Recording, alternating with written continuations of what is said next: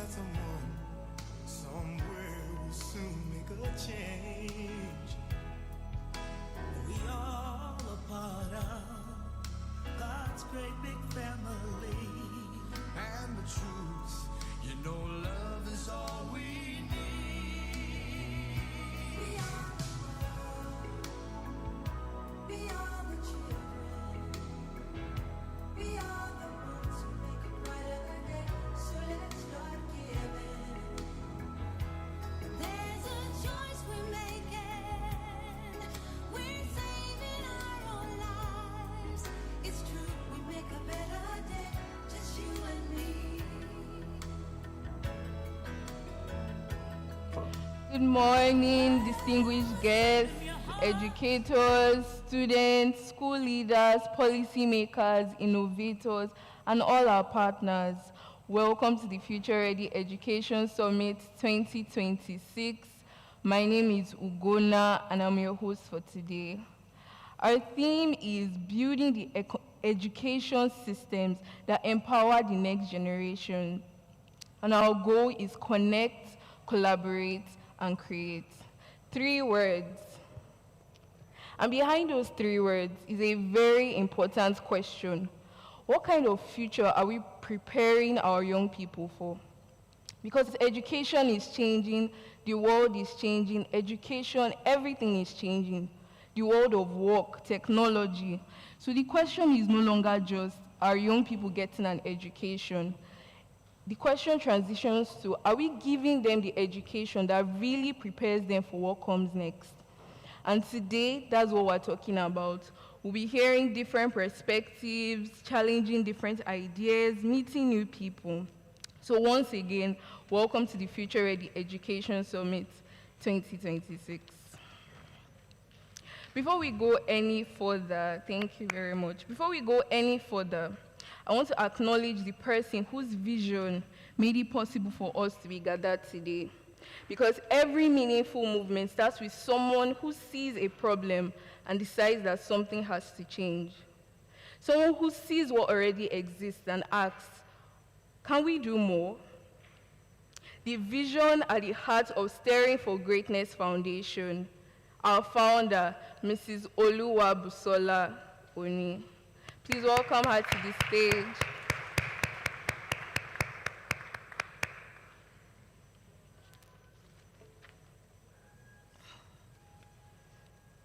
A round of applause. Please give her a warm welcome.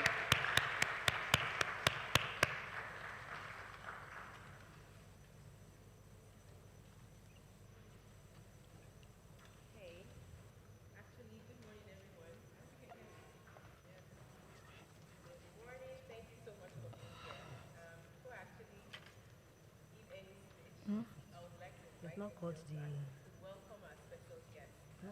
called the special guest.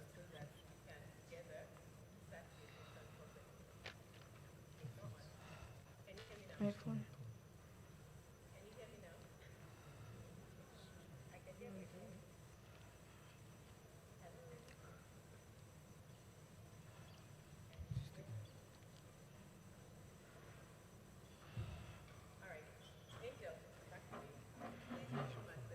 And then I will do the welcome address. Thank you so much. A round of applause. Thank you for coming early. Celebrate yourself. I know you came out of your way, so really appreciate you for being here. Thank you so much. All right, everyone. A warm welcome to our special guest, Dr. Garba Aisha.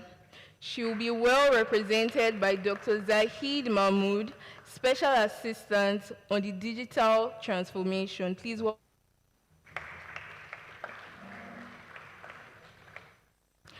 We'll also be welcoming Mrs. Patience Obasi, the Director of Teacher Professional Development, TPD. Please. Thank you, Ma, for being here. Thank you.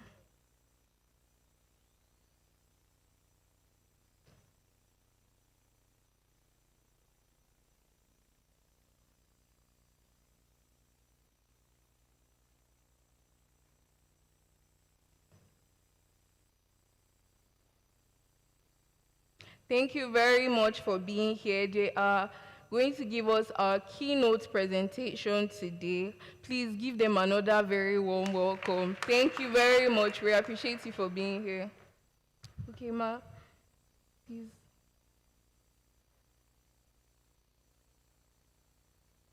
Yeah, I give you this. Yes. Yeah, everybody. Okay, we'll also be welcoming Mr. Ugo Ali Lawrence, the director. He will be the director to represent the TRCN Register CE in the event. Thank you very much. Thank you very much.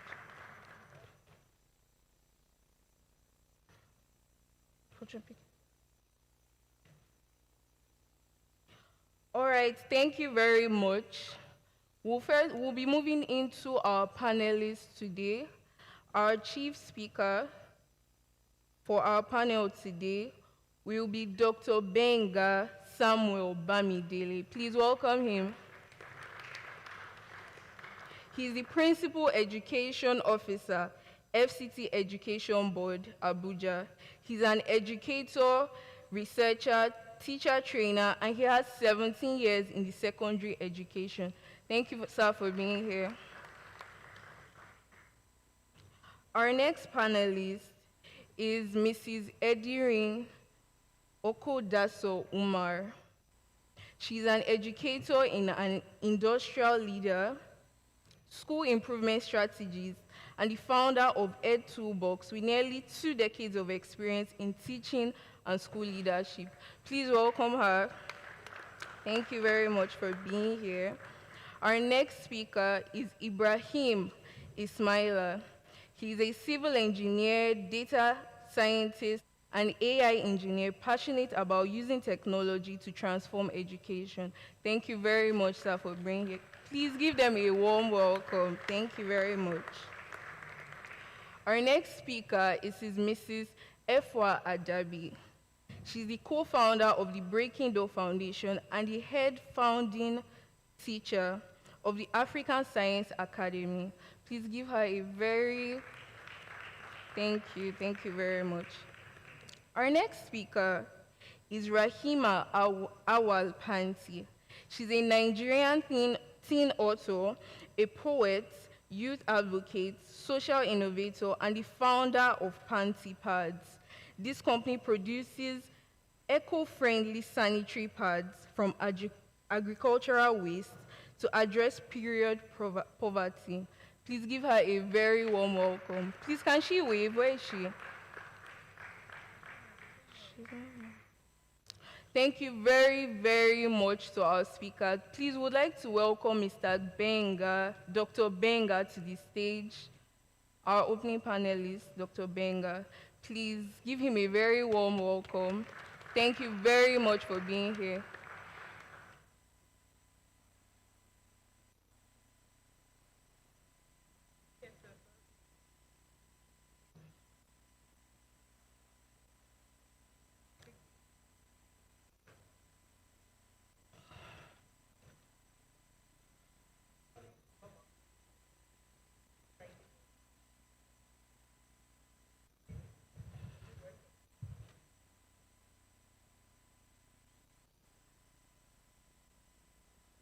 Hello.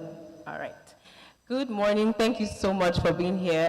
Really appreciate Dr. Aisha Gabar of the Universal Basic Education, ably represented by Mrs. Precious Obasi and Dr. Zaid. Thank you so much for being here. And our registrar from the Teachers Registration Council of Nigeria, Dr. Lawrence. Thank you so much, sir. We will be joined as the day goes by by other people, but wanted to just start off with why we're here. I know I brought you, or Stirring for Greatness Foundation, brought you all out from your different warm offices and homes this morning. Thank you. Actually, also want to acknowledge our FCT Education Department representatives, Mrs. Ajibola Mary. Thank you so much. Please give her a round of applause. I see her. And then as more people join us, we'll be acknowledging. I have a special shout out. I saw a surprise guest today. I'm going to embarrass him. When we started Stirring for Great First participants at our Let's boot camps back in Ibadan. He just walked in and I was like, so please help me acknowledge my gentleman. Stand up, stand up. We'll introduce, he's going to give a speech shortly.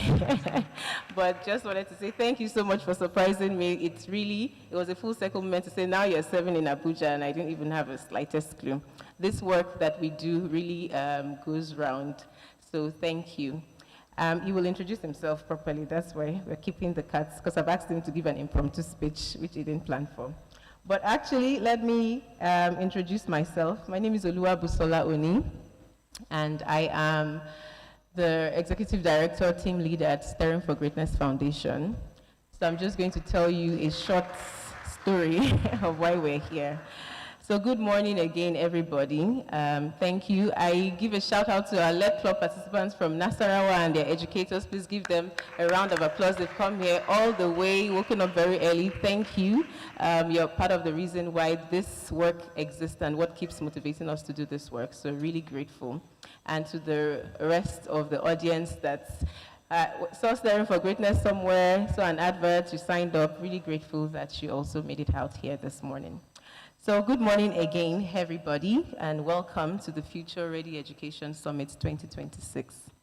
Thank you so much for being here, and it is my honor to welcome you to the Future Ready Education Summit, building ecosystems that empower the next generation to thrive. And really, today is about three things, as you may have seen on the email, the flyer, or whatever you saw that invited you here. Connect, collaborate, and create. You may wonder why three? What does it even actually mean? What are we trying to say? Connecting across generations, sectors, and ideas is why we are here. So if you look around the room, it's a mix of different generations and different people working across different sectors, but all contributing towards something very important, education.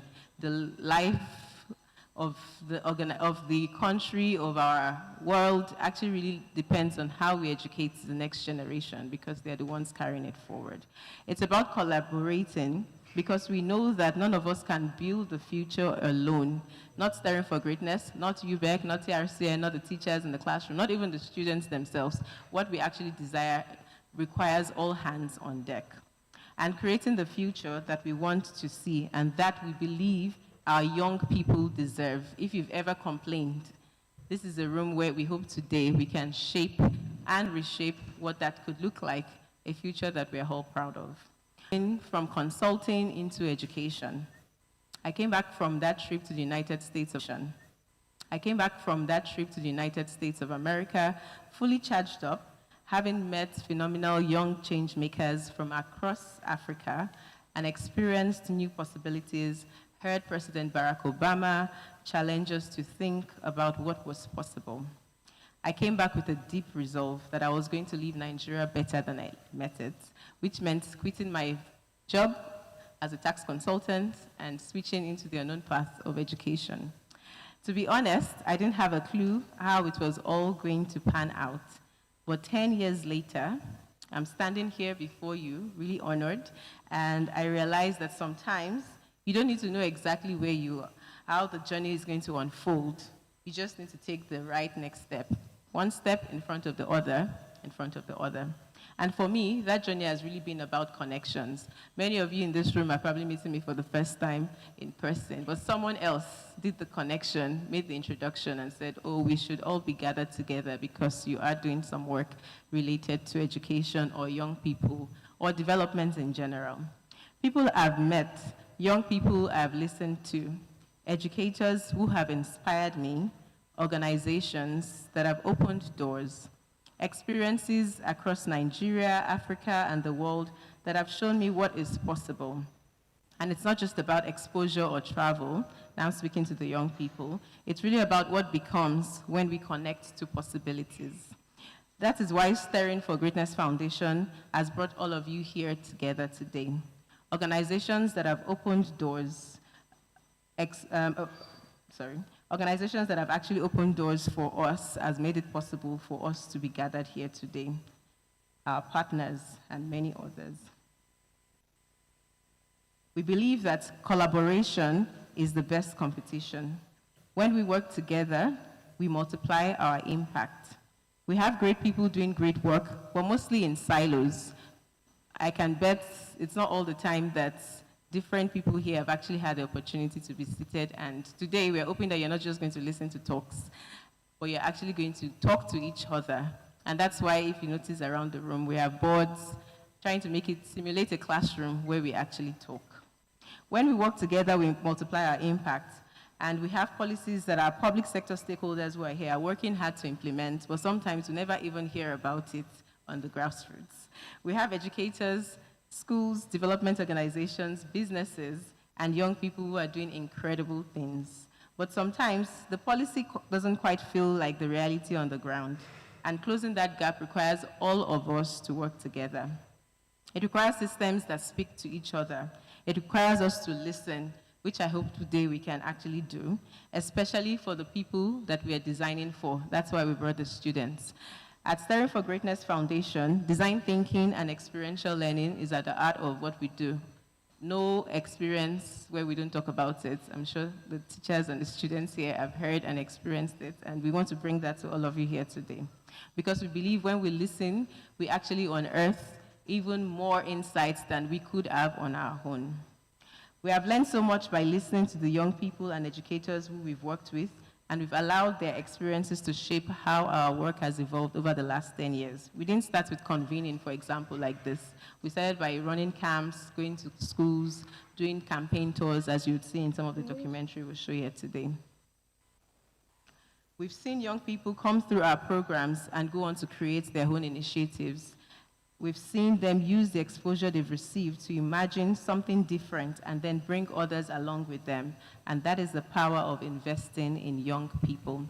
So, for example, there's one of our participants, Ali, who has started an organization called Design IT Africa, and they're actually recruiting young people like themselves to become developers and different things in cybersecurity and so on. And this was an idea that actually started in one of our camps. So the possibilities are endless.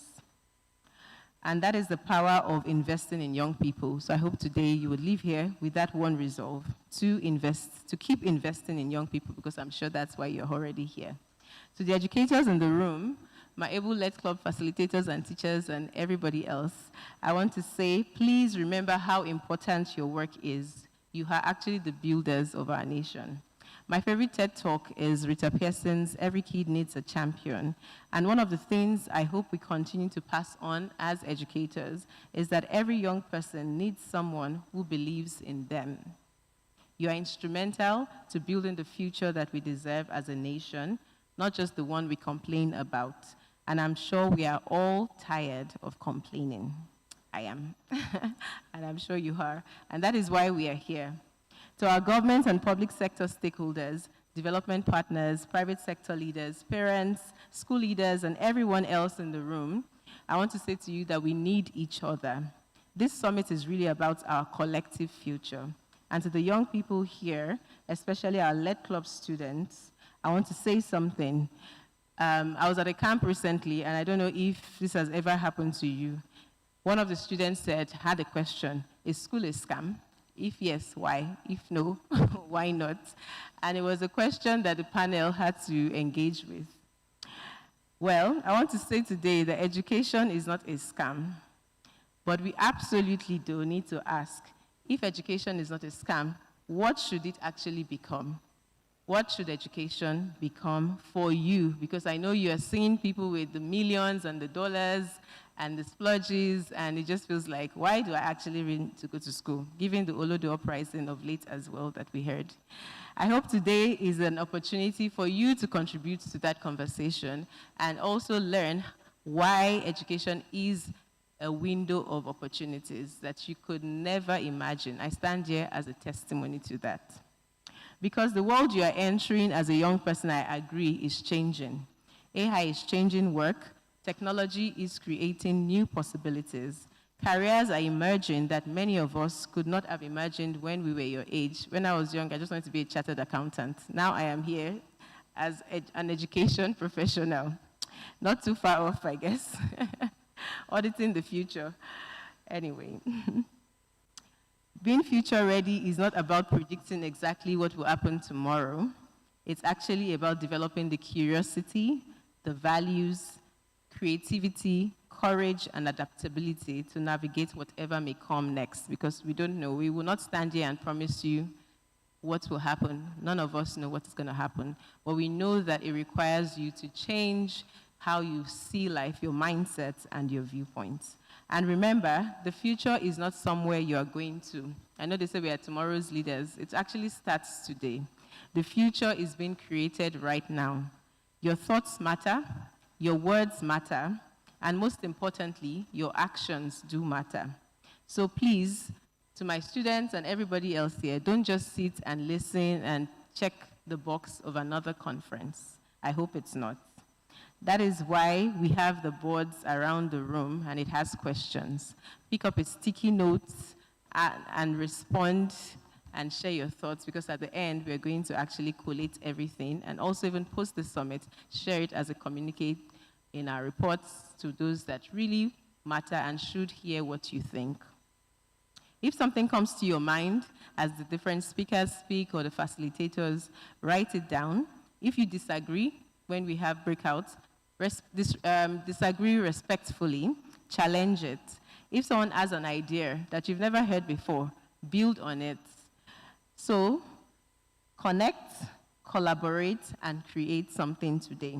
Meet someone you don't know. Ask what you could do together that you couldn't do alone. Trust me, this summit, I'm barely a year in Abuja, and this summit came together because of the people that we clearly collaborated with, that we asked, do you know this person? Do you know that person? Can you help me with this?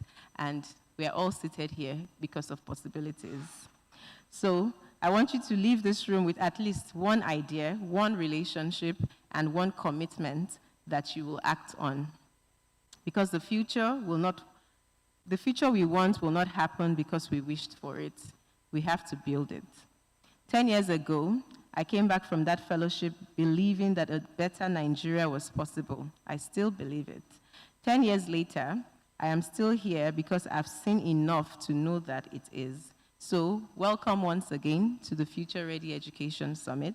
Welcome to this conversation.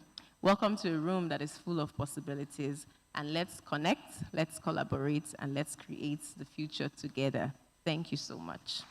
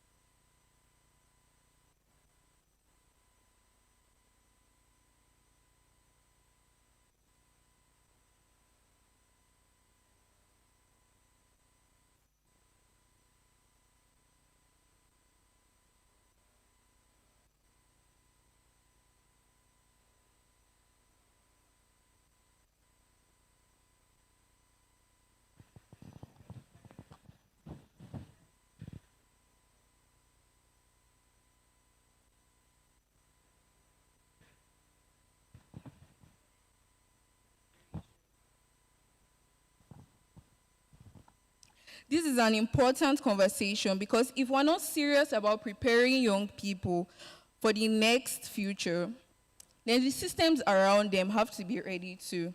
Please join me in giving a very warm welcome to our keynote speakers, Mrs. Patience Obasi and Mr. Zahid Mahmood.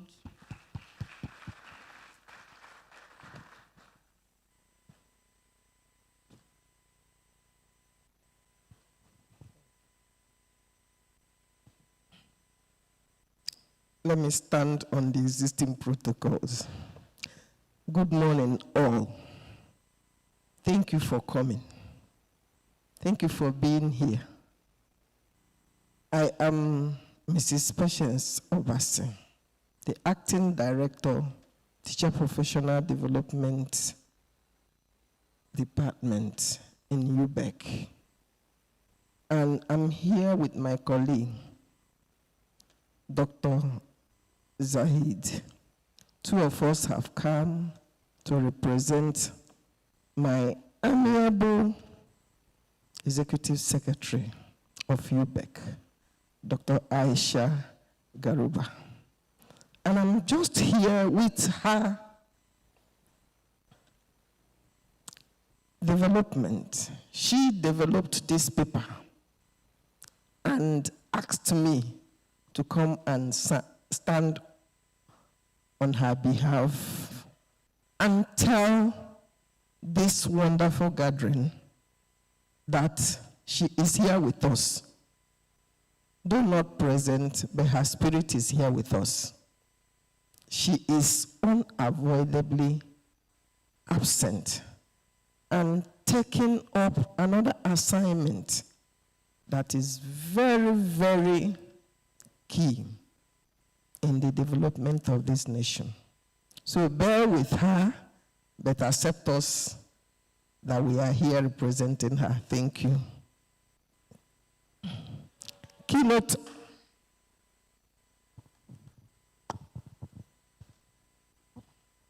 Keynote address developed by Dr. Aisha Garuba, Executive Secretary, Universal Basic Education Commission, at a national summit on building future-ready basic education systems for Nigeria's next generation, with the theme, Connect, Collaborate, Create, Building Future-Ready Basic Education Systems for Nigeria's next generation. And this is taking place on Friday, 28th August, 2026, at Abuja, Nigeria. The Honorable Minister of Education, distinguished representatives of the federal and state government, chairmen and members of governing boards of education agencies, heads of ministries, departments and agencies, our development partners and members of the international community, education commissioners and executive chairmen of state universal basic education boards, distinguished educators and school leaders, corporate leaders and innovators, representatives of civil society organizations, our young learners, members of the media, distinguished ladies and gentlemen. It's a great pleasure and privilege to be with you at this important national summit. I commend the organizers for bringing together more than 500 stakeholders from across Nigeria's education ecosystem. The diversity represented in this room, educators, school leaders, policymakers, development partners, corporate organizations, innovators, civil society organizations, and young people is both significant and necessary. Your presence here reflects a fundamental truth. The future of Nigeria's education system cannot be built by government alone. It requires purposeful engagement among all those who have a stake in the education and future of our children. This is what makes the theme of this summit: connect, collaborate, create, particularly timely and instructive. The theme challenges us to move beyond identifying the problems confronting education, basic education. It calls on us to build the relationships, partnerships, evidence, innovations, and systems that are required to address those problems sustainably. It's a call to action to connect what is currently fragmented, collaborate around shared priorities, and create solutions that are responsive to Nigerians' realities. Distinguished ladies and gentlemen, When we talk about the future of Nigeria, we are ultimately talking about the children sitting in our classrooms today that are represented by these ones seated here. The Nigeria of the next generation will be shaped in significant measure by what happens in our schools. The engineers, teachers, scientists, entrepreneurs, doctors, policymakers, innovators, artisans, leaders, and responsible citizens of tomorrow are currently developing the foundational abilities they will need to participate meaningfully in society in the classroom. They are learning to read, communicate, calculate, reason, solve problems, collaborate, and learn independently. Basic education, therefore,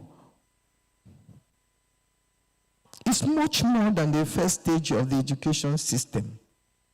It's the foundation upon which individual opportunity and national development are built. When that foundation is strong, children are better positioned to acquire further knowledge and skills and to contribute to a prosperous, inclusive, and resilient society. When it is weak, the consequences extend beyond the classroom and can affect families, communities, the economy, and the nation. For this reason, the transformation of basic education must remain a national priority. However, transformation cannot be measured only by increase in enrollment or access. We must also ask a more fundamental question: what are children actually learning, and what competencies are they developing? A child who spends years in school without acquiring foundational literacy, numeracy, problem-solving skills, and the ability to learn independently has not received the full benefits of education. A future-ready basic education system must therefore be one in which every child learns, every teacher is supported, every school is strengthened, and every community has confidence in the education system. The first word in our theme is connect. For too long, parts of our education system have sometimes operated in silos. Federal institutions may implement one program, states may implement another. Development partners may support different interventions. Private sector organizations may develop innovative solutions. Civil society organizations may work closely with communities, universities, and research organizations may generate evidence, while schools confront practical challenges every day. Each of these contributions is valuable.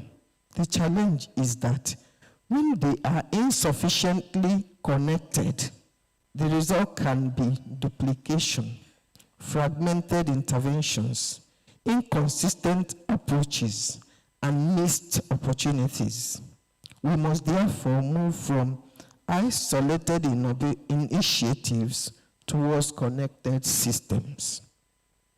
Connection means strengthening the institutional linkages among the federal government, states, local government structures, schools, teachers, communities, development partners, research institutions, and other non-governmental actors.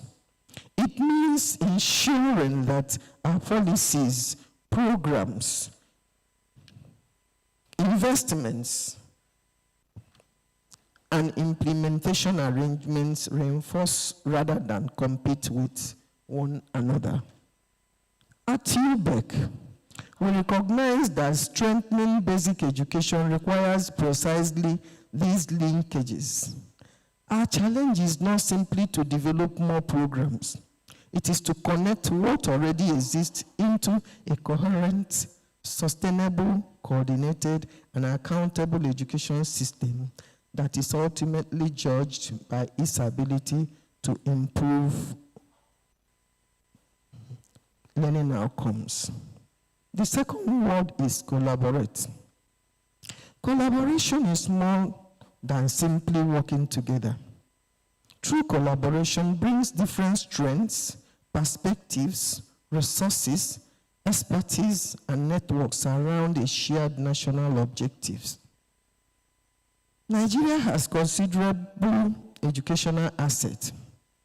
We have experienced teachers and school leaders, universities and research institutions, technology companies and innovators, development partners with global knowledge and resources, civil society organizations with deep community connections, and young Nigerians with creativity, energy, and strong technological capabilities.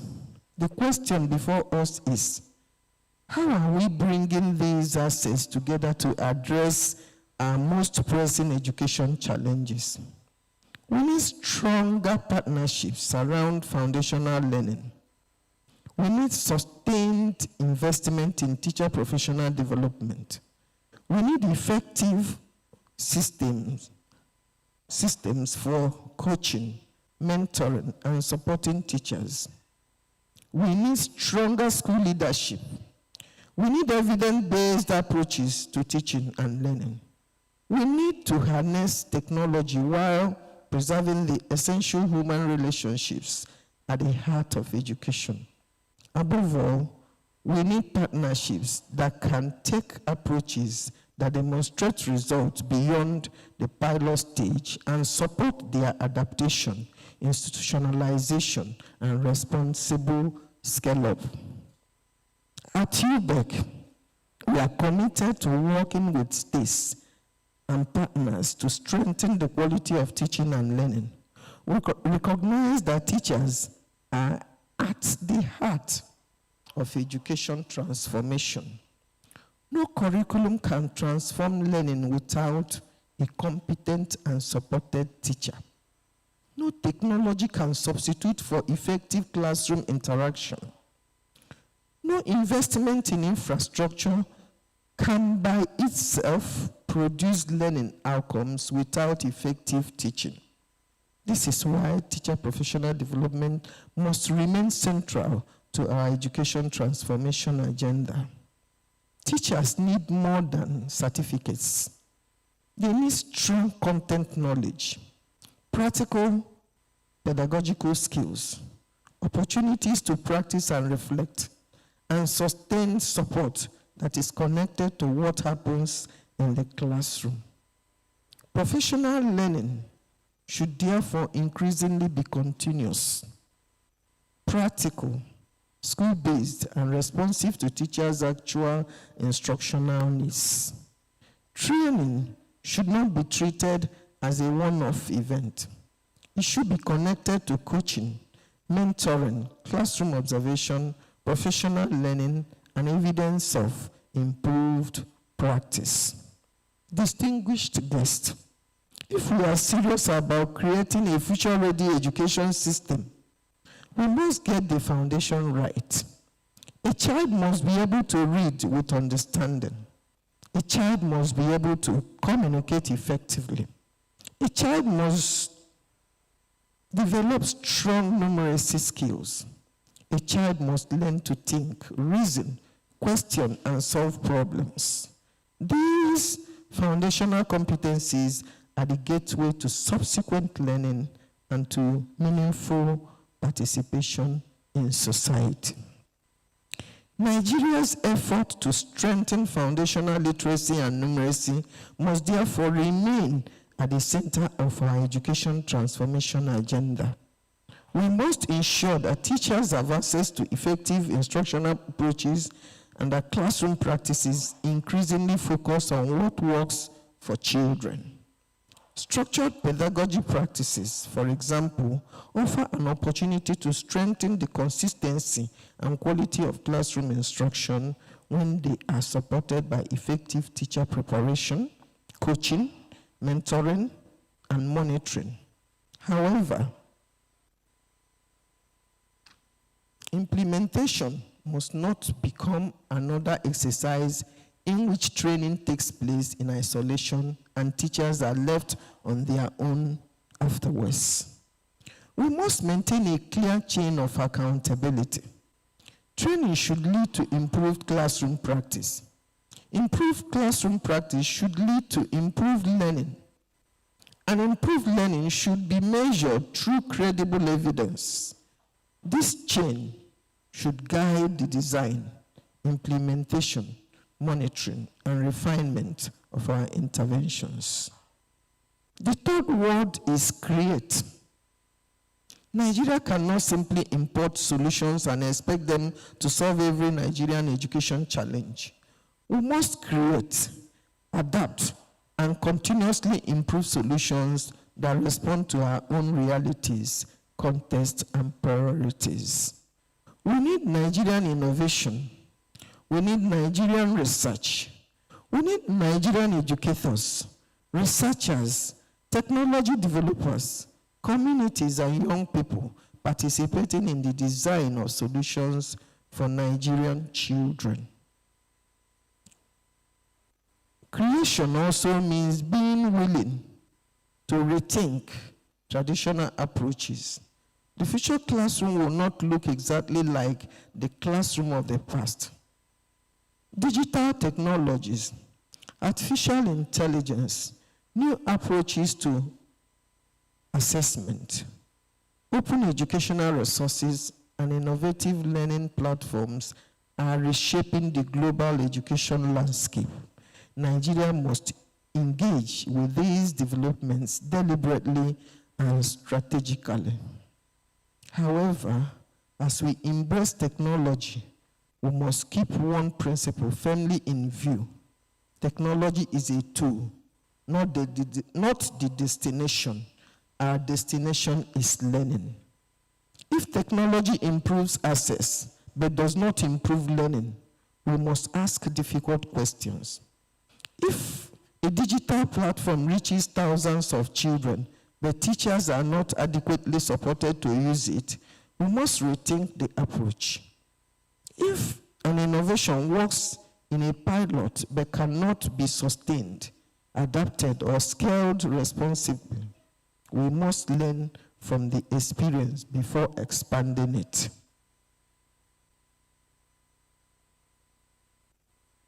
Our innovation agenda must therefore be driven by evidence, equity, scalability, sustainability, and learning outcomes. The task before us is ultimately larger than any single program, intervention, or institution.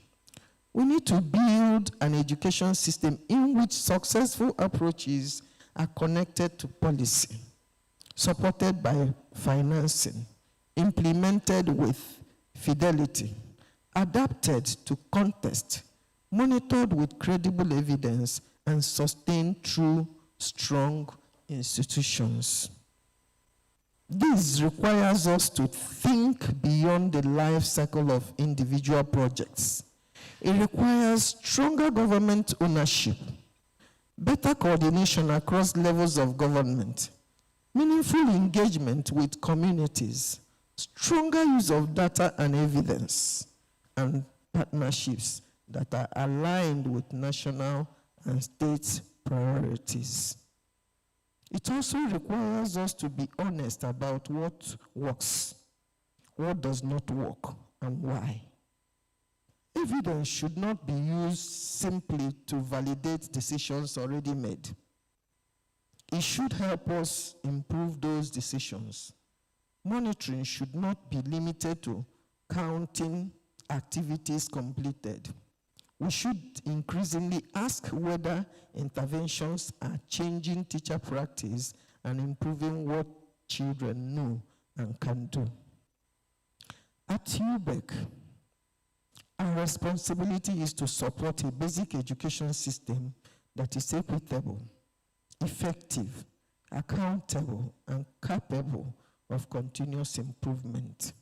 This responsibility can only be fulfilled through strong collaboration with states, local government structures, schools, teachers, communities, development partners, and other stakeholders. Distinguished ladies and gentlemen, the theme of this summit gives us a practical agenda. Let us connect by breaking down institutional and program silos and building stronger links across the education ecosystem. Let us collaborate by pooling our expertise, resources, evidence, and networks around shared priorities, particularly foundational learning, teacher development, school leadership, and system strengthening. Let us create by investing in Nigerian research, innovation, and solutions that are evidence-based, equitable, scalable, and responsive to the realities of our schools and communities. And let us keep the child at the center of every decision. Budgets, policies, training programs, infrastructure, technology, and partnerships are ultimately means to an end. That end is better learning and better opportunities for every Nigerian child. The future-ready education system we seek will not emerge from one conference or one institution. It will emerge from sustained action through the decisions we make, the partnerships we build, the resources we mobilize, the teachers we support, the evidence we use, and the innovations we responsibly scale. As we deliberate over the course of this summit, I encourage us to move from conversation to commitment, from commitment to coordinated action, and from action to measurable results. Together, let us connect. Together, let us collaborate. Together, let us create a basic education system capable of preparing Nigeria's next generation, not only for the challenges of tomorrow, but also to shape a better tomorrow. Thank you for your attention, your commitment, and your service to Nigerian children. I wish us all a productive and impactful summit. Thank you.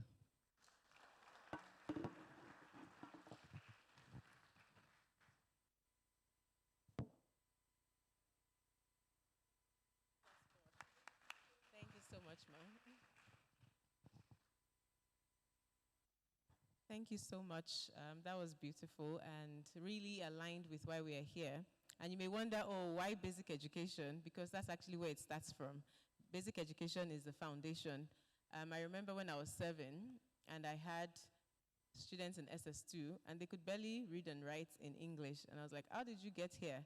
And that's actually one of the things that led me into education because I couldn't stop thinking about that problem. So I'm so grateful that UBEC is actively thinking about this and doing work to strengthen that system because the foundational learning really, really matters. And what we hope to see depends on how we actually start.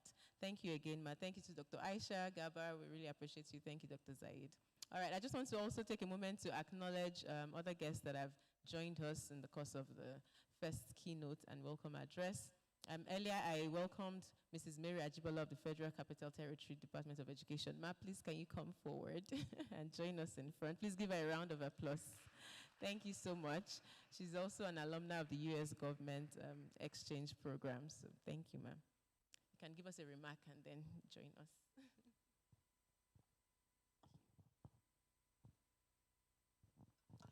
Good morning, everyone. hope I'm laudable. I appreciate Mrs. Busola Uni for inviting me over, and I really commend your effort in taking education to the next level, despite that you have a different background before adopting education as your baby. It's a good thing, and I hope a lot of people will join in this crusade, because there's nothing we can do without taking, there's nothing a country can achieve without taking education seriously. And just like you've said, taking it from the basics, that inviting the UBEC to take the keynote address is a laudable thing you have done in this summit. And I hope it will go beyond just listening to the keynote address. We will start to take action. And I will ask you for a favor, that you will partner with us in education, in FCT education, because I could see students here, and apparently they are not students from FCT, and this is supposed to be your base. So maybe we will talk about that after, but I want you to take it that we will be more glad to partner, to collaborate with you at FCT Education, especially at the club level. That's where you can bring the students in. We have desk officers in charge of clubs, and we have a lot of NGOs partnering with us. Because, to be honest, government alone cannot do it. And we always appreciate the collaboration and partnership we enjoy from NGOs, private organizations that partners with us. And it has really helped to shape education in FCT. And our students are going higher, and they are going places. And we are always happy to see them, you know, when they thrive in their different endeavors. We see them on Instagram, see them on these different social media platforms thriving. And I hope that by God's grace, the next summit, FCT students will be present, and they will represent FCT very well. And I believe that we will all have a wonderful time collaborating, connecting, and creating in this summit today. Thank you, and God bless you.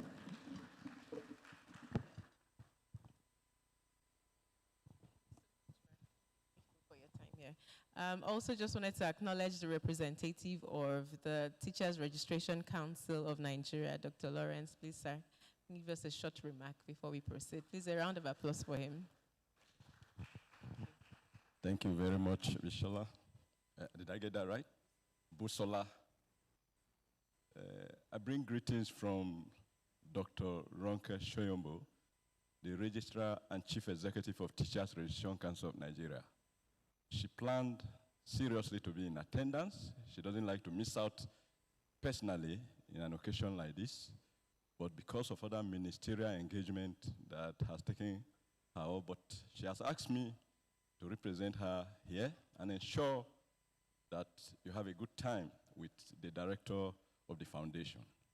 And so let me join my other speaker to align myself with the well-established protocol that had taken place this morning to greet the students. Students, can I hear your A?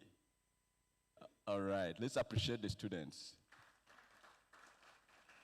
Secondly, I want to say that having appreciated the students and God Almighty, I want to recognize all the teachers in the house. Our teachers around here. Please, can I see your hand up? Thank you very much for what you are doing in the education sector. You all know that for us to be able to be here this morning, all of us in this room, was made possible because somebody did the job. And who is that? The teacher.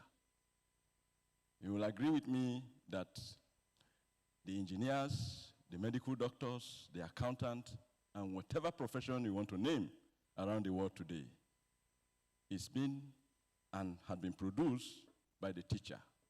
And so therefore, if you play down on the teacher factor when you are designing an education ecosystem, then you are building on a sinking sand.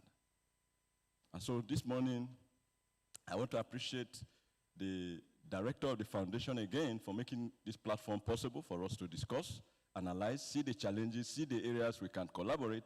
In terms of collaboration, Teachers Registration Council of Nigeria is one of our major ways of carrying out the professionalization processes in Nigeria. We are working with UBEC, we are working with a lot of partners across the country, we are working with teachers.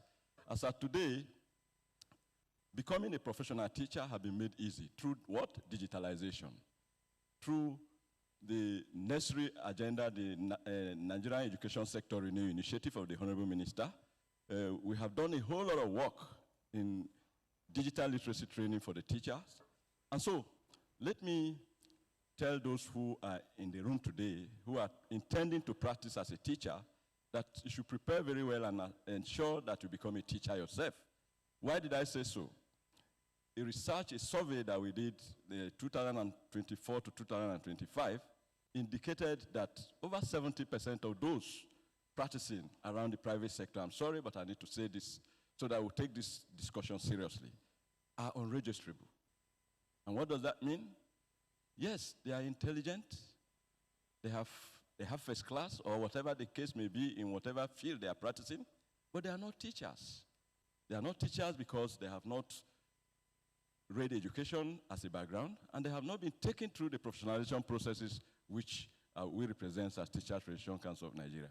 And so it's a tragedy, and it's something that even the Honorable Minister and everybody in the education sector have agreed that we must resolve. And so what do?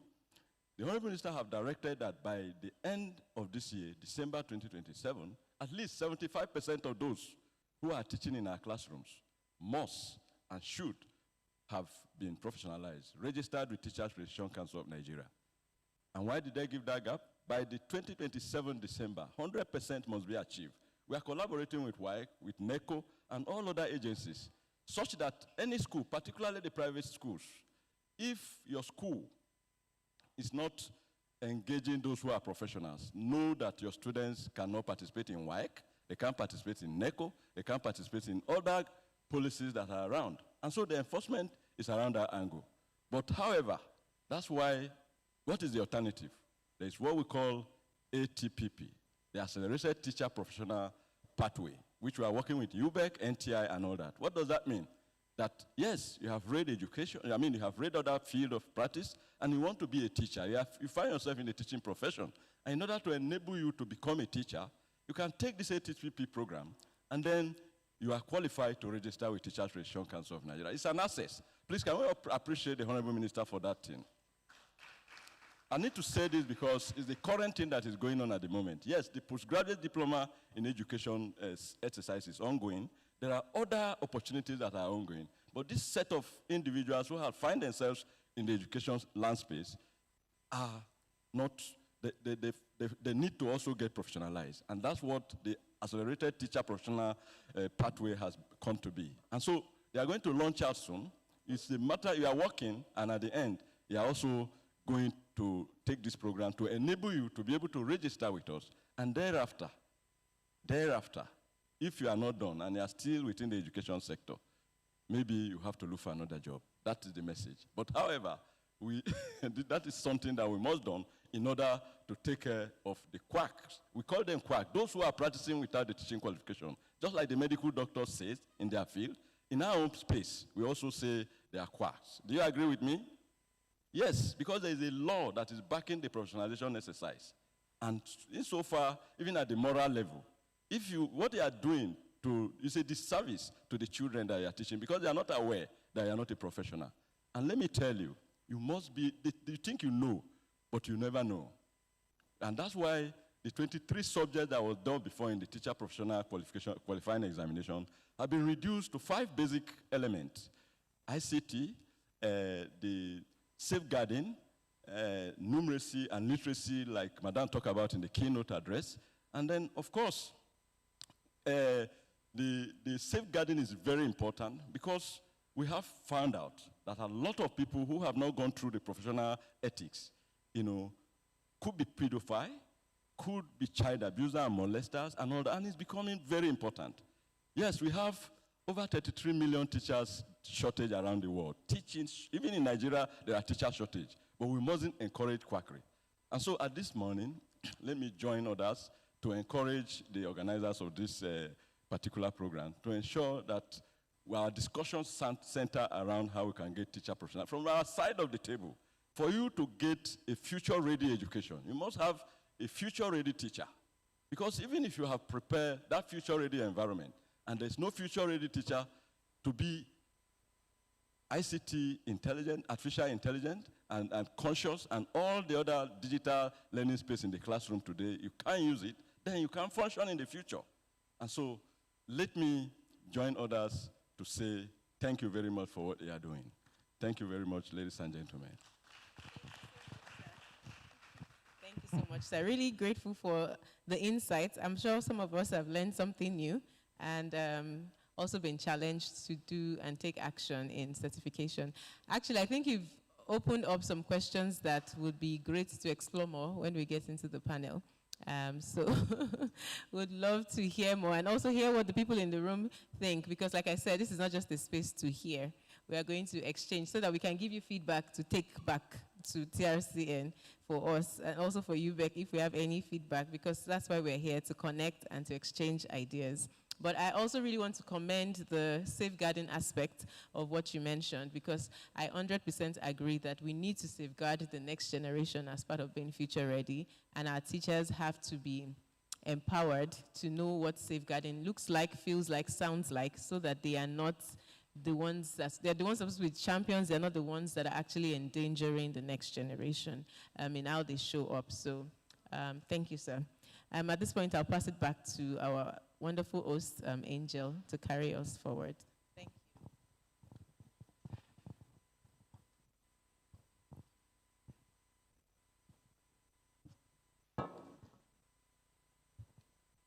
All right, everyone. Our next session is from conversation to action.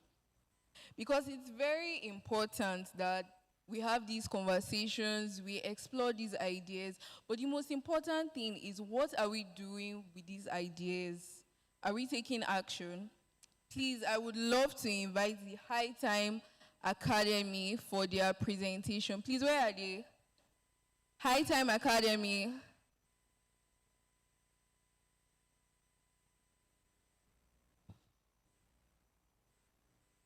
Please give them a round of applause. Encourage them.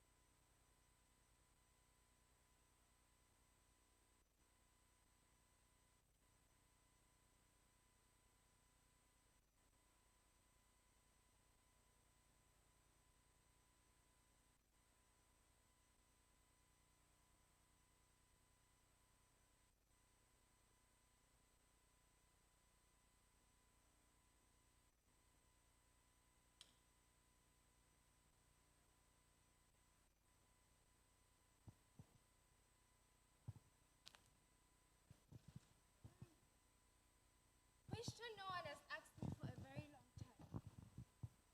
I am Fatima. I am Hashim Fatima. Tell me, Hashim, what do you learn inside classrooms?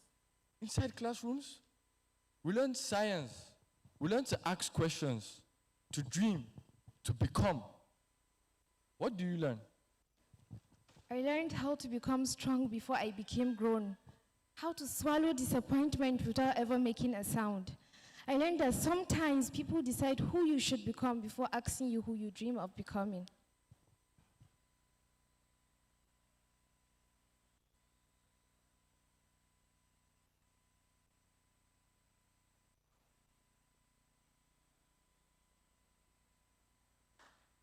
Please, where are you? Let's club. All right, thank you. Please encourage him. A round of applause. Thank you very much.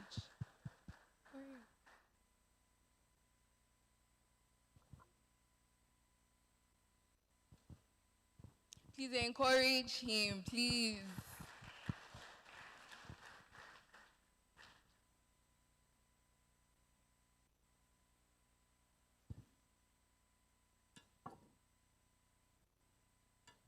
Good morning, everyone.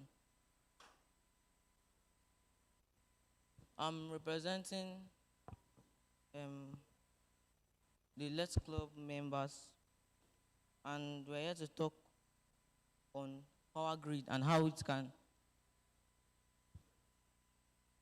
improve students in the aspect of learning, technology, and many other things.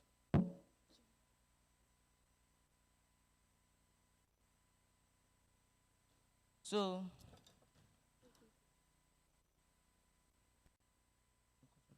bring the cover paper.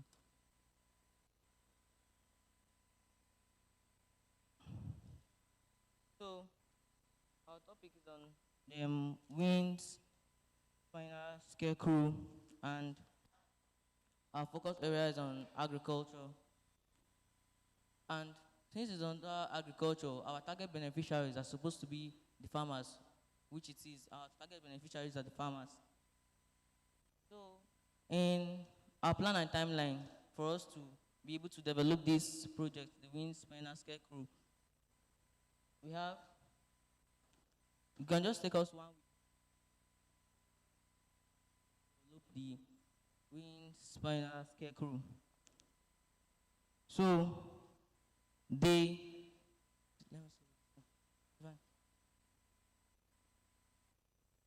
have 3 phases. Phase 1, which will take us 2 days, is on research and planning.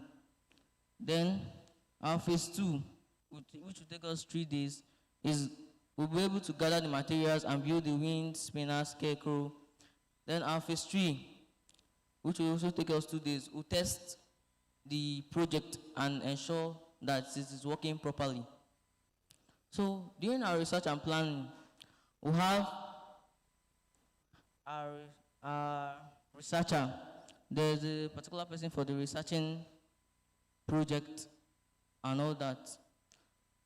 For the 2 days, we'll be doing the research and planning. Then phase 2, which is this thing, building of the project. We'll be able to build the project and ensure that it's working properly. Then we'll test the project and see if it is very good. Then our phase 3, testing the project. I've already explained that one. So, let me see this one. There are resources and budget needed. We need stick/wooden poles, plastic bottle, string, measuring tape, paint, money for the materials. Now, stick is going to be what we're going to use to build the main part of the project. Then our plastic bottle, we're going to convert it into a blade so that it can be able to turn, to be able to scare away the birds from affecting farm crops. Then the string and wires. We'll put the string and wire so that it will be able to, as the spring is turning, the birds hit the container, which make noise and scare away birds and other pests from farm crops. And our measuring tape, because we are not doing a freehand sketch here.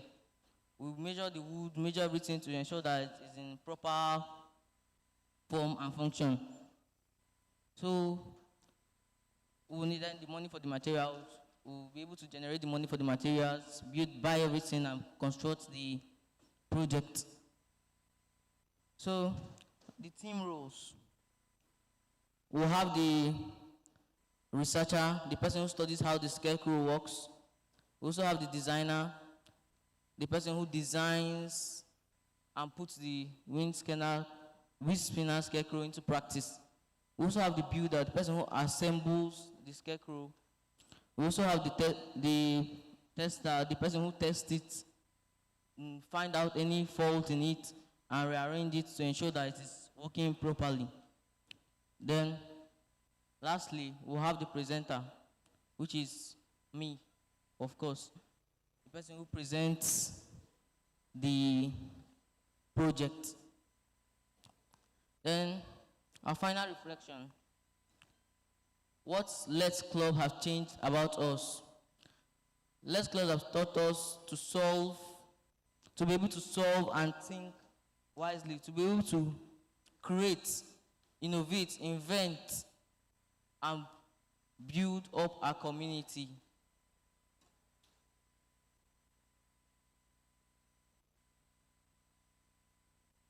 To be able to create, invent, and build up our community in a better way, and shaping it in a better way.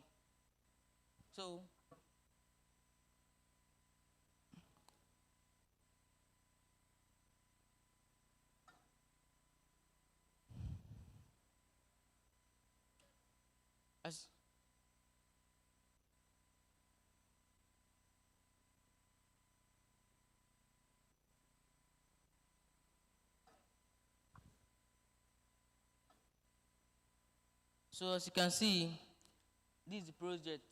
Because since there's no wind here to be able to turn the blade, so as the blade turns, the image of the bed hits the container, which makes noise and scare away the pests and birds and other farm pests away from farm crop, and ensure healthy growth and proper yield of crop. Then, the leader we are becoming responsible and creative leaders who can work with others to solve problems and make positive differences in our community. I promise to school, community, and outsiders that we promise to use our knowledge and creativity to help solve problems, support our community, and encourage others to care for agriculture and the environment. Because agriculture is important, because we need to eat. Without agriculture now, everybody's saying they want to do another thing, they want to do different things. Nobody wants to become a farmer. Becoming a farmer is not only dressing anyhow, looking tattered, and doing other things. You can become a commercial farmer in a big way. Have big plots of land and do better things, which will be able to improve in the community development. So, I think that will be all for now. Thanks.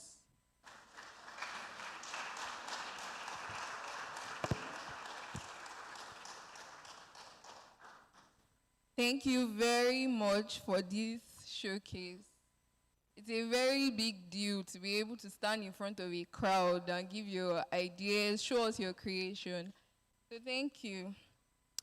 All right, we're moving into our first major panel session.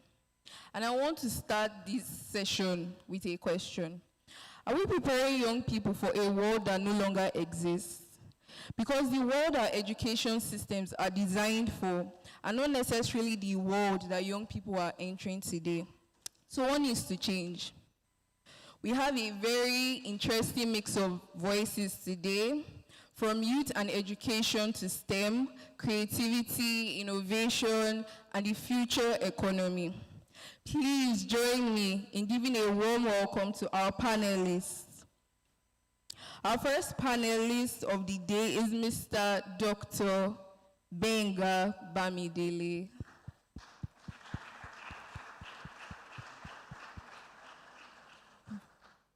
I'll also be welcoming Mrs. Efwa Adabi.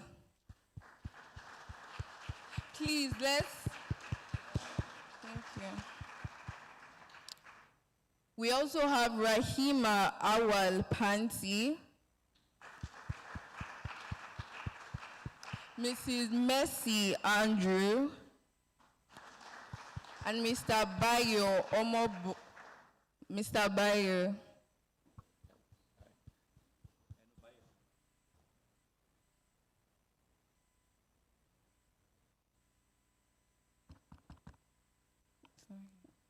Oh, and Mrs. Suraya Ahmed.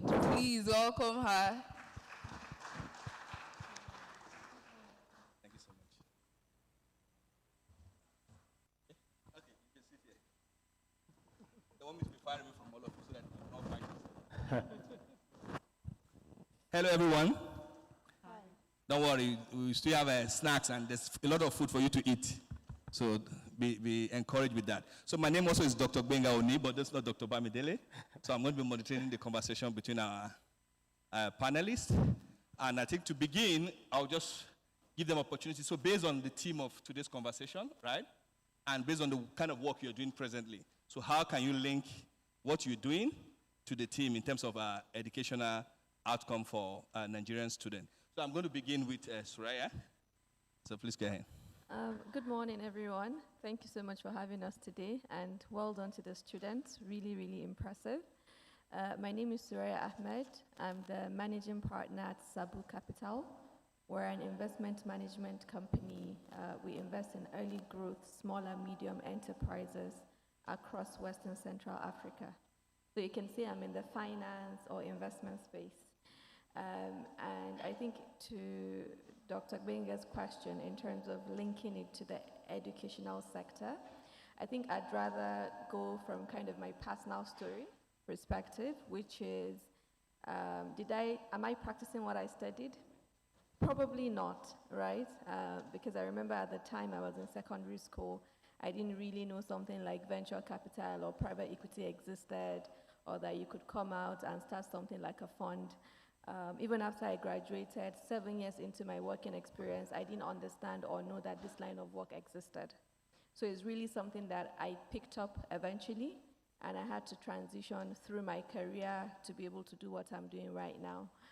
So to your question as to how we link what we're doing to our education, I think one skill that I have consistently learned in my life at the moment is the ability to learn and unlearn very quickly. Because of the way the world is evolving, the way our careers are evolving, I have seen that there's a need to be able to transform yourself every now and then, and that could be every couple of years, maybe every 5 years. You must have your own way of developing yourself in a way that makes what you're studying relevant to today's world. I hope that answers the question. Thank you. Thank you so much, Suraya. So the ability to reinvent and reinvent yourself. And she said, she gave a timeline every 5 years. So if you're in SS1 now, so it means that by the time you're done with secondary school, your second year of university, things have changed. And if you're already graduated, it means that every 5 years you need to look out for what is going on. But I'm going to piggyback to you on that in terms of even when we're in school, most of us don't know what we want to do. Sometimes you just go out there and the word just come to hit you. So thank you so much, Suraya. So I'm going to go to Efwa. You know, Efwa is all the way from Ghana. Can we put our hands together for her? She came in last night. She flew in. And so she's coming all here to volunteer to give to Nigerian young people. So she's a friend and colleague of Busola when she was.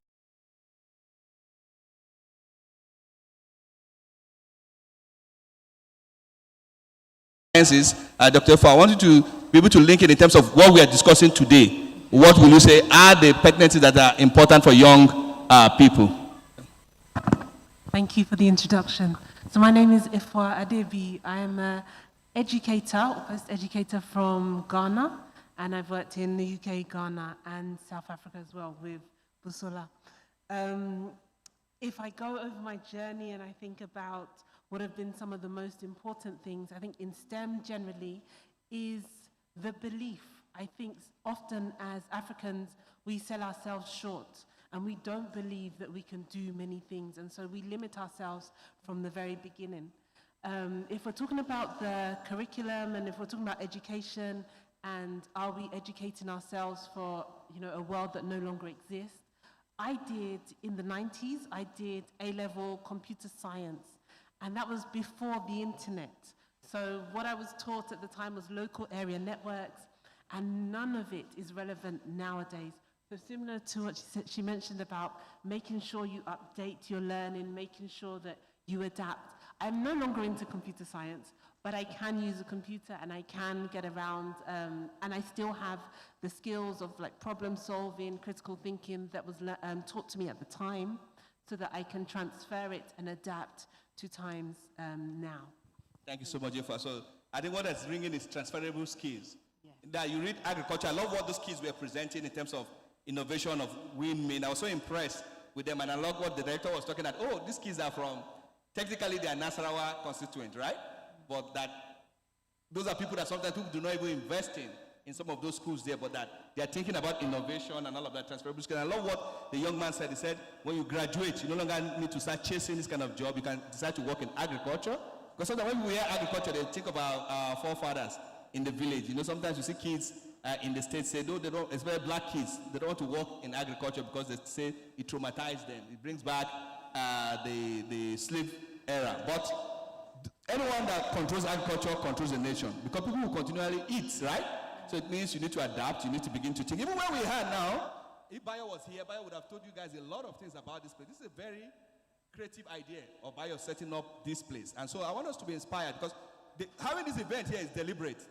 We had to bring these kids here so that they can begin to think beyond just looking at Mararaba and all of those other places, begin to inspire, to want to do great things. And it's strategic being here today. So I want us to begin to think and to begin to be challenged. So now to Dr. Benga from the government angle and the government side with what you're doing, and even personally maybe with your own work, because you have a lot of work around also STEM, but also looking at your work and also the policy, relating it back to what we are here for today. So I just wanted us to start from those bases here.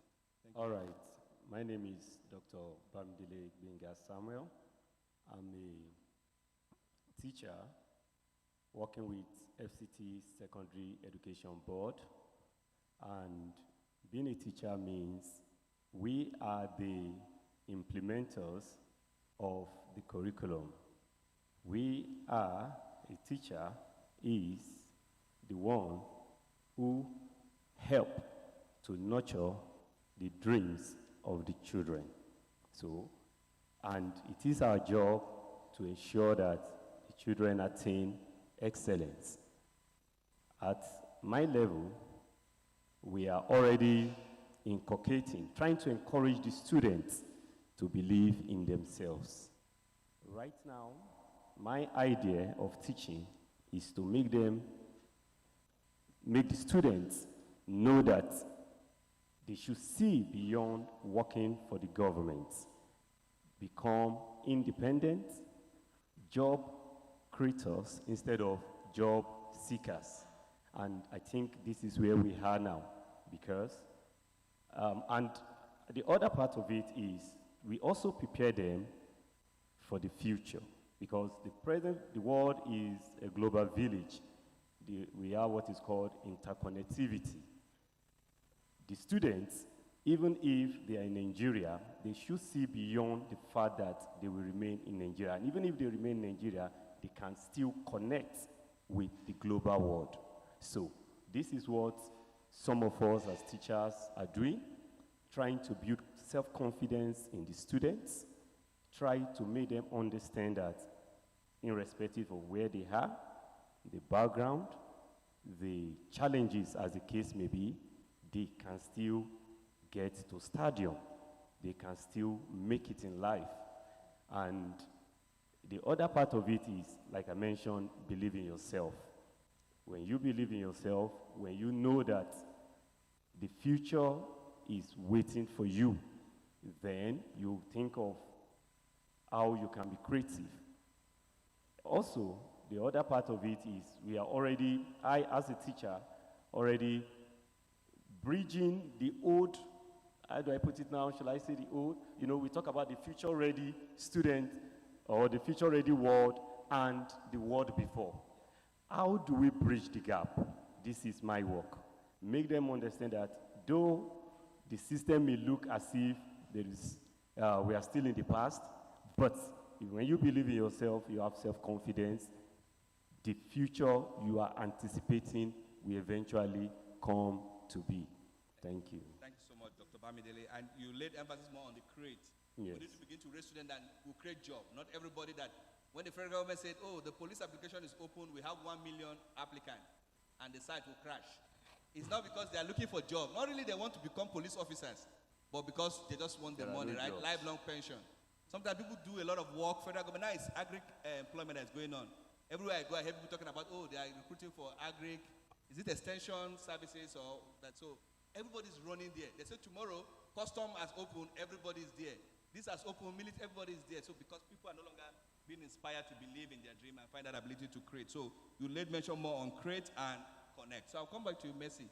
So now looking at what you do now and also the team of this summit. So just share with us. All right. Good morning, everyone. My name is Messi Andrew, a classroom teacher from Government Secondary School, Koroduma. Okay, what do I do as a teacher? I have a common slogan for my students. I tell them, you are the future. The future is nowhere waiting for you. You are the future. So as a teacher, what do? I groom them. Yes, being a teacher, I'm there to guide them. I'm not there to decide for them. Rather, I'm there to guide. I'm like a shepherd that leads them. What is your idea? And there is this common belief that I have as a teacher, and I do tell my students, none of your idea is a waste. Bring it on. Let's reason it together. Let's see what it can be done with. Let's see what we can use the idea. What can we turn the idea into? How can we come up with a creative way of doing things? Because me as a teacher, if as a teacher I do not have the knowledge of what is happening in the current, how do I expect to teach the students? I cannot do it. So as a teacher first, I have to have the knowledge myself to be able to inculcate it into the younger ones. So I inculcate it, I guide them, like, I don't know how to put it, but I'm a kind of teacher that do not believe in throwing away people's ideas, the children's idea, because I'm speaking for my students particularly because I've worked with some of them. Some of them are not confident in what they believe. They believe the people we see on the screen are bigger than us. But I have to tell them something. You can be on the screen. The person on the screen is not different from you. One thing differentiates you, that is the knowledge, the approach. What can you do for yourself? How can you build up yourself? You don't have to rely on, just like you said, the government is opening a portal, 1,000 of people, and then probably you hear 10,000 people applying for a job. At the end of the day, maybe it's just 1,000 or even 500 that will be picked. How about the remaining numbers? What happened to them? So as teachers, we need to start putting in effort to see that these children we are raising, these children we are guiding, these children we are bringing up, are coming up to become liabilities again. Where they will find solution, they will search for problems, bring up a solution to it. That's a meaningful solution, because it is not every solution that is a solution. Sorry to say that. It is not every is acceptable, but acceptable solutions that can help drive the world into a better place, our communities, the Nigeria, the world, Africa at large. Yeah, thank you so much, Mercy. And so I think the team is able to talking about training people that are problem solvers. So now there's an elephant in the room, AI, right? So now let's talk about AI. I know the director from Superb, she talked about technology. We should find how can we meaningfully transition technology back to the room. So I'm going to start with A4. You just ended the camp. So did you have conversation around AI there? Or is AI the enemy of the student? Or is AI the enemy of the teacher? I'll come back to the educators because now we need to talk how do we grade in the era of AI. But now looking at AI, what role can AI play in this future of education that we're talking about in terms of collaborating and creating things? Yeah. Okay, thank you. So actually the camp I ran recently was device free, and it was to enable the young people to think without leaning on technology. So that was exceptional just because I wanted them to develop their problem solving skills when we don't have electricity, when we don't have technology. But back into the classroom, when I'm thinking about AI, I'm thinking about AI as enhancing things. So it's enhancing studies, it's enhancing opportunities, it's enhancing possibilities. If we look at medicine now, I have one of my former students who She did her degree in biotechnology and then moved on. She's now using AI to find a cure for cancer in her research. So AI can do so much more than we can do as human beings. So it's definitely a tool, but it is just a tool. It's like using a knife. Okay, a knife can be a great thing. It can help you cut whatever you want to cut, you know, if you're cooking or doing something else. At the same time, that same knife can cut you, or it can do something very bad. So there's the same way with AI. AI can be used as a tool to enhance or to, you know, in the opposite way, to damage. So we have to be careful that when we kind of embrace AI, we are understanding what it is we're embracing, but also we're allowing it to increase the possibilities that are out there, because it definitely is the new world. And what I do want to say also about AI is we've got to be careful as Africans not to depend on the models that are already out there. So a lot of the AI models have been made by the West, and they've been sent to us to be consumers. And we really have to be intentional about our young people starting to develop our own AI, you know, or feeding in the information that is appropriate for us and not just, you know, as the end users. So that's the one warning I would give about AI. Yeah, thank you so much, Efua. I love the knife analogy. No knife, you can use it to make beautiful food, right? You cut your meat, you make a lot, but you can also use it to harm someone. So let's just think about it so that AI can also do wonderful things, but it can also be what? A detriment, or can even make you become more dull. And as it's, but I love the challenge you have also thrown to our students. We need to begin to create our own models, not what the West has created, and we are all just consuming. Everything we consume, Facebook, we consume. TikTok, when are we going to create our own? Even look at a share ride app like Uber and all of that. You compare Uber, Bolt, and InDrive. The difference is clear. Uber app is more solid. I'm not advocating for Uber. I'm not advertising for them. But what we're saying is that we need, you know, sometimes I was asking Busola some days ago, I said, wait, we have a lot of IT people here in Nigeria, but websites of organizations in Nigeria are so bad.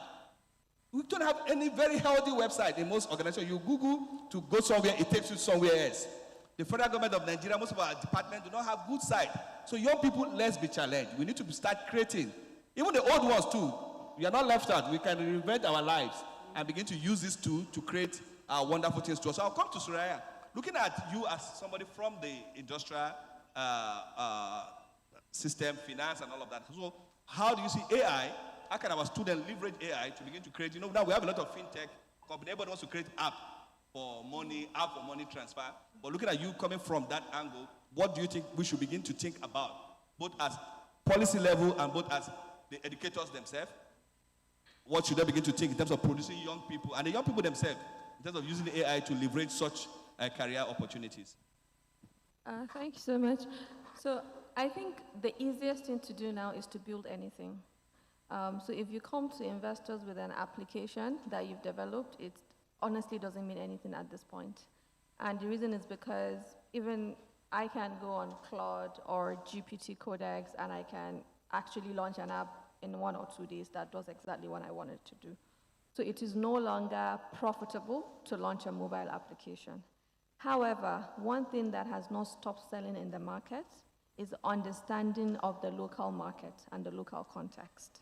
So, I mean, I looked at the student today and I remembered a couple of decades ago, I was in JSS Student Wada, and I would come to events like this, just like you, right? I'm a government school student, so I understand where you are at the moment and what it means to dream from here to kind of where I am now.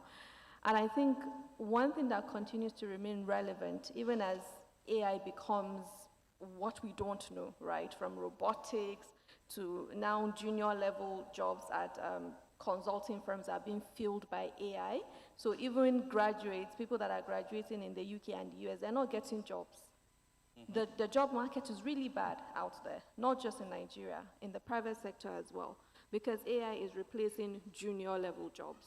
So what is it that you're going to start developing as a young person now that in 2-3 decades will still continue to be relevant? And I remember as a student, I used to use my lunch money to buy books. So I was an ardent reader, and I read way beyond whatever was being taught in my classroom. And I ran a business. I was a business person even in school. From JSS1, I was selling things to my classmates and to my teachers and so on. And I think being able to develop that entrepreneurial skill, you know, the ability to actually sell something and the ability to make somebody believe in what you're doing is something that AI cannot replace. People will develop products. They will still need people to want to adopt and buy that product. That is why today a money point is everywhere, because money point I don't see as a fintech. I see as people that understood how to solve the Nigerian banking problem. So what did they do differently? They understood that if you go to the market today and you tell the market woman that I'm going to transfer money to you, she'll tell you, no, I don't want transfer, because I don't know if it's going to come through now or it will come through in 2 or 3 days. So the market woman does not trust for you to transfer money to her. So what did they do? They went from T+2, which is a typical time, so T+2 is today plus 2 days, the typical time it takes for money to come into your bank account, to T+0, which means your money will come in right now. So that was the only problem they solved.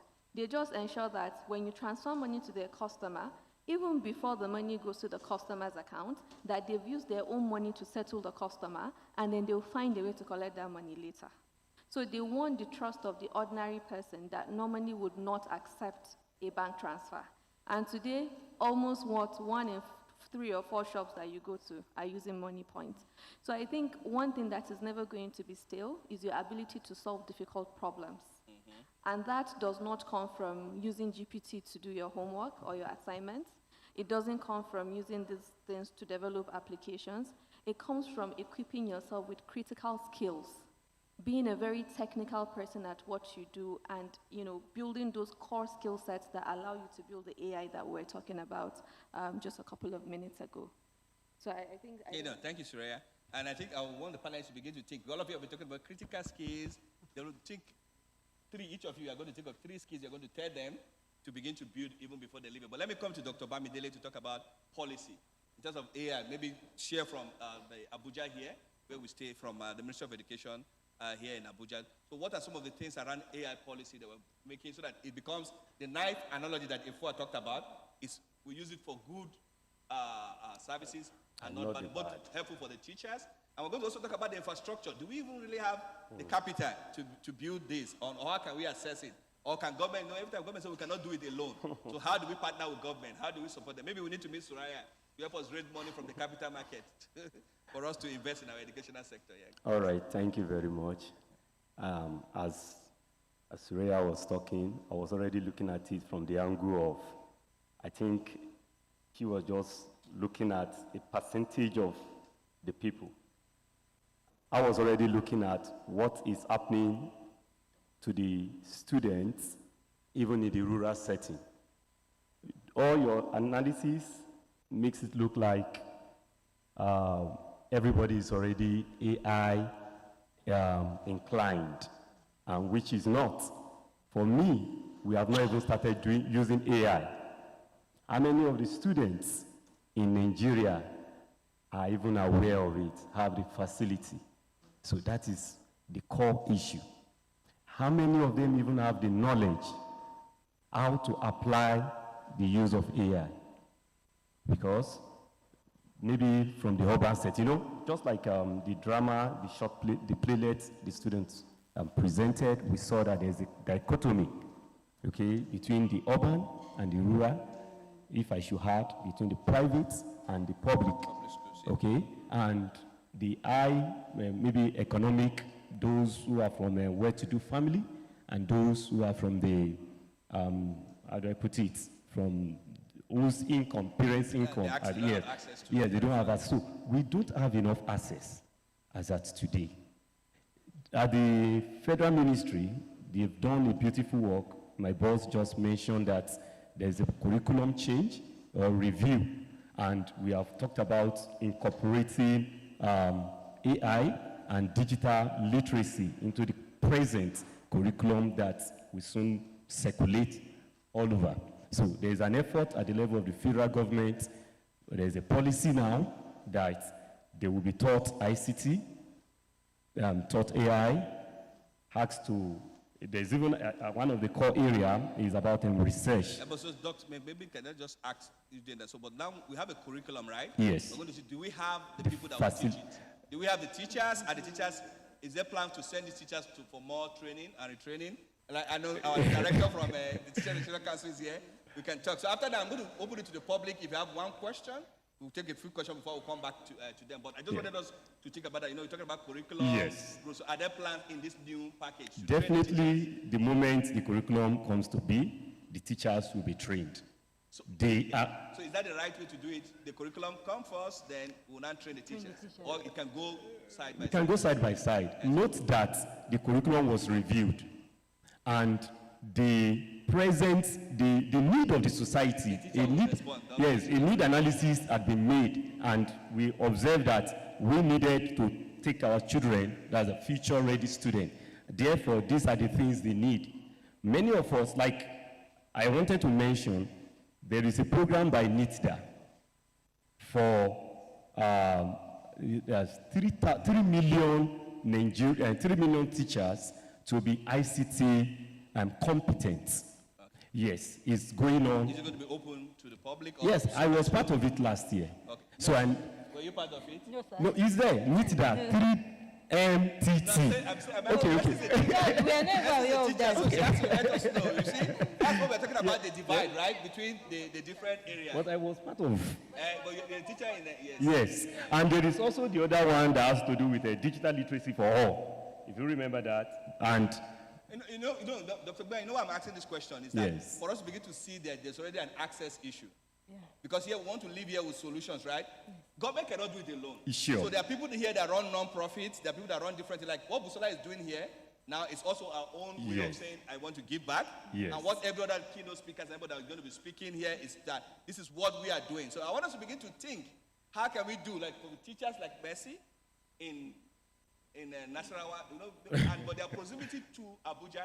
So schools in Mararaba and Nyanya, all of those areas should have access to some of these good things because they are closer to the seat of power. That's what I want to point out. I really want to point it out. That presently, so that Mercy can hear and her colleagues here can know where to go and assess that. Presently, we started with AI, and I said that it has not all the students are already keyed into it. Though we are happy that the federal ministry has already, there's a policy, which means that subsequently, all the schools must teach AI, must teach ICT, must teach digital competency. Now you get what I'm saying? Yeah, so the point now is the aspect of implementation, which you mentioned, and I said it will also go side by side. And I also know that NITDA is already some things about. You're from NITDA? No, it keeps looking at you. So yeah. Yes, and I know that NITDA. So that we can all hold Suraya and get that contact. NITDA is already doing some wonderful work. And that does not mean that we have gotten to where we want to be. No, and that is the point I started saying when I said that we have not gotten there. Okay, no, thank you so much. Yeah, Suraya, go ahead, please. I wanted to say from a policy perspective, right, it's a good thing that NIDA is doing through MTT and all the other digital literacy programs.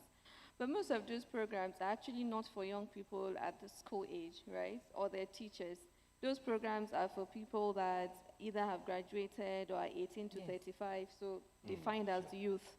And the problem that you're referencing is actually a pre-university problem, right? So children that are in junior secondary school, senior secondary school, even primary school, to begin to understand what ICT is.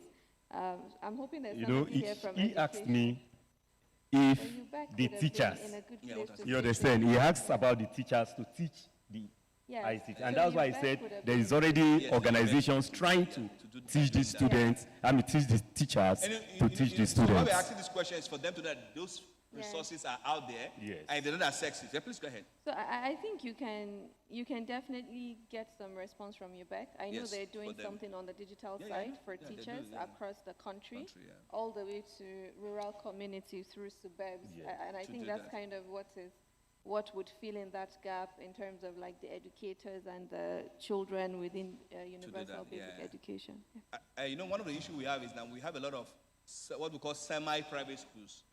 A lot that are catering for a lot of, they're not really private schools, they're not public schools. So it's sometimes superb and this captures public schools and all of that. And it shows also the issue of access, because that means the gap of the public schools we have are not serving the people enough.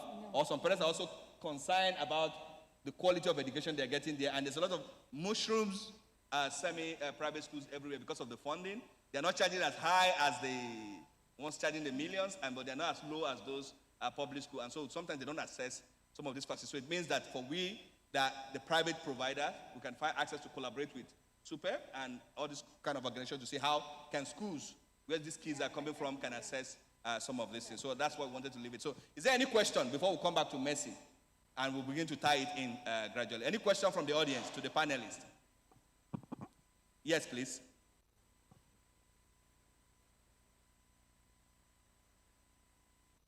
Yeah, please, come close. Come and get the mic.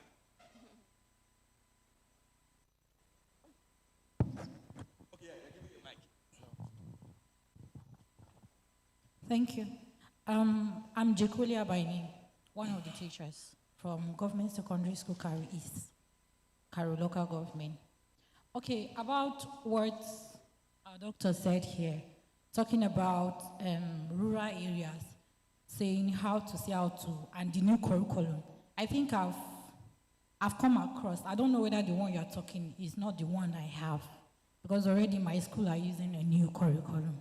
They're looking at this new subject, trying to bring digital and other subjects to help the students. Like I've seen where they say soap making subjects, bed, curtains, and the rest. I think I have that curriculum on my phone. I can go through it and show you. Then there is something that I see is not, I don't know, maybe our government are not helping.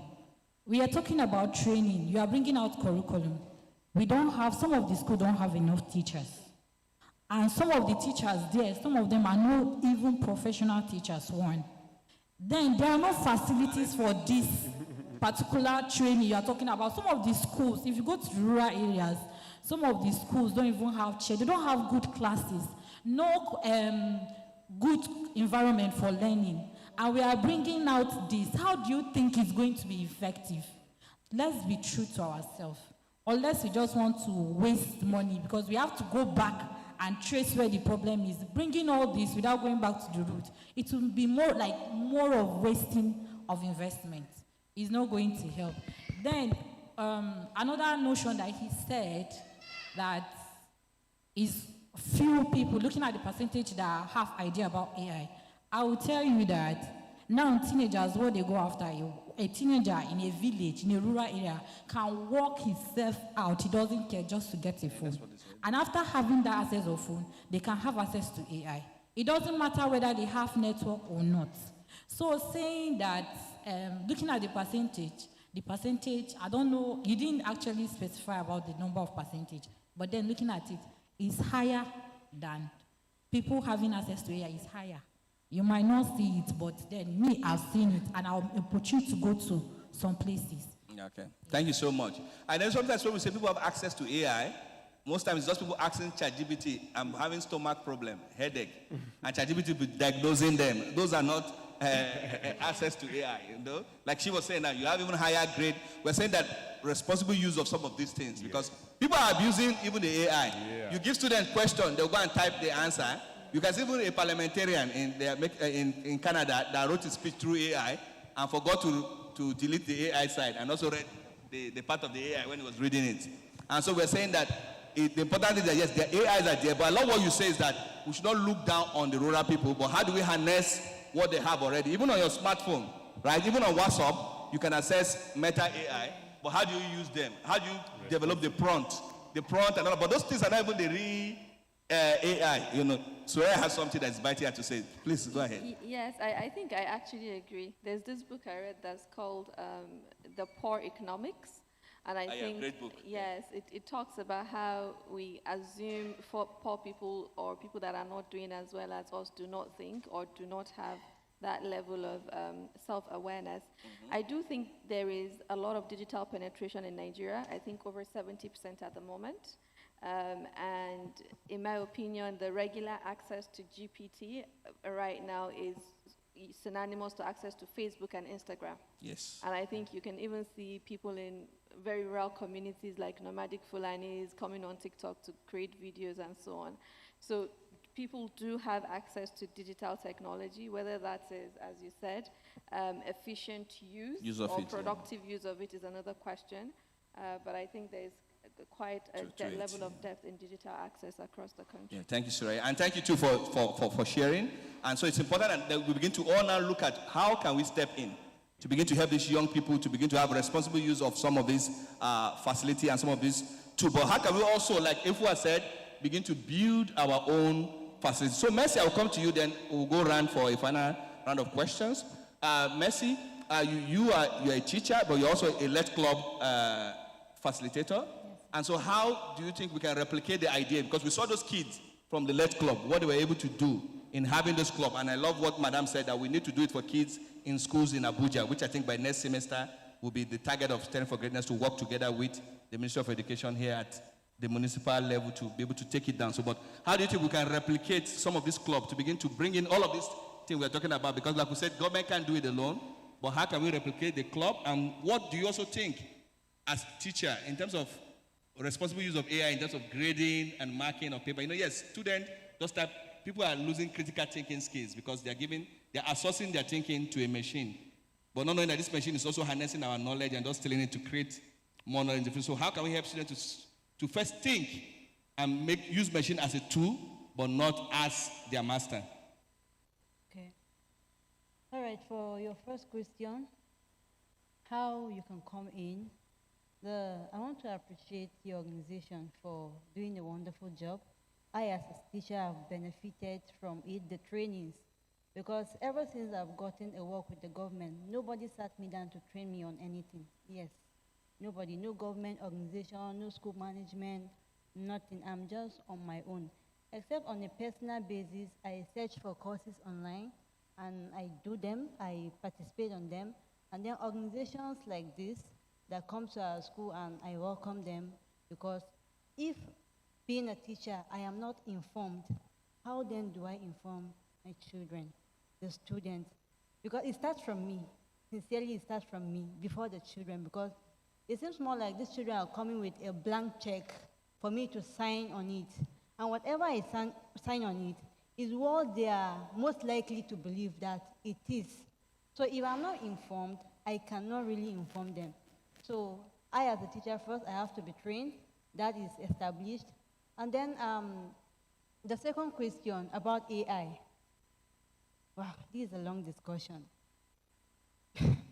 Because for us... Make it short. Okay. For us teachers at the rural level, it's really challenging. You will give an assignment or home fund, as they call it, and a student, all what you'll be seeing in the book is AI. Now, how not to just bring rural it- area, even urban centers. So don't feel bad yet. Okay. Now, the thing is, we have to first let these children know that they are capable of thinking. I used to tell my students that even the AI you're using, somebody built it. Yes, the AI didn't just exist on its own. Somebody used his or her knowledge somewhere to build what we are using. So why not sit, think? We have this natural ability to think, except if we are cognitive lazy to sit and do the thinking, because you can't tell me that you spend a whole 1 hour sitting to think about a particular idea or concept and you will have no meaningful outcome from it. It's impossible. So first, we have to educate the children to understand that their natural thinking ability should be used. Like, we should recommend that, even because I've seen, even as teacher, I've used AI, but I do not solidly depend on AI for everything. I use it like, it's more like augmenting what I need to do as a teacher. So I cannot dispute the fact that even I, as a teacher, I use AI, but it shouldn't be the measures of my learning or the measure of my teaching. So if, as a teacher, I try to find a way to create that time to think critically, it's possible that I will also inculcate it into my children, into my students. Sorry, I'm calling them my children because that's what I call them. No problem. Yes, also my children to be able to understand that, yes, this thing that has been brought to us, there's a better way we can use it. And what is the better way? Better way. I have, as a student, I have to create my own time to think. It's just like being with yourself, trying to understand yourself, trying to know what you are capable of thinking, trying to know what you are capable of creating with your own thought before, okay, AI, I am hooked here, I need help. Then you come in with the AI. There's no problem using AI, but there's a lot of problem leaving your own natural ability, thinking ability, critical thinking, because we cannot dispute the fact, for whatever we are doing, we have to think. And if you cannot think for yourself, AI doing the thinking for you, it means we are in big trouble. AI does not have the emotions that we have as humans. AI do not belong to our surroundings. Someone else will build AI for us to be used. And hopefully, the way I see AI is built based on the people's surroundings, so it doesn't really fit our society. So how do I sit to think, look within my environment, look within my vicinity, and say, okay, let me think of this idea, and then, okay, use AI to enhance it.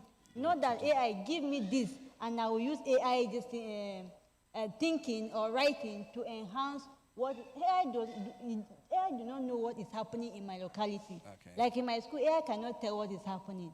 So I should use my own thinking ability To do be able to use AI.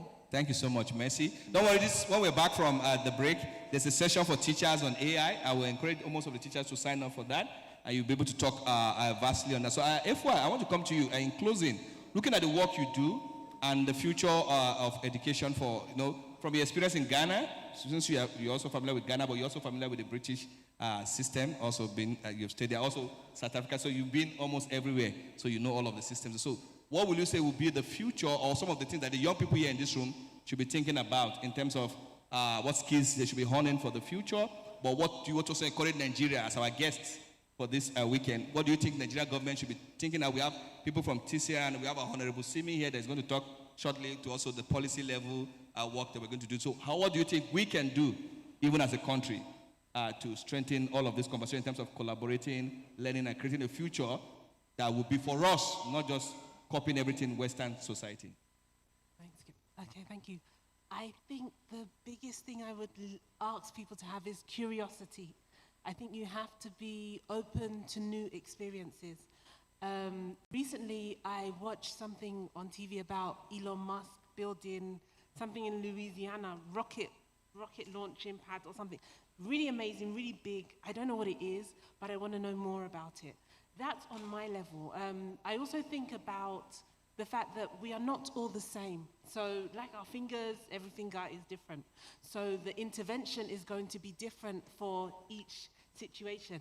And I love that we were talking about rural students and so on. Some of my work I've done with rural students in Ghana, where I have a foundation where we take girls from rural parts and we bring them down south to Accra so that they can visit the big universities and so that they can interact with most of our visitors, international visitors, come to Accra. They don't really go up to the north. So we try and bring the girls down, but it's expensive. So those we can only do once in a while. But the impact is massive, is huge. What we do with the northern girls isn't comparable to what we do with the southern girls, because the southern girls, they're used to having so many opportunities. They don't spread the information as widely.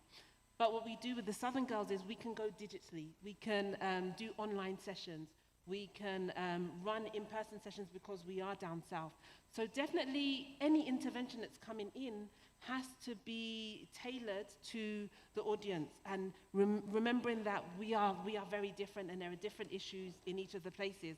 I remember you were talking about rural again, and I remember I did a camp, a STEM camp in Sunyani, and one of my examples was, I was talking about technology, and I said, yes, when we Uber, and everybody looked at me like, what is Uber? You know, from where they were from, they'd not heard of Uber. And so, yes, when we talk about access to certain information, you'll find that it varies a lot, and we have to kind of vary our output where it is we want to get the young people to. So when we've got the curiosity as the first thing, we definitely just academically being strong with literacy, numeracy, and critical thinking. And that's just whatever the problem might be, seeing how you can address it from your situation. I think that was mentioned earlier before. Know yourself, know the problem, and try and find a solution. So just being strong academically, literacy, numeracy, that will help you. As soon as you get exposed to technology, you will be able to adapt and fly. Yeah, thank you so much, Efua. So most I think to our student, I want you to just pick this, be curious. Learn to read. I think you said that, Soraya said that already. Learn to read outside of your, I see all of you, you use TikTok, you spend all your time on TikTok. That thing is addictive. You spend all your time. I was to speak with some couple of young people last week. I saw that people were talking about Snapchat. I said, let me download Snapchat and do study for 2 weeks and see what these people are doing there. I could not do 1 week. I had to leave that place. That thing is more addictive than even Instagram. It's just, that place is not healthy for young people's brain. They should not be spending their time on those. Use your YouTube well. Instead of watching the Nigerian film from morning till night, begin to think creative. There are kids somewhere far away. They are creating things. They are building stuff. We should begin to do. We cannot keep complaining about the government. Yes, government has their own problem, but what are we doing as a people? If we keep complaining about government, tomorrow you also be in government. And you now understand that sometimes, as I was somewhere, somebody was a student activist, was challenging government, but now he's a student advisor. Now students are attacking her. Now she's seeing the reality of, well, government is not the way I was thinking about it. Now that I've entered, there's a lot of bottleneck that doesn't work the way it works. So, but what can you do? So I want you to leave it today. What can I do in my street? What can I do for other young people? Don't hold information. On your WhatsApp status, share some of the things you have learned here. Your colleagues will see it. Don't be a gatekeeper to information that is good. Some things you think you know, people don't know it. And for those that also here that runs organization, even after that, you can come back here. There's a big art gallery that is somewhere here, this other side. Bring these kids there to access it, to view it. Take them around Abuja here. Just put them in the bus and just go and show them a building. Let them just see the building. Sometimes it sparks what? Creativity in the mind of kids. I don't know how many of us have seen the movie called The Boy Who Harnessed the Wind, the one that was your student in your school in South Africa. And so you see kids create a lot of things. And so even through games, the game about the girl that played chess, sometimes it's just a matter of exposure. So I want us teachers to be challenged. Yes, government might not be acting the way we want, but what can we do more? So Suraya, lastly, if we give you $100 million, what can you use to reform in Nigerian education between now and 2035? What do you think we need to fix? If you have this big money that we just pump. You're giving me a question like I'm the Minister of Education. I'm not sure if this is relevant to me. Well, that's a very serious question, because I think when you think about educational reform, you have to start from the educators themselves, right? People can only give what they have. So the level of exposure from our teaching staff as well, the level of education, especially when you go down north, the quality of teachers probably continues to drop drastically as you go further north. So definitely making it incentivizing to want to be a teacher. Because do we have the best people teaching our next generation? Would the person that has a first-class degree today from one of the best universities in Nigeria want to be a teacher? So it must be incentivizing enough for people to want to teach the next generation and for people that know something. So we'll start by making teaching an attractive job. When you make teaching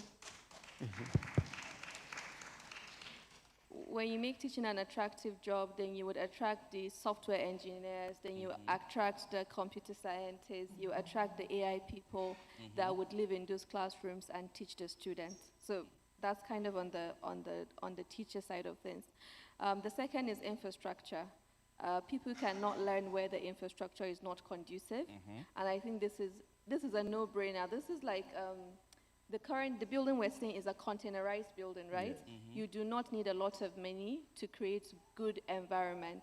Good environment is not basically putting all those cements that we're putting. It's really thinking about what is a conducive teaching environment for people, from access to, from ventilation to what are people seeing in terms of like artwork, or basically having that conducive environment. The same way you want to sit in your office and sit in a good office, students want to sit in a good environment.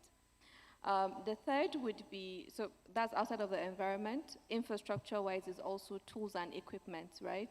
I heard somebody say there is this particular type of engine that they use in a lab, and there's only one in the whole of Nigeria. So you don't expect that person to become a great pharmaceutical whatever, or to become a great chemist if in the course of their own education they were not given the tools to become those people. So we really cannot get out what we did not put into this environment. Yeah. So definitely in terms of like lab equipment and tools that people can use to be able to be creative in that sense. So a lot of investment in that.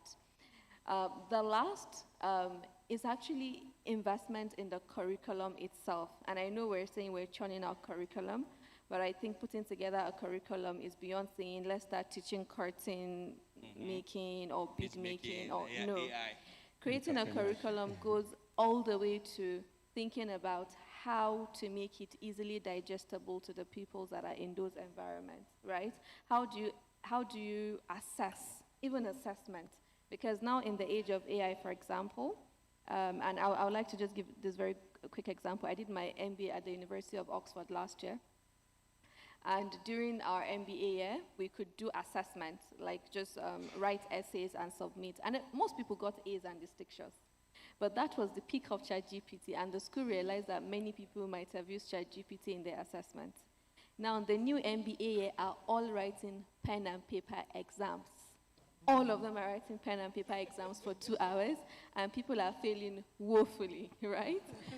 So the way that you actually assess people and forcing people to think critically, because people would always take the easiest route to something.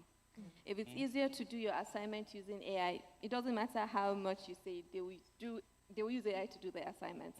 But if they know that in their exams, there is no room for that thing to happen, right? So you must actually go and learn it, even if it's just close enough to your exams. Yeah. So I think curriculum goes beyond design, but actually thinking about what is a digestible way for people to assimilate it and to practicalize it and to also implement it.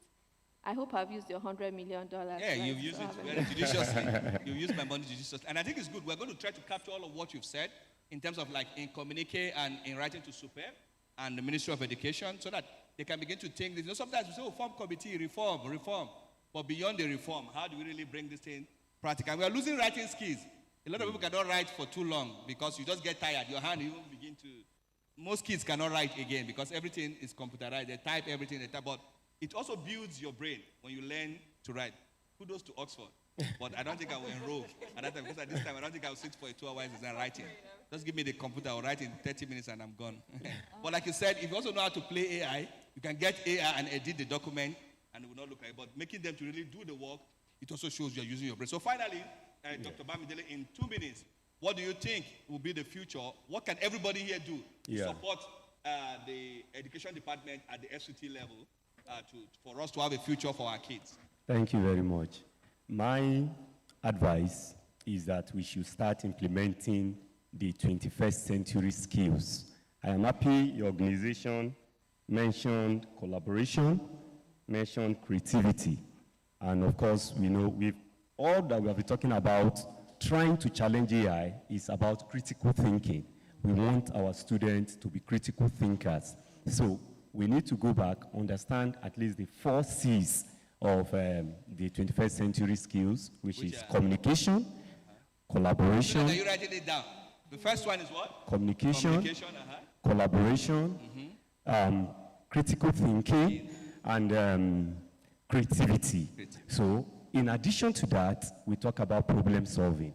There is no way we will talk about this creativity and critical thinking that will not, and collaboration that will not talk about critical, and will not talk about problem solving, because that in the course of collaboration, the children, even if they will make use of AI, they will critique it, because it is not a one-man show.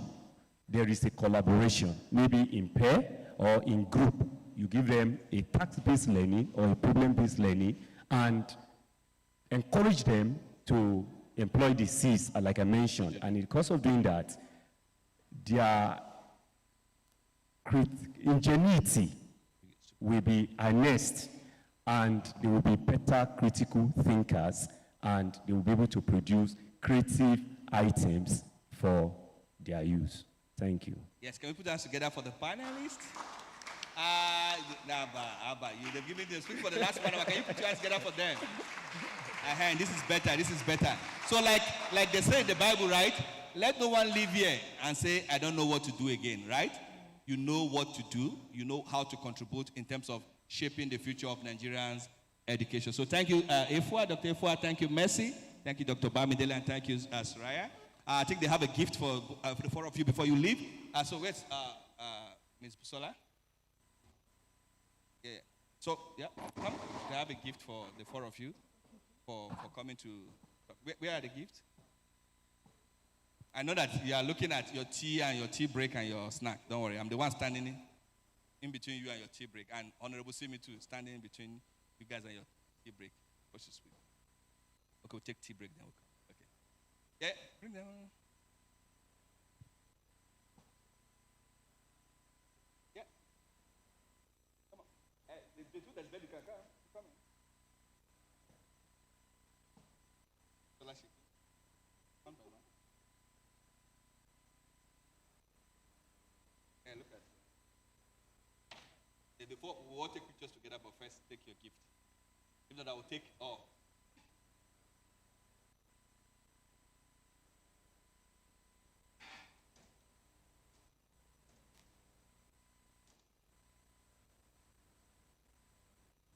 So when you come next time and stay here too, they will give you. Yeah, come. Yes. Then, Doctor, listen. So let's take our picture. Are we going on break straight, or is there an announcement? Or I should send them on break?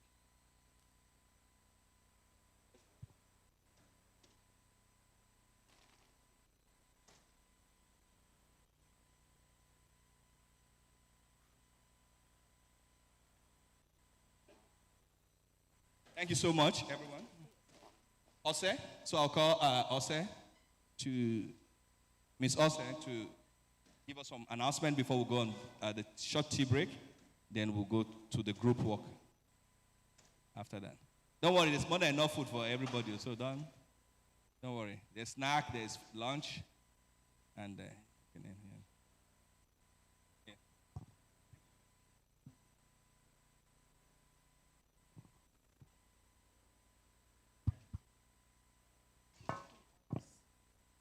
I'll just stand on existing protocol. Good afternoon, everyone. We'll go for a quick tea break for 10 minutes. And please, during our tea break, there is the board that we can use as an interactive board. So if you look to your right and to your left, there are interactive boards. And also, if you look behind you, we have area I. You know, they have an edu tech tool that, you know, they're exhibiting. So just behind you to your right. My left, your right. They're behind. Area I, can we wave so that, you know, just wave. Thank you. Yes, so we can, during our tea breaks, as we connect, you know, let's just stop by, see what it is that they're exhibiting, use our boards, and then please enjoy your tea break. We'll be back in the next 10 minutes. Thank you. Stretch your legs. Thank you, everyone. Oh, we don't want to go? All right, so let's stretch our legs, you know, take a leg break, take some tea, some water, some coffee, meet people, say hi, connect. That's what we're here for. We'll definitely be asking questions about the people that you have connected with when we come back. So make sure to connect. And then lastly, our media team would display a QR code. Please scan the code so that you can download the program. For those of us who do not already have it, a QR code will be displayed for you to scan, and then we can download the program. Thank you. I see that we're already connecting. Some people are still waiting.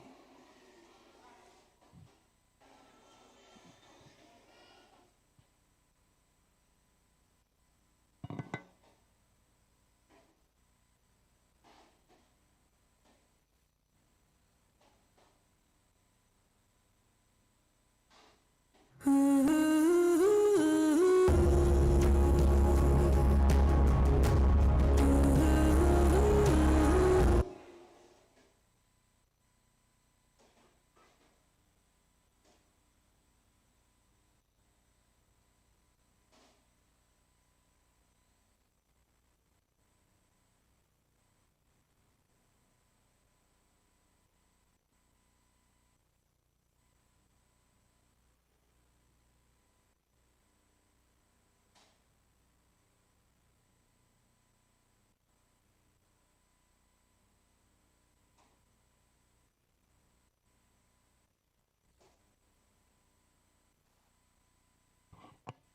Please, you're not allowed to go to the exhibition outside. Please. There will be time for it.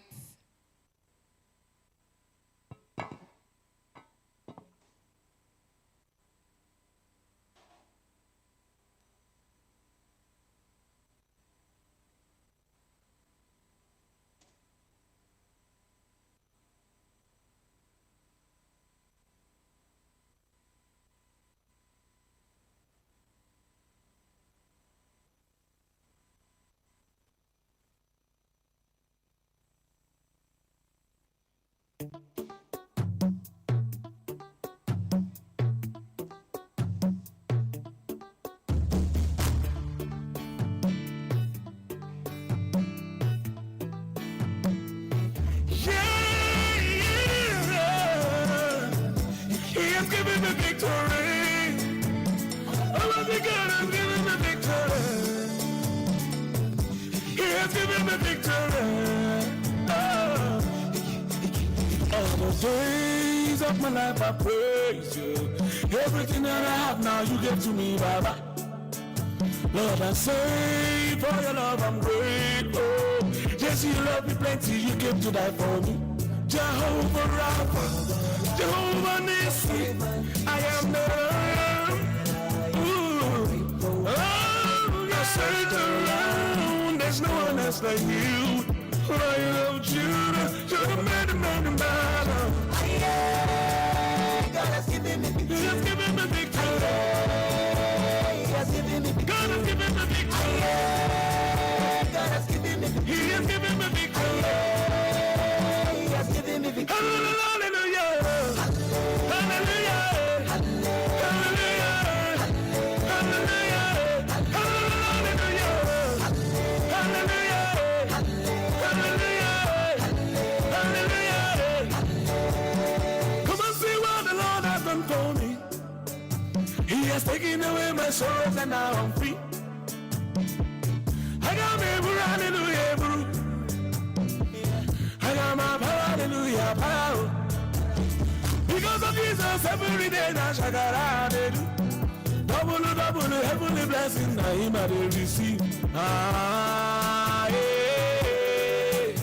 God, your grace and mercy is always to follow me. Yeah. He has given me victory. He has given me victory. God has given me victory. God has given me victory. He has given me victory. He has given me victory. Hallelujah. Hallelujah. Hallelujah. Hallelujah. Hallelujah. Hallelujah.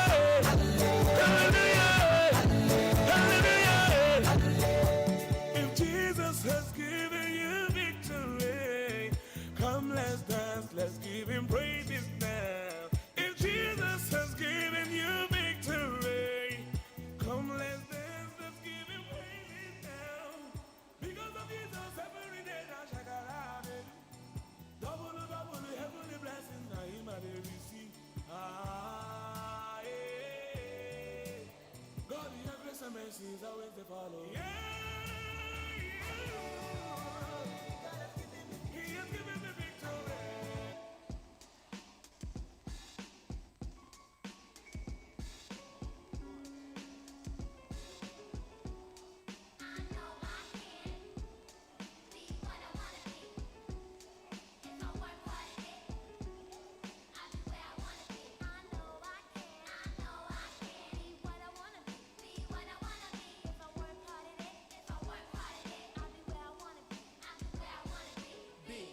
Boys and girls, listen up. You can be anything in the world, and God we trust. An architect, doctor, maybe an actress, but nothing comes easy. It takes much practice. Like I met a woman who's becoming a star. She was very beautiful, leaving people in awe. Singing songs, Lena Horne, but the younger version hung with the wrong person. Got her stronger than heroin, cocaine, sniffing up drugs, all in her nose. Could have died so young, now looks ugly and old. No fun, cause now when she reaches for hugs, people hold their breath, cause she smells of corrosion and death. Watch the company you keep and the crowd you bring, cause they came to do drugs and you came to sing. So if you're gonna be the best, I'ma tell you how. Put your hands in the air and take the vow. I know I can be what I wanna be.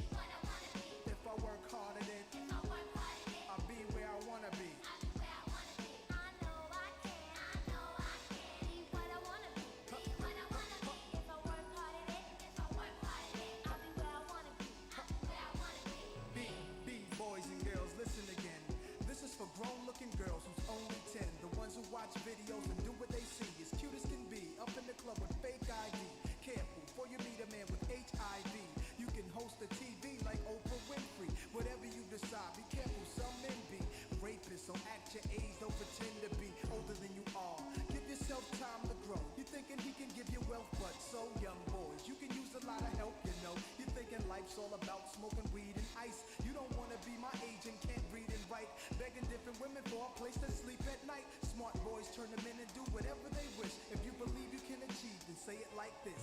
I know I can be what I wanna be. If I work hard at it, I'll be where I wanna be. Now, go.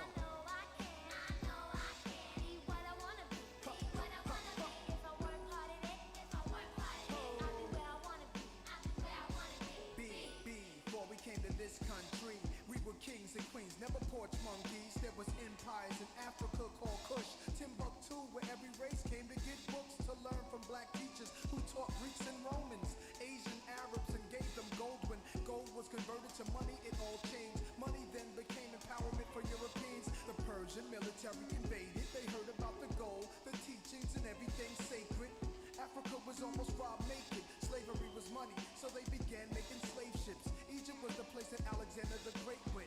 He was a shot to the mountains with black faces, shot up their nose to impose what basically still goes on today. You see, if the truth is told, the youth can grow. They'll learn to survive until they gain control. Nobody says you have to be gangsters, hoes. Read more, learn more, change the globe. Ghetto children, do your thing. Hold your head up, little man, you're a king. Young princess, when you get your wedding ring, your man is saying, she's my queen. I know I can be what I wanna be. If I work hard at it, I'll be where I wanna be.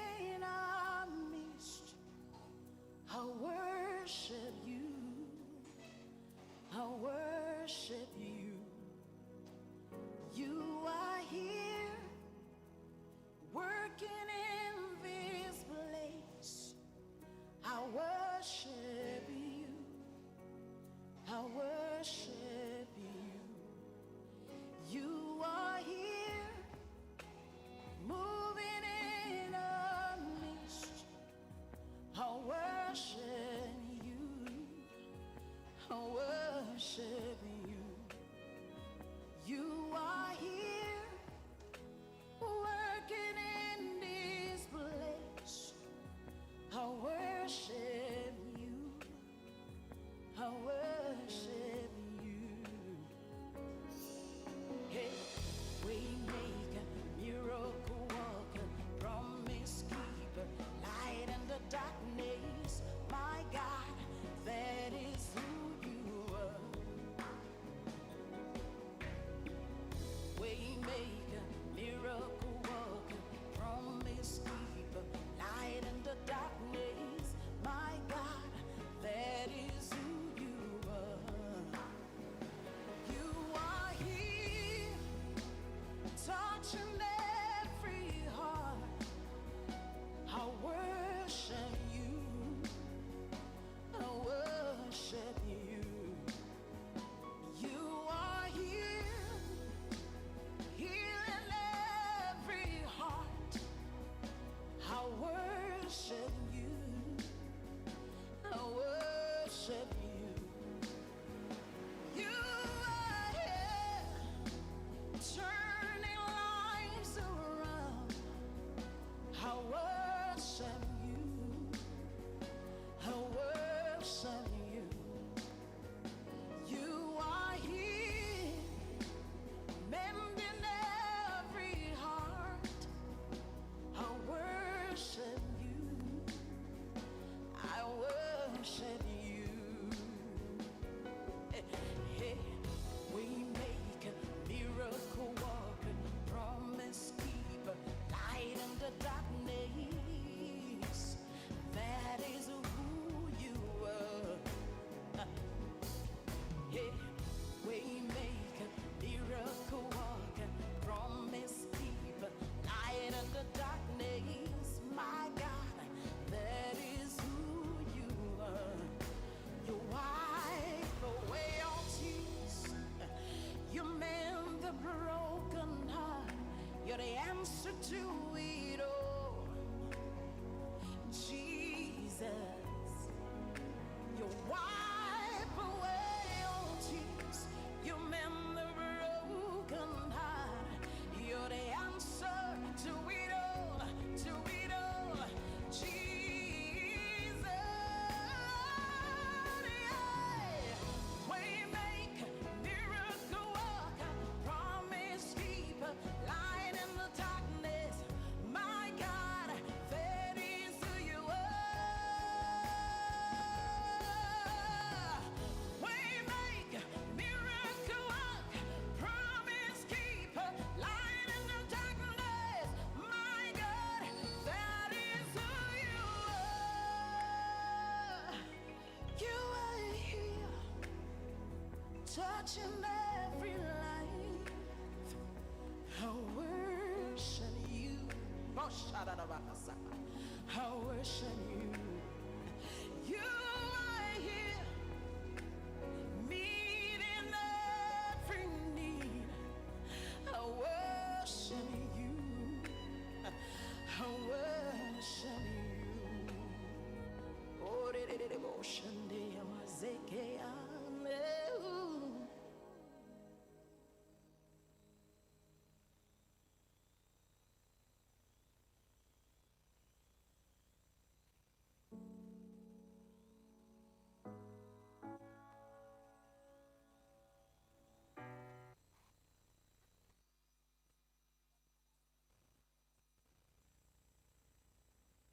It's not working. You turn this one on.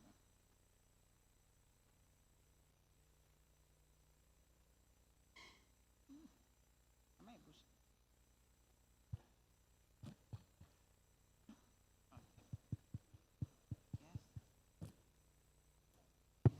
Okay. All right. Welcome everyone from the tea break. Can I please have our attention? We're about to do something very interesting. I know that some of us are still drinking, taking our tea, munching on our snack, but I need 5 volunteers who are future ready. 5 volunteers. 5. I see one hand. Okay, thank you. Thank you. All right. I have 2, I have 3, I have 4, I have 5. Please, can we give them a round of applause as they stand to their feet? If your hands are too busy, just nudge them this way. Thanks. Okay. So I'll tell you something, right? And you would act it out. Are we good? Why are we here? Please, a microphone. We are here to learn more We're here to learn more. Yes. What are we learning more about? about how we can use AI.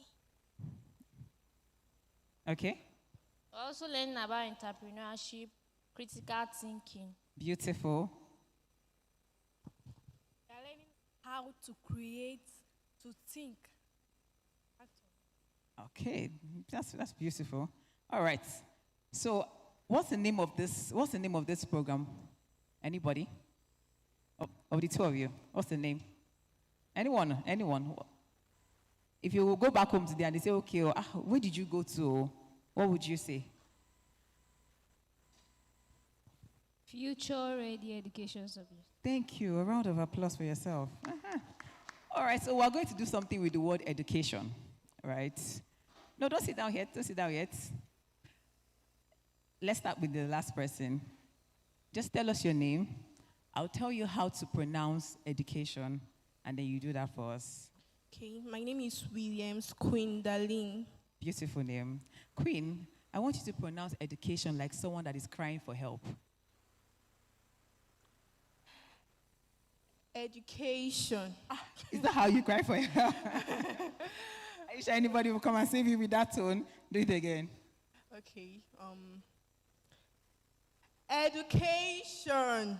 Does somebody want to? I see some people are saying no. Does somebody else want to help? Oh yeah, now I see. Okay, let's do it. Education. Do you really want help? Cry for help. Education. Okay, a round of applause. Let's pass the mic to the other side. Thank you. We're not done yet.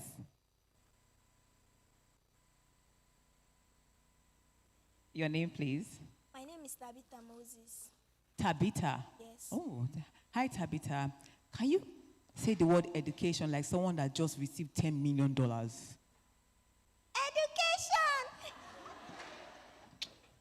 Education!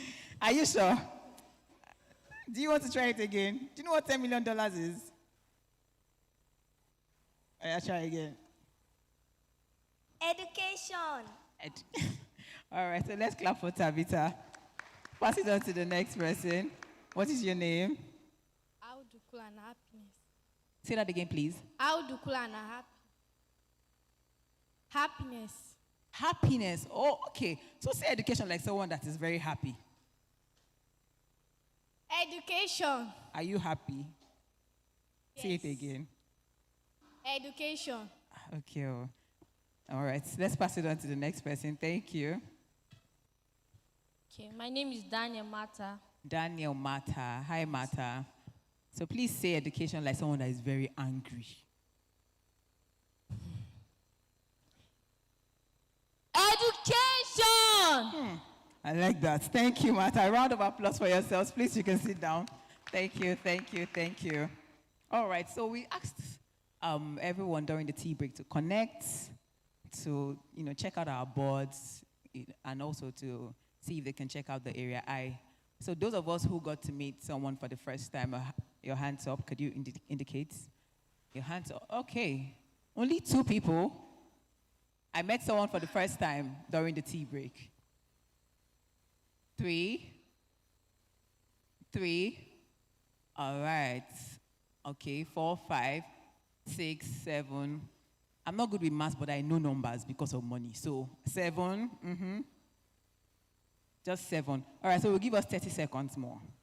You'll meet someone, ask them for their name and what they would love to change about the educational sector. Let's do that. Something that they would love to see in the future. 30 seconds. 30 seconds. 30 seconds. Now you have about 20. We would ask you. I'm sure most of us are done taking our tea now, so we can walk around again. You have 15 seconds. You can get up and walk around. Let's see if you're future ready. I like the interaction that is going on over there.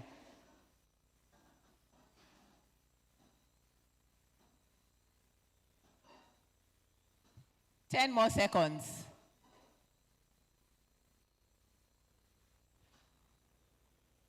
We'll start by connecting and then we can collaborate.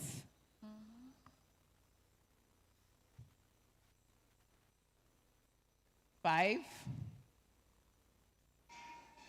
4, 3, 2, 1. Please, I need my mic in the audience again. I need my media team, please. I need another mic. Mic, please.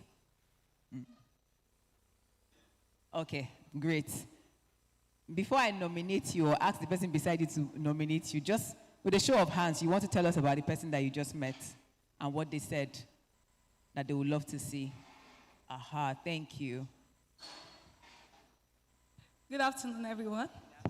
My name is Monisola from Better Bell Foundation. I met Olga. Olga is from SSL. And if there's anything she wants to change about education is that she wants education to be inclusive. There are a lot of potentials in vulnerable communities that has not been harnessed. But because people don't have the opportunity, somehow those potentials are not discovered. But when education is not just for those who are opportuned, we find out that those potentials that are hidden becomes harnessed. Thank you. Thank you. You see that we're already getting ideas. Thank you. Please give a round of applause for Ogo. Thank you. Aha. Anyone else from this side? Or should I nominate? I see a hand. Oh, all right. Thanks. So who did you meet and what would they love to see change? My name is Mr. Welt. I was privileged to meet with Olusegun. Omoni. Mr. Omoni. Yes. He was Where are you? He was a friend I met today. Okay, all right. According to his view, to contribute to the future learner who will become leaders of tomorrow, he told me that the best way to do this is by digital literacy. That through the help of digital literacy, you will be able to combat future problems that may surmount future-ready leaders for tomorrow. That if we're able to eradicate that today, tomorrow will be a safe time for us. Thank you. Thank you very much. A round of applause for him as well. So we'll come back to this because we want to move on now to our next session. But before we go, Angel, the last session, what did you pick from it? I know you had a lot to say about that panel session. Okay, personally, I loved the panel session. What I enjoyed about the panel session is that they taught us how we should use our critical thinking, and not just rely on AI. I mean, personally, I use AI a lot, even for things that don't require AI. Sometimes someone can ask me a question and I'm straight to my phone, ChatGPT. But personally, I think we should stop that. I have to catch myself sometimes. Just ask an angel, please. You have a brain, use it. So please, like our panel said, let's use our brain. We're human, let's use our brain. Don't just rely on AI, technology, and all that. Before that, there were people that used their brain. Like they said, there's somebody that created that type. Yeah. And also, they spoke about adapting to the society. It's not just about what you studied in school, what you learned in school. You have to be able to adapt. Like me, for example, I studied architecture. I had a degree in architecture, but here I am. I'm hosting a session, and it has nothing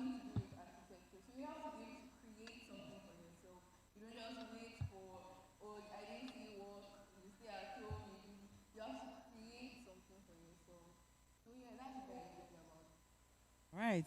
Okay, thank you. I think she deserves a round of applause from being an architect to hosting Future Ready. All right, so we'll move on now to our next session. We have a very distinguished speaker.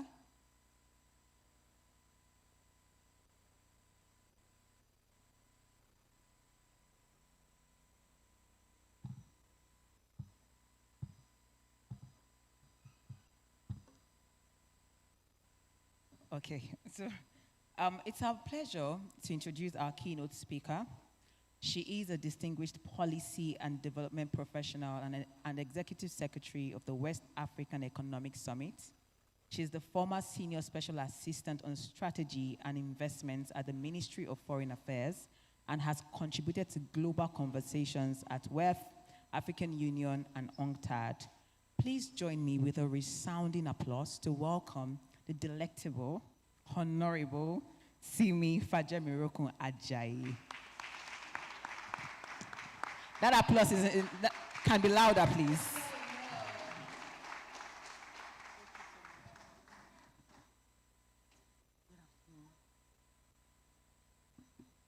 Hello? Can you hear me? No, I can't hear you. Can you hear me? We've had tea break, so we should have more energy in the room. Oops. It's really nice to meet everyone. To be compliant with your exercise, I just met a Miss Monisola who has run a foundation for 6 years and has over 600 children under her belt in Durumi here in Abuja. So to all those making, and it's displaced children in particular, so to all those making game changers, change makers, in a very tough environment, a huge shout out to you across this sector and in this room.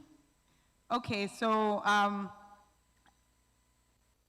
I just want to first of all start by thanking everyone for being here, especially to my sister and the organizers of this event, to Staring for Greatness Foundation. Thank you for this platform and the opportunity to just not speak, but to experience other people doing things in the sector. And to our students, can I hear a hey, hey? Oh, no. Can I get a ha, ha? Okay, you're in the room. Okay, so my name is, Simi Fajemirokun Ajayi, and there's a speech here, so I'm going to go in and out of the speech, but I'll make it brief so that we can move on to our other sessions. Thank you to our government representatives, development partners, corporate leaders, school heads, our students, especially. I'm your biggest fan because I've been volunteering for over 20 years of my life, whether in the US or in Nigeria. I've always found myself in a classroom somewhere because I absolutely just love students. Just we don't have to preach too much about critical thinking. Just sit in a classroom, and a lot of students already think outside of the box. If only they were given bigger platforms to express their thoughts. So I don't believe I'm a real keynote speaker, and I'll tell you why. Because as I'm a policy advocate, yes, I've spent over 15 years in the trenches of public primary education in Nigeria. I founded an NGO called Read to Succeed Africa because I had a burning conviction that if we could fix the foundation, which is primary schools, early years and primary schools, we could fix Nigeria. But I will consider myself someone who had so much passion and still has so much passion for the sector, but burnt out 8 years ago. Because you start a foundation, you raise some funds, you roll your sleeves up, you adopt schools, you renovate the classrooms. Actually, we created the first of its kind classroom where we called a classroom by Africa, renovated a classroom using African design thinking. And what is that? Pretty much using the elements in the environment to renovate the classroom.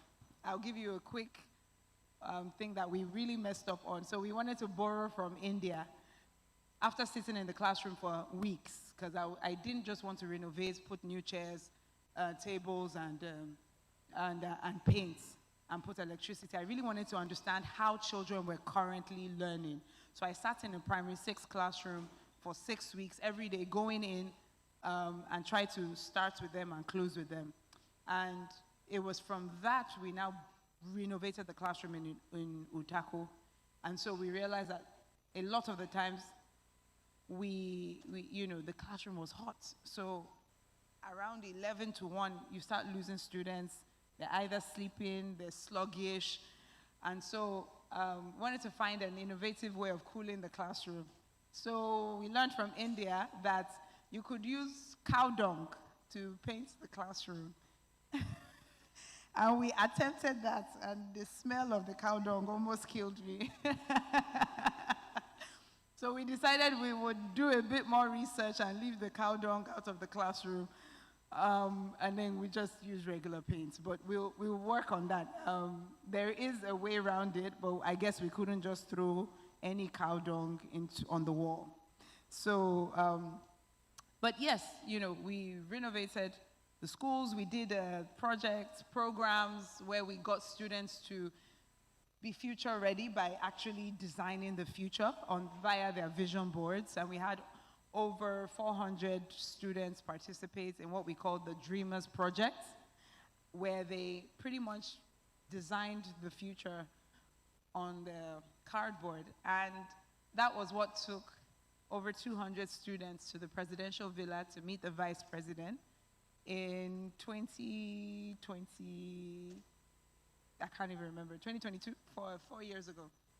My dream was to just get students to dream again, because when you're in these classrooms, there's no electricity, there's teacher absenteeism, the broken chairs, broken tables, dusty air, an outdated blackboard.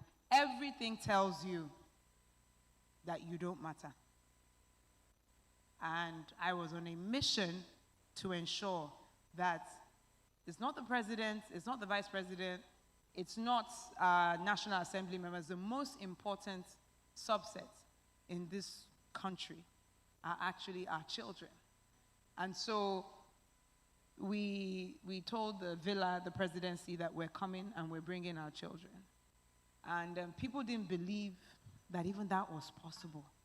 And I'm thinking, all over the world, the #1 office in the land should be open and must be open to the next generation. Otherwise, what are you there for? And so they make us go through this whole security thing, but eventually we get there. And the vice president at the time, His Excellency, Professor Shibanjo, was very gracious, and we had a great time. Him going through the vision boards of these children, and we got things from astronomy to just, what you were talking about. Someone mentioned Elon Musk. Whatever Elon Musk is doing, we got some of that on some of these children's vision board. And it was so impressive, dreams are universal, right? And everybody's allowed to dream and dream big, no matter whether you're the high of the society or the lowest. Dreams are really universal. The opportunity to manifest those dreams is what is not. And so that's what we at Read to Succeed Africa try to fight for. And so we did that, and then, poured a love, resources, training. And one thing that I didn't, because I'm a politician, and so one thing that weirded me out was when we got to the villa, the presidential villa, you have a list of primary 6 students coming to visit the president. And what is on the table? Not Ribena, not crackers, not cookies. It's cola nut and tom tom.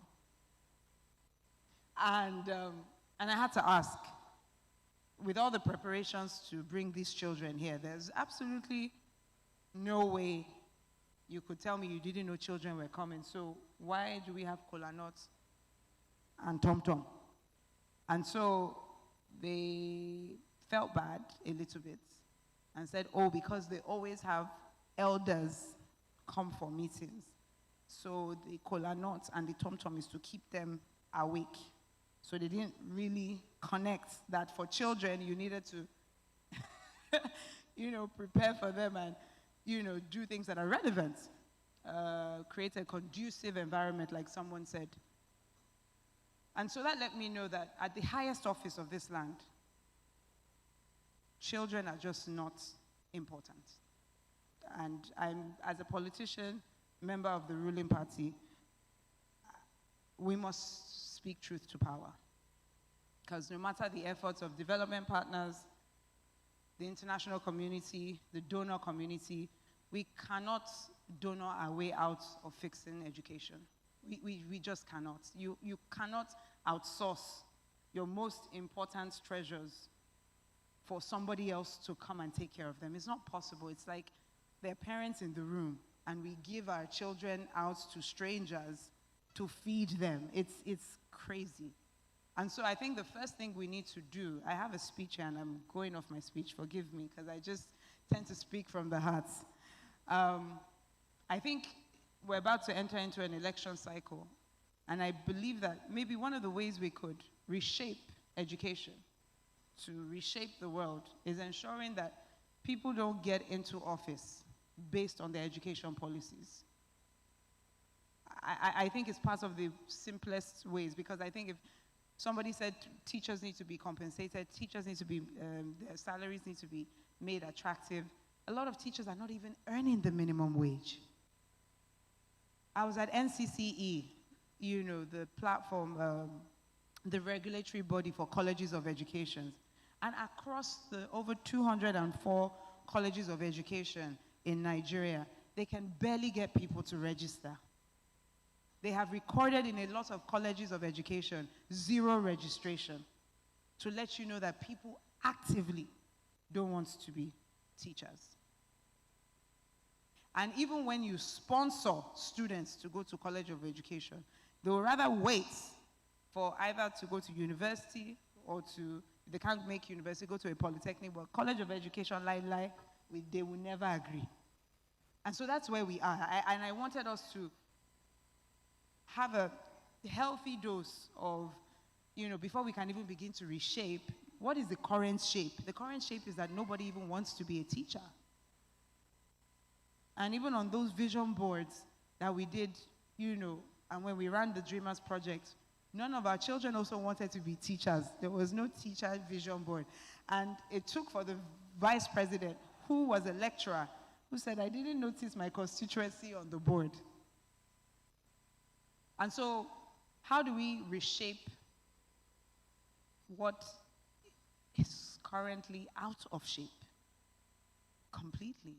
Because you have the demand side, which is the students, and we already know the statistics for that. I don't need to read through that. We have my own focus is on, we have between 65,000 public primary schools in the country. Most of them are in disrepair. We have a teaching gap of over 200,000. Most states have not hired teachers in 3-4 years. So we have a problem right now whereby the teachers currently in the system, once they begin to retire, there's actually no teacher, unless there's something done over the next 3 to 4 years. There are actually no teachers to replace the current teachers in the system once these ones start retiring. And so these realities, I guess, made me get a burnout in 2018. And then when I thought I was bad, we've now turned education in some parts of this country to be where it is a killing theater, kidnapping theater for children. So we went from I remember when I started R2S Africa in 2010, and we were like, oh, 10 million children out of school. We thought that was a problem. We never imagined a world where when you're talking kidnapping, the first thing you actually imagine is, if it's not on the road, is in a classroom. And so we've gone from bad to devastating. And, but I stand here today because there's a woman at the back of the room who felt it was important to create a platform for voices and for those who are passionate to change this country. And all of this that we see here was organized in less than 3 weeks, I believe. And that's a lot of faith. So if we can just give a round of applause to the organizers. Miss Joy, I heard from Lagos. And I think I'm going to start from that space, because if you look at the reality in the education space, it's hard to have faith. But then when you have moments like this where people gather, I met a sister also from Ghana, and passions and visions are aligning, to fix a space that really reflects a lot of hopelessness. And when platforms like this arise to show that light in the midst of the darkness, I just have to really appreciate you. You really don't understand what you're doing for a lot of us who have had this passion in silos, the burnout, the tiredness, the hopelessness, and then moments like this happen where we gather, and you just really have to be grateful for the gift of faith. And after the burnout, I went into politics because I realized that this was not just advocating from the sidelines, but it was important to get into the ring and push from the political system itself and continue to push the idea that unless we fix education, we just can't fix this country. You can't have the WAEC scores you are getting. You can't have primary 6 children who cannot read or write. I mean, and so even when they talk about education, you're talking about, oh, they want to go straight into infrastructure. And you're like, okay, if you fix the infrastructure, how do you get a 12-year-old to read and write? Yet he's been coming to school for 6 years. He's been in the system for 8 years. How do you keep passing a child along, in a system that doesn't even recognize that he could be any better? Because if you keep passing him on, it's just come to school, play football or something, because whether you learn or not is not our business. I don't understand a system that condones children who cannot read and write. And so when there's an outcry, when there's a WAEC result out, and I'm like, why are we crying after spilled milk? You've passed children that shouldn't have been passed along because there was a no child left behind policy put in place when the Obasanjo administration was in. And I'm sure there was a reason for it, to try and get as many kids in the system. But then at some point, policy has to be adaptable, it has to be agile. And we have to get to the point whereby when that policy, when it's not fit for purpose anymore, we need to adapt it. And so if the idea was not to leave children behind, okay, children are not behind, they're actually in the school, but are they reading? Are they writing? Literacy, numeracy. Before you can even get to critical thinking, literacy and numeracy in a lot of public primary schools, in primary 6, unless the parents at home are doing the work, that school is not providing a conducive environment for even basic reading and writing skills. And so we can name what is broken, the demand side, the students. We can name also what is broken, the supply side, which is the teachers, and how our teachers are paid so poorly. And in the schools I adopted, I remember that the security, the Megad, would not even feel the school that he is security for. He would rather send his children to a makeshift private school somewhere than send his children to that school, which was also telling. But our schools are in prime real estate, so some of the things we did, someone said about, creating an environment where teachers are compensated and treated with dignity. So we started telling private sector that wherever, and private sector and the elites, that wherever you are, the private school, you are not judged by your Range Rover or your big house. We want a country where you are judged by the public school in your environment. And there's one in every, because in Abuja here, I mean, there's one in Asokoro, one in Guzape, Meitam, I mean, all the choice areas is a public school. So we wanted to start sensitizing, and we did. We reached out to the banks, and we started saying, look, wherever you have a branch, you need to look out for the primary school in that area. So that's some of the advocacy that we put in place, and we were happy to have partnerships at the time with Zenith Bank, who agreed to adopt some of those schools, because Nigeria, if you see how in the developed world, when you see someone run through, come through either politically or musically or whatever, you see that there's a connection when they talk about their alumni. In Nigeria, the generation that talks about their alumni is dwindling. In fact, you barely hear it. In the early days, QC, KC, this one, that one, but it's just to let you know that education is not even in the forefront, whereby when there's a success, you attribute it to that class or that school. You usually attribute it to the network, man, no man, who you know, because it's not really, but in systems that appreciate education, you would go back and say, oh, he went to Eton. Oh, all our prime ministers have gone to Eton. You connect it, that capacity to be a leader, that capacity, and I think that's what Steering for Greatness Foundation is trying to do, is that wholesome leadership package, so that when you get into office, whether in the private sector or in the public sector, they're tying it to the education. And I pray that one day our nation will go back to the days where you would identify that successful person, not by who they knew or whose bag they carried or which politician they used to run errands for, but really back to the education and the school, so that schools will even start getting that recognition that, oh, okay, this is where this person came, let us go to that school. And so I didn't want to spend time too much on the problem, but I couldn't avoid the fact that the problems are immense, but they're not impossible. I think it's so much at the bottom that I have to join faith with Steering for Greatness that we're so low. I think the only way is up. I think Nigeria is a case study could be a case study of a turnaround, and I'm a woman of faith. A supernatural turnaround is what we need in this sector. We can't even deny it, and I think we've seen how bad and how broken a system can be, to the point whereby when we build and as we reshape and as we shape, because I don't even know if you can reshape what is unshaped. So as we shape our education system, I believe very strongly that we will know what it is. We're so familiar with when schools became a killing spree. We're so familiar with broken chairs, broken tables, broken systems, broken curriculums, that we will build just like the fintechs built, right? Because there was so much corruption, right? And there was so much scams.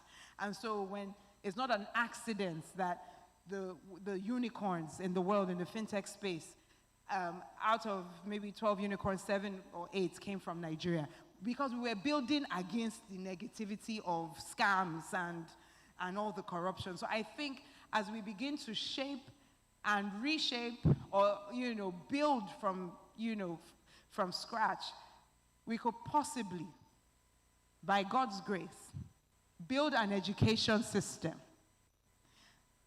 that is even reflective of what the world hasn't seen yet, because we know what it is to be broken. We know what it is to have teachers that are not in school because they rather sell okrika than to be in the classroom, right? We know what it is to have students, and Nigeria produces brilliant students. Again, shout out to my students in the room, brilliant students, but just imagine a system that causes you guys to thrive.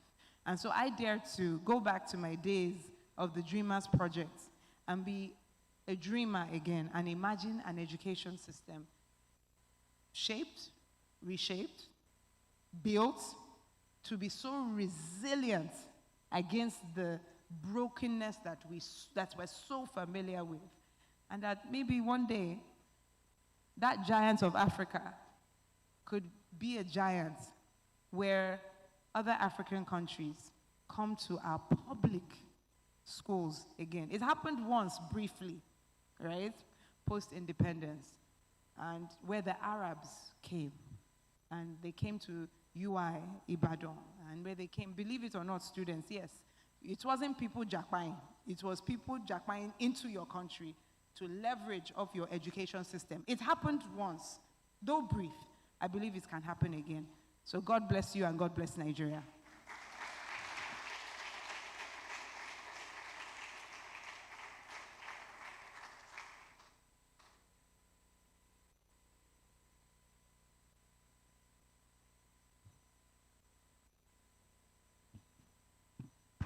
Okay, I believe we can give Honorable Faja Miracle Ajay another round of applause.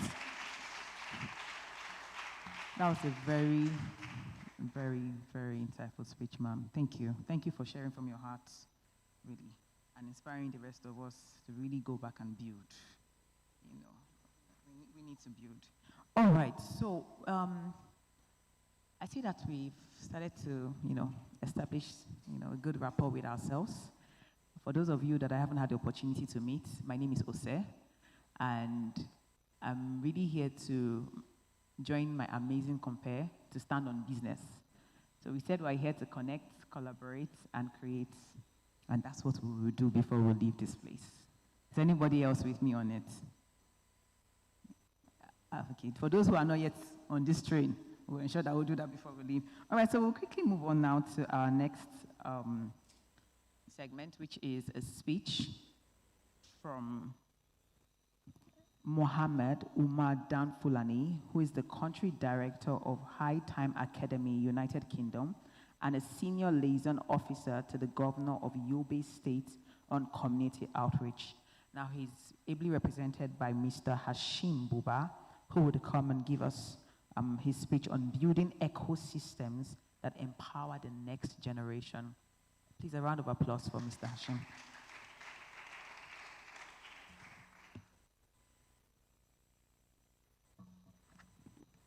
Good day, everyone.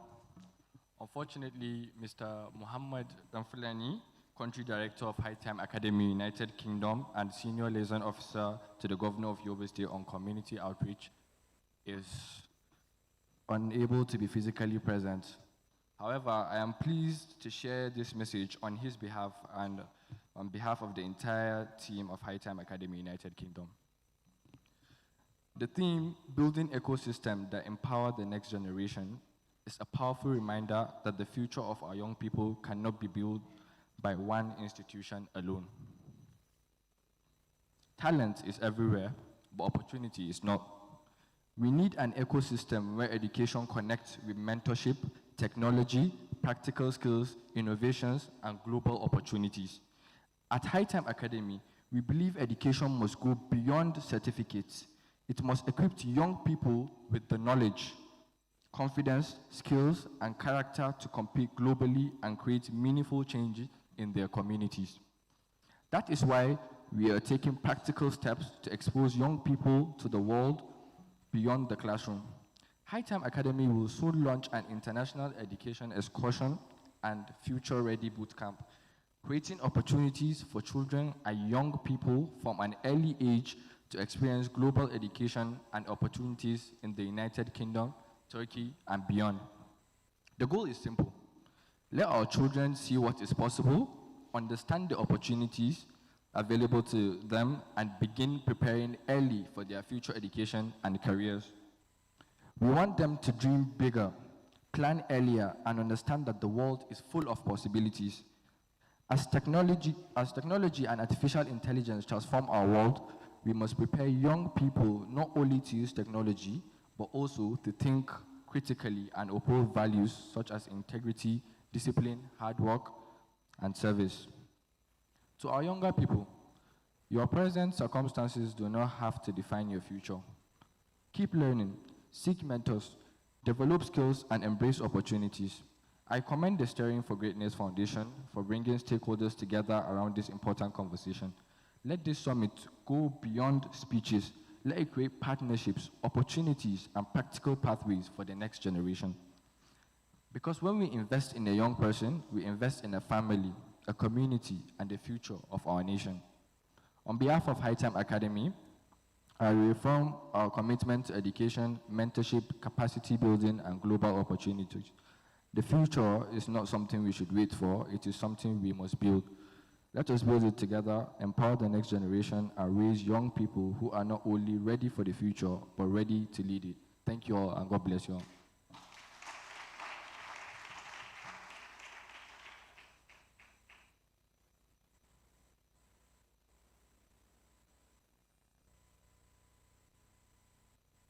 All right, thank you for that. Please, let's give him another round of applause.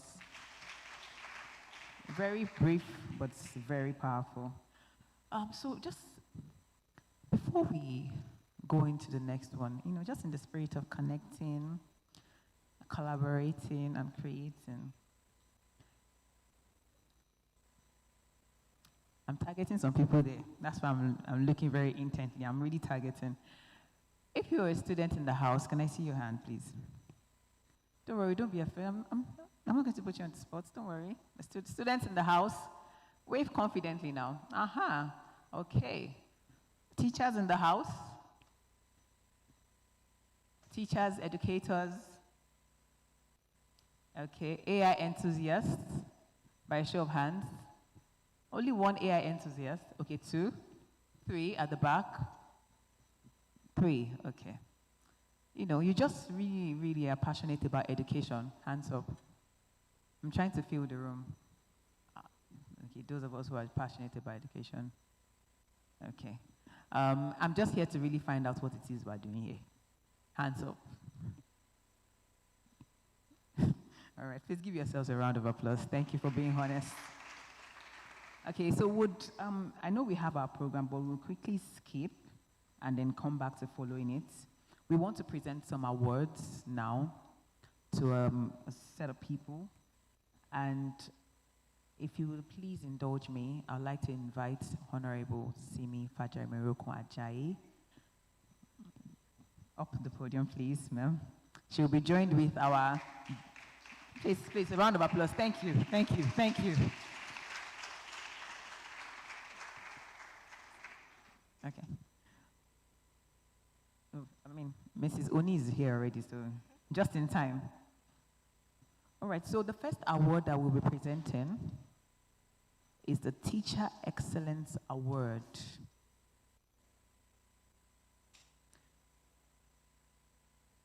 And I would like to call on Messi Andrew, if you're in Messi Andrew. All right, so the award for the Outstanding Let Club Teacher. Oh, please give her, that's an award of excellence.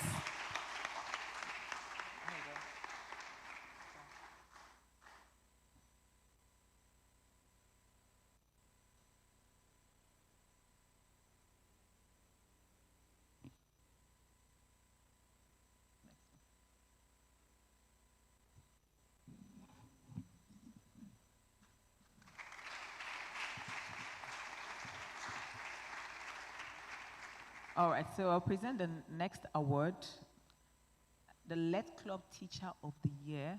It's an award of excellence, and this goes to Mr. Okoli Moses.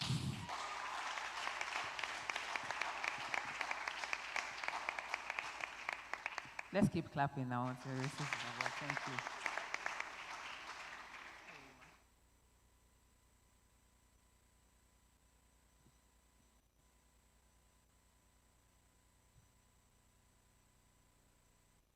This is very inspiring. Now I'm starting to, go back into time to remember my French teacher, my mathematics teacher, and all the awards that I think that they deserve.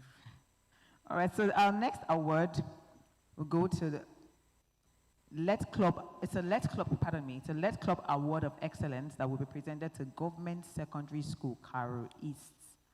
Any representatives of Government Secondary School, Cairo East?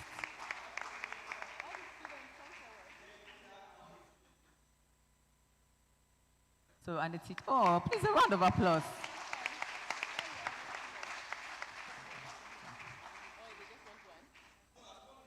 Please, thank you. As many students from government secondary school Cairo East.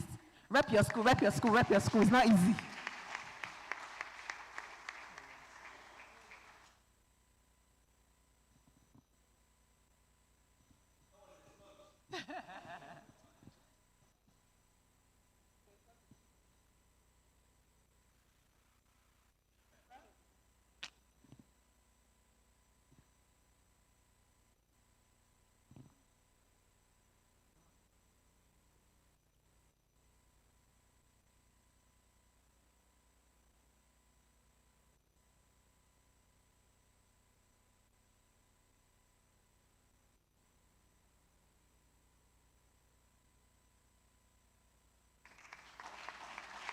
Congratulations.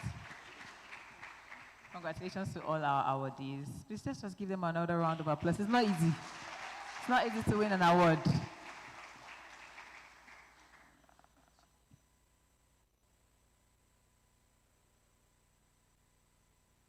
Oh, so can we just give I keep asking for applauses. You wonder why. The next one is to thank Honorable Fajari Morocco Ajayi. She has just announced that she's going to give a cash prize to the teachers who won an award. Thank you very much, ma. Thank you, thank you, thank you, thank you. See, this is what I'm saying. That I'm remembering my mathematics teacher and my French teacher. They should have been here. But yes, so we'll move on now to, we have a breakout session that is coming up. And our breakout session is also a networking session. So remember I said I'm here to ensure that we stand on business, which is we will create, we'll collaborate, no, we'll connect, we'll collaborate, and then we'll create. So now in the spirit of collaboration, we have a future lab walkthrough.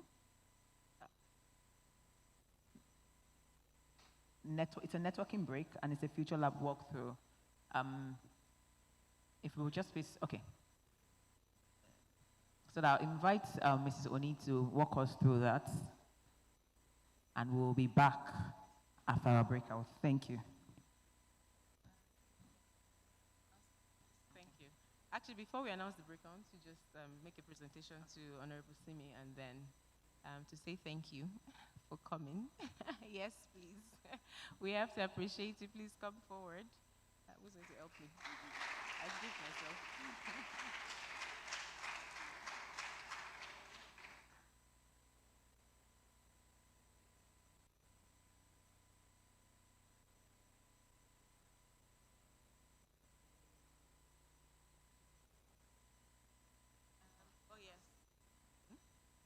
All right, so the way the next round will work, remember I said we're not going to only listen. Now it's time to get into creation.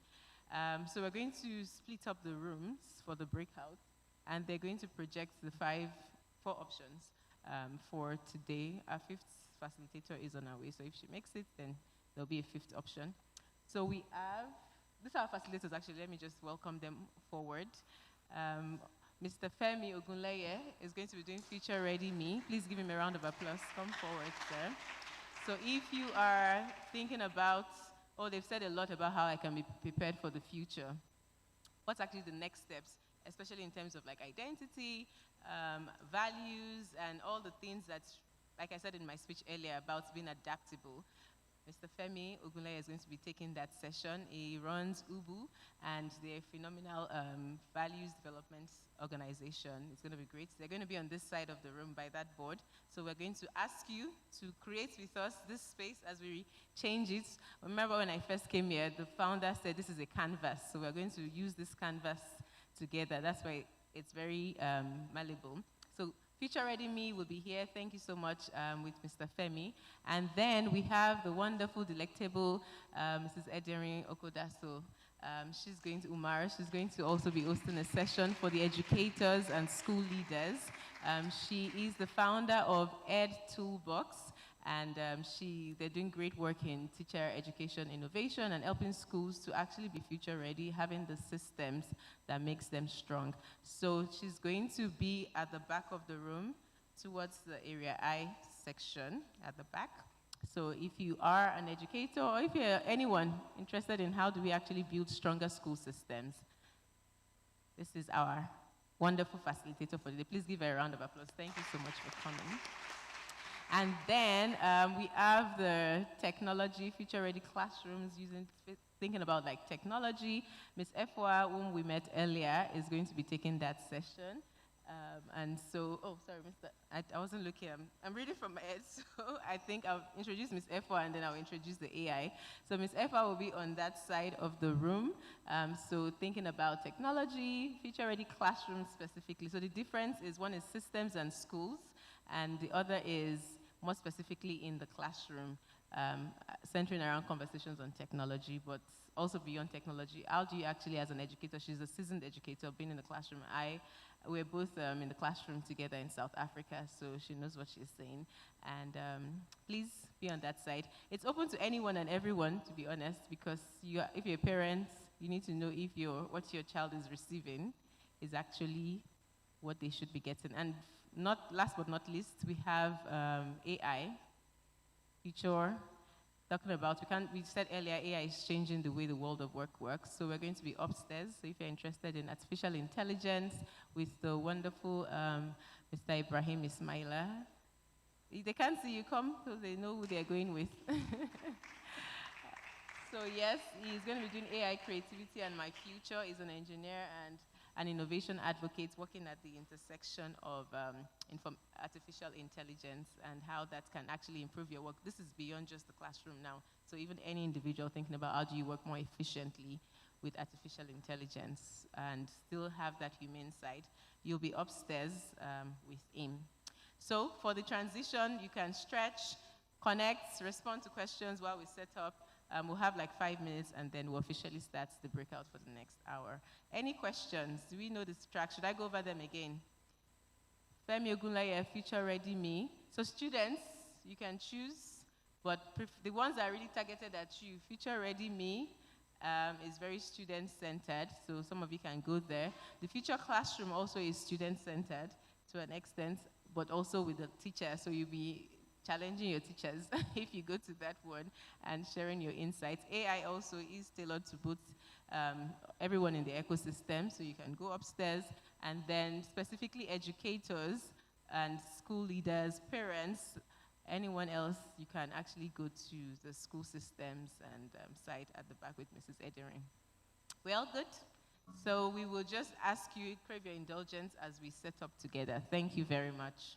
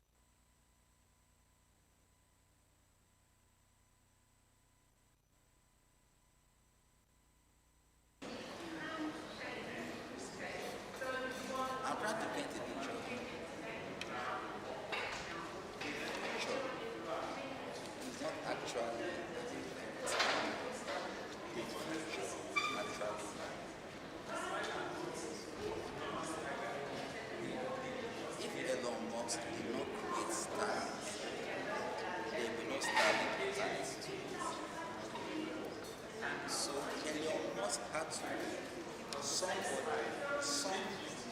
to create talent that is now the future we are not living in. You understand? Do you guys understand that? So the future, the life we are living in right now was created by somebody some years ago. We are living today in somebody's future. How many of us understand democracy? Do you know democracy? You know democracy? Who created democracy? Sorry? Who started democracy? Who had started government? Who started democracy? Sorry? Who started democracy? Abraham Lincoln. That's the US president.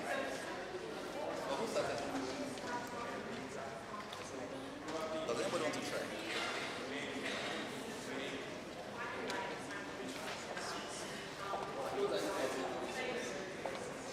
Are you all scientists? You're all the science classes. Who is asked to say here? Stand up. You said you want to be a lawyer. So who started the movie? See, this thing, guys, there's no right or wrong answer. Any answer is good. Now let me show you. Democracy was not created by Abraham Lincoln. It was not created by the Americans. It was created for Jesus Christ.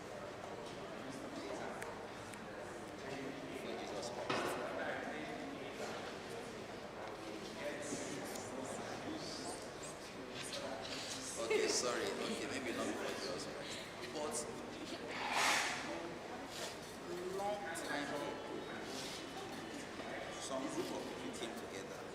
They are called the Roman Empire. They sat down together. Now listen to me carefully. They sat down together.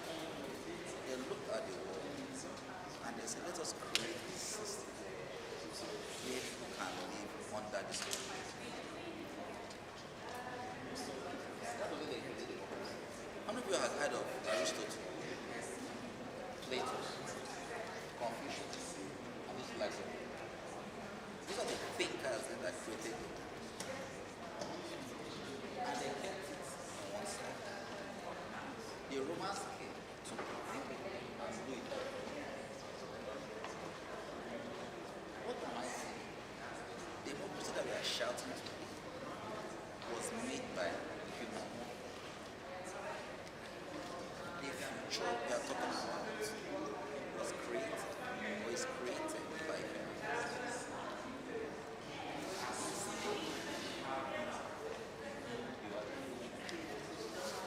You are the future. You are the future. You are the future. The future you guys are looking for has to be created by you guys. How many people believe it? How many people believe it? It has to be delivered. Do you believe it? They're not very sure. No, ask your question.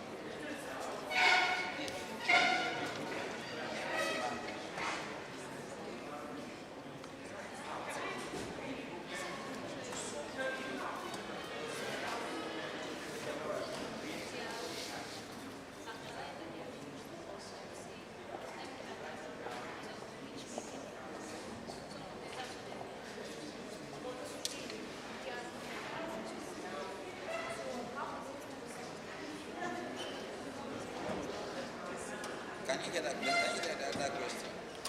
Please stand up and ask that question again. And let me know what you guys think. Let me give an example. Everybody here now will say that we want, let you as such right? Everybody wants that.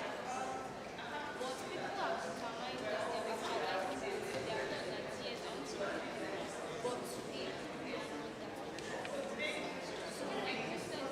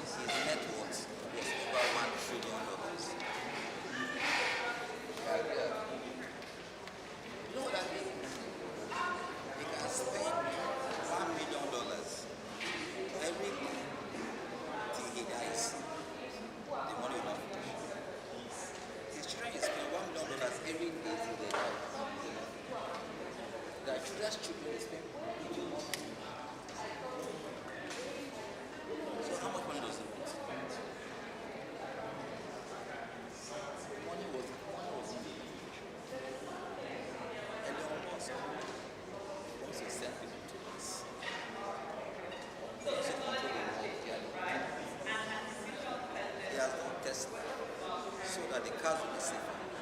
They will drive without driving.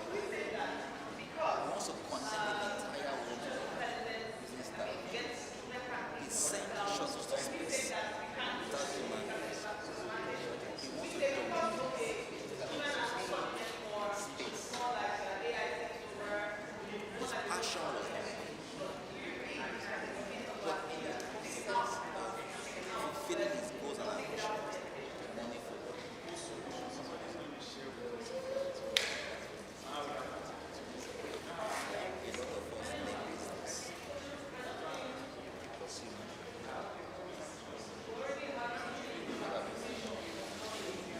never change.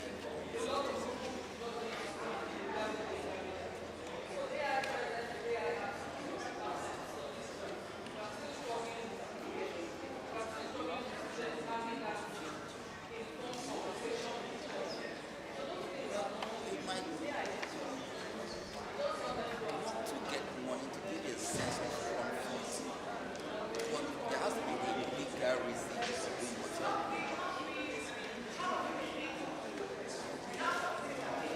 My story. If I was pursuing that's what my dream. You want to hear my dream? See, let young people understand no clue.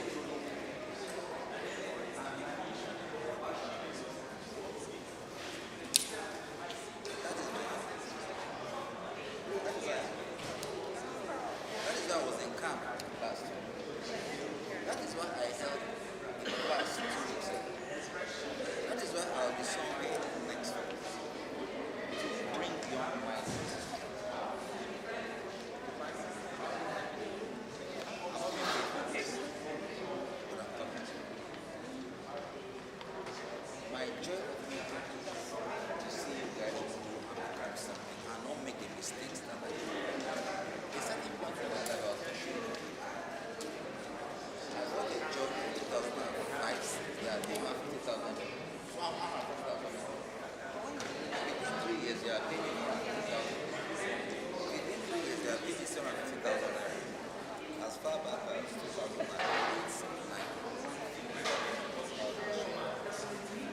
The time came, everything crumbled and crashed because I had no foundation.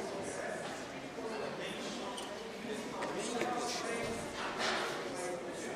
you always think about yourself. But when you push, who can I help? How can I change the future? How can I change the next generation? How can I help people? How can I help the next innovative? The way you think. I mean, that's just what it is. Now let us go full interest. I asked a question earlier. Who am I?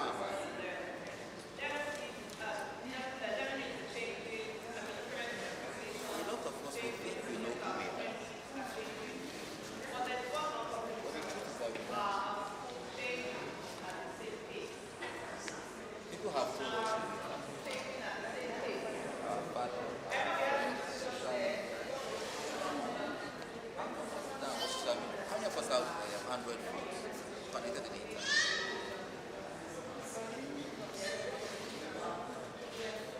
How long do you stay on your TikTok live? Sorry. What did you say? No, that won't be Android. What did you say? What did you say? I've asked that question too many times. I'm tired of it. And I'll tell you why. I'll tell you. 2 weeks ago, early this month, I had a class. It's called Becoming Me. We spoke about identity. By the time I finished that course, he came up to me and said, "Sir, I'm not listening to you. My screen time dropped 10 hours to less than 5 hours. Because he understood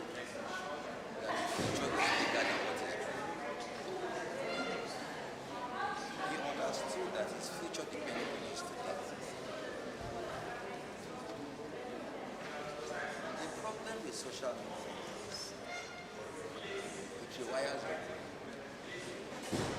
That's it. It's a big struggle.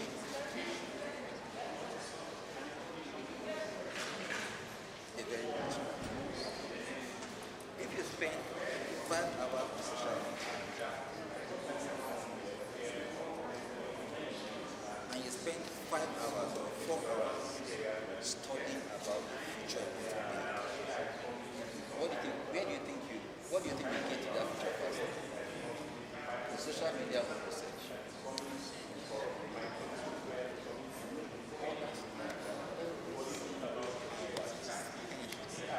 Distraction. You are killing.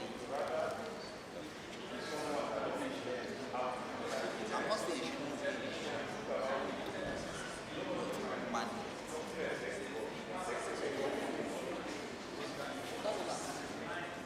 A lot of us here right now are influenced by our sons. Do you agree?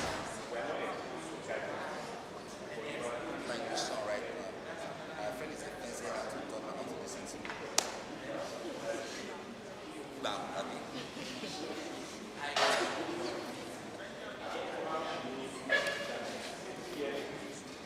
And let me tell you the truth. Let me let you know what it is.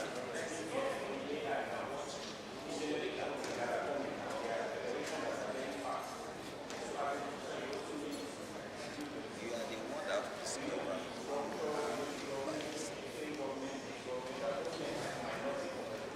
The question is, how do you discover? Is that a real question? Discover this.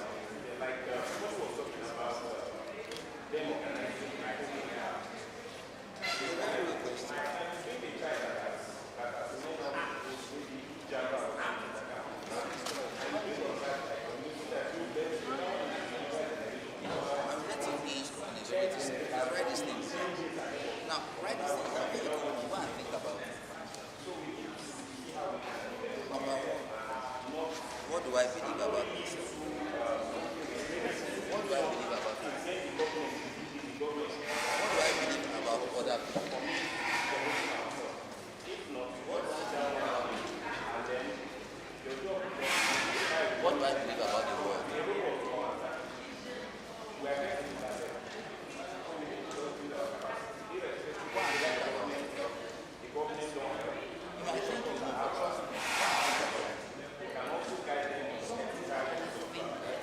You are nobody's. Some of us think that we are failures.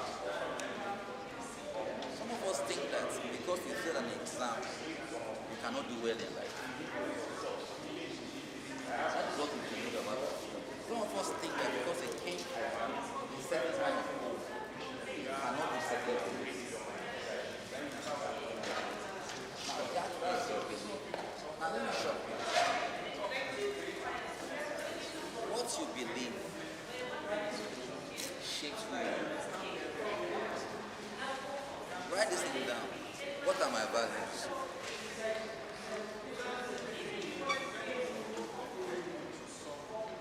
What are my values?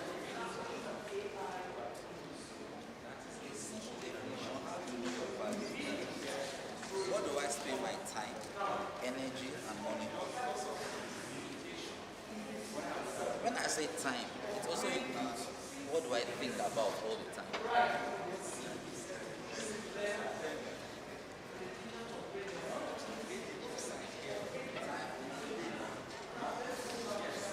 So, my good friend, I like your hairstyle.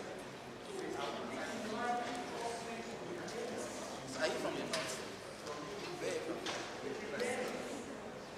I can't hear you. Is that a state?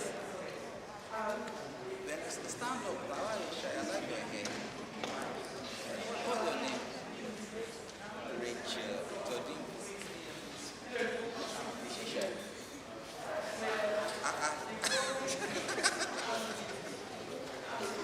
Rachel, in a full day, can you tell me what you spend most of your time doing?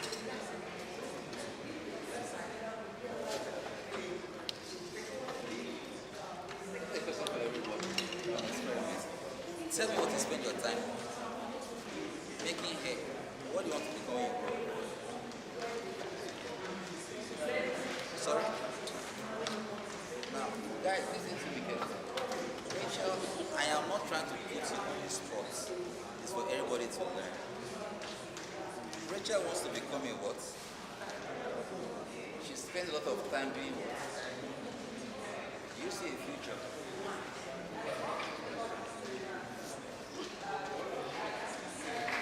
Do you see it?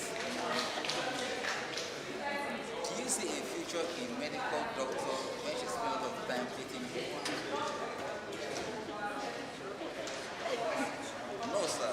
Now, I am not putting you on the spot. Now, Rachel, clap for Rachel, please. What I have done very simple thing. When I say the future is the reason why some of us don't get to our future. Guys, are you with me? The reason why some of us don't get to our future is because we do not do those things that will get us there. Rachel wants to be a medical doctor, but she's splitting. No. I'm not saying splitting hair is bad, but she says she spends a lot of time splitting.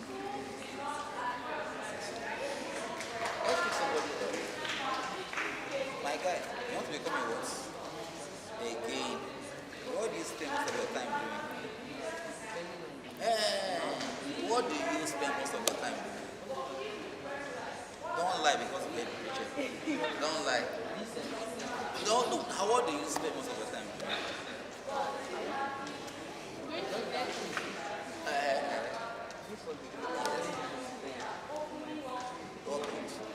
Reading.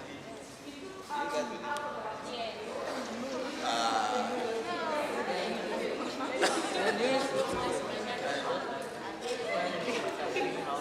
Doing house chores. So, you don't want to try. What is your time doing? What lesson is that? Apart from lesson, what is your time? What do you think about it? What can you see? And what do you want to become?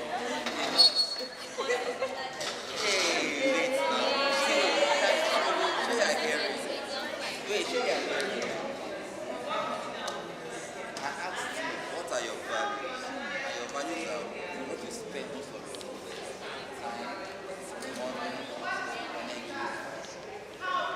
She wants to become a doctor, is hairdresser. She wants to become a nurse, is movies. He wants to become a doctor, he was politically answer, so you cannot catch him. It sounds more to me like an APC chief. But guys, jokes about, but you understand what I'm saying? Can you see the connection? You want to become something. But what you are doing today does not align with that. You think you will get it?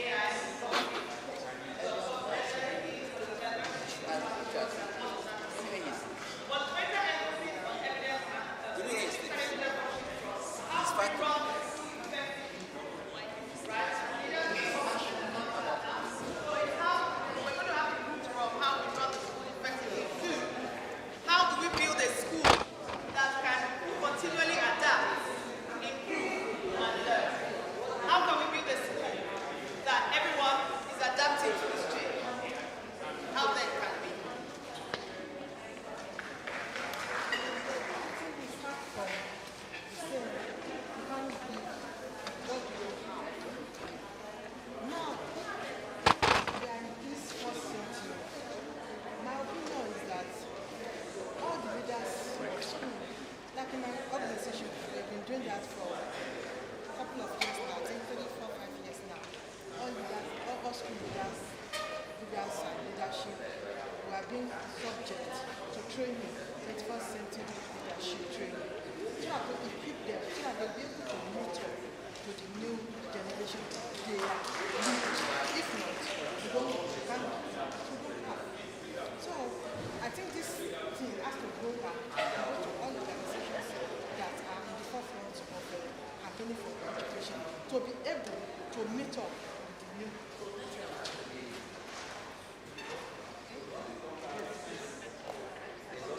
No, I love it. But I also want to give coming back, like my acting there, yeah? So let's get from and then we'll come back. Is that okay? Good afternoon, everyone. I think one of our major problems is we are still into the theoretical aspects of education, and then we need to think about the practical aspects. Okay, education taught us that there are some can deal with just reading. There are some that deal with what they see. And there are some that actually learn by watching and practicing life. But I think that systems now, we just deal with the theoretical part only. You come to class, you read, and you go back to the same again. Our history students, and I traveled around the world inside my room. Like there was nothing different when they were telling you this is the story. And then they will see minor than that get confused. Unlike if you take us to a tourist site, we see these things. It comes into our memory. But then, when you do the theory aspect, you read and read and read again. And children are past that. Children learn differently. Thank you. Thank you.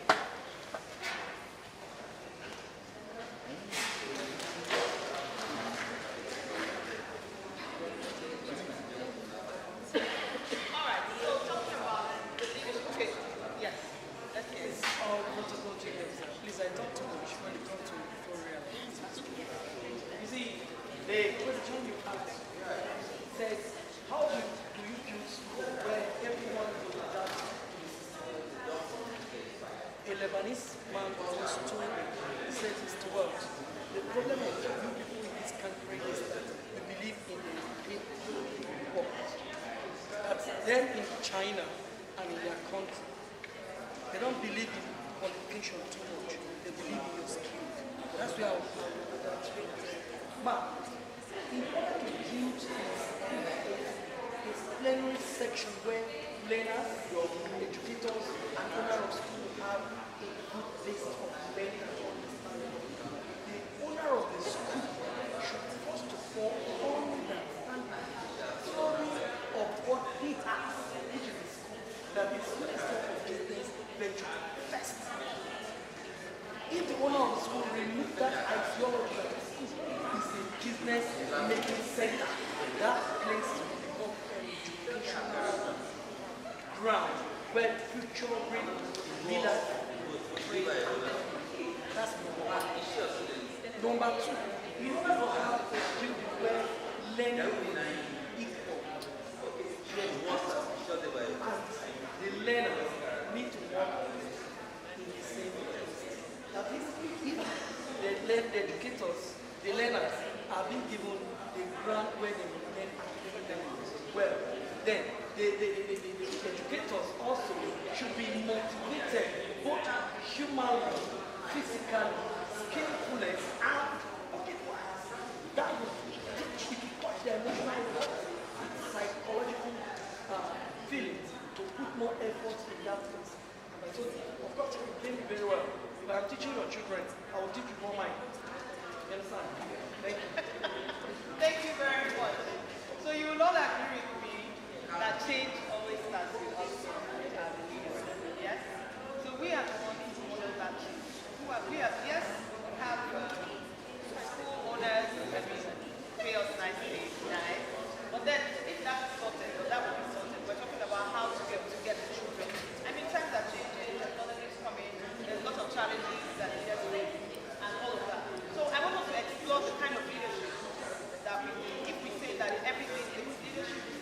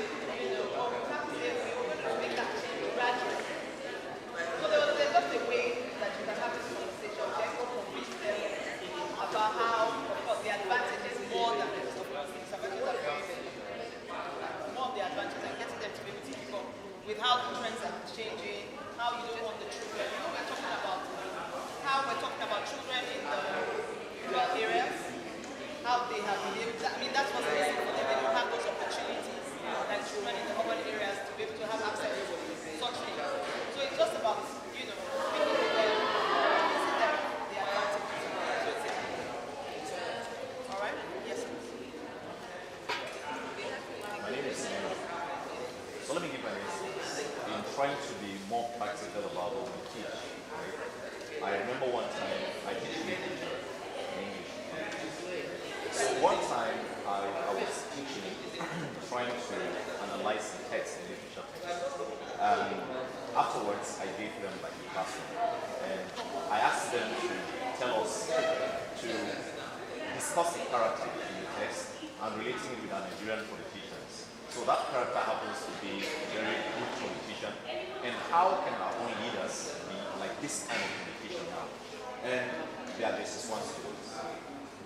And I was told afterwards that the question was too hard for them because I had to also ask them to write about that particular thing during exams. Now, the truth is, our education is mostly targeted toward writing exams and passing.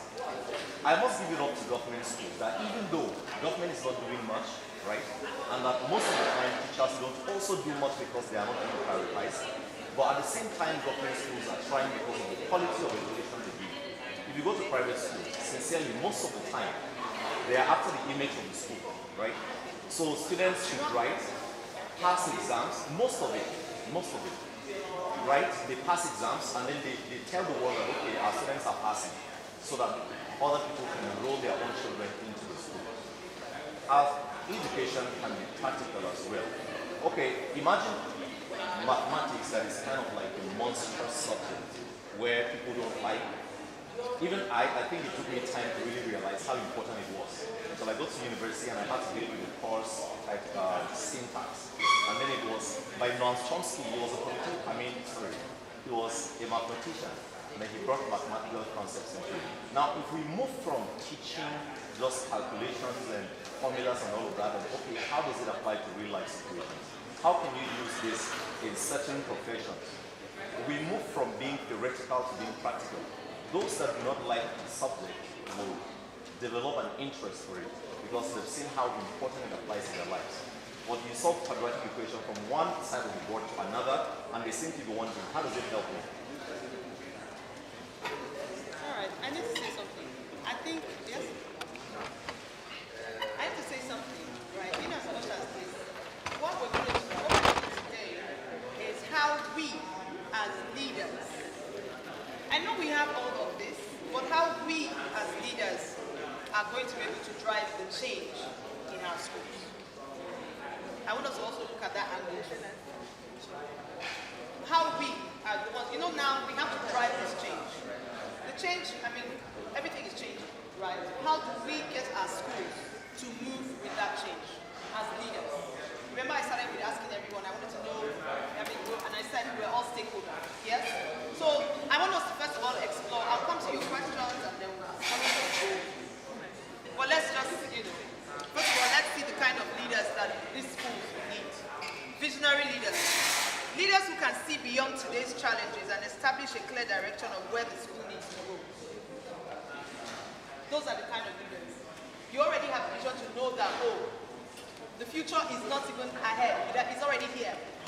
You have the vision to be able to drive your team towards change. Now, schools need adaptive leadership. That's leaders that can respond to changes. Yes, we've been talking about a lot of adapt. Yes? So the next one, change leadership. Leaders who can move people through change, not just simply announce it. They explain the why. It's quite difficult for people to take on change. Very difficult. Very, very difficult. Of course, you're going to have a lot of people that will tell you, it's not going to work. But there's really nothing that can be achieved. So the kind of leadership that the school needs is the change leadership. So you can explain why, build understanding, involve people, develop capacity, manage resistance, provide support, monitor progress. Change is not just about changing systems. It's about helping people change successfully. So it's our role. Now we're looking at how we can bring about this change in our schools. Yes? All right, instructional leadership.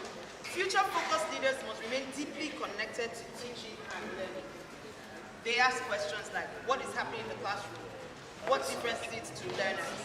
They focus on quality teaching, curriculum, professional development, evidence of teaching and learning. People-centered leadership. That means schools improve through people. So leaders need to understand how to develop teachers, to build trust, to be able to give meaningful feedback and create opportunities for professional growth. You cannot build a great school without building the people. The next one is collaborative leadership. Getting everyone to buy that vision, right? So we need leaders who can work collaboratively with the parents, as someone has suggested, who can work collaboratively with the teachers and the entire school community. Yes? So, future-ready leaders create cultures where we solve problems together. They involve teachers, middle teachers, parents. Our leadership becomes distributed rather than concentrated. Evidence-informed leadership. Leaders need to move beyond I think. What does the evidence tell us? They use assessment data, they use the learner's work, they use attendance, behavior, and all of that. Culture building leadership also, building a culture of change, knowing that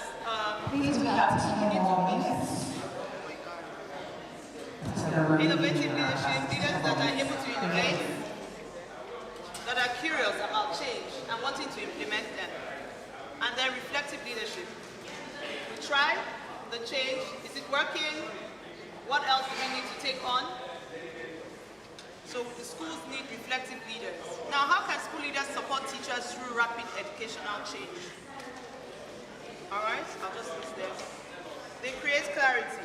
Teachers need to understand what is changing, why it's changing. So it's not enough for us to say, okay, AI, you need to help them to understand. Yes? So create clarity, prioritize, not overwhelm them. I know that change is something, we want to change everything. It has to be gradual. It has to be gradual. Build capacity before expecting implementation. You don't assume because you have told teachers what to do, but you have to show them how to implement this change as leaders. Now, change takes time to understand and embed. So teachers need opportunities to learn, to collaborate, to reflect on how this change will go about.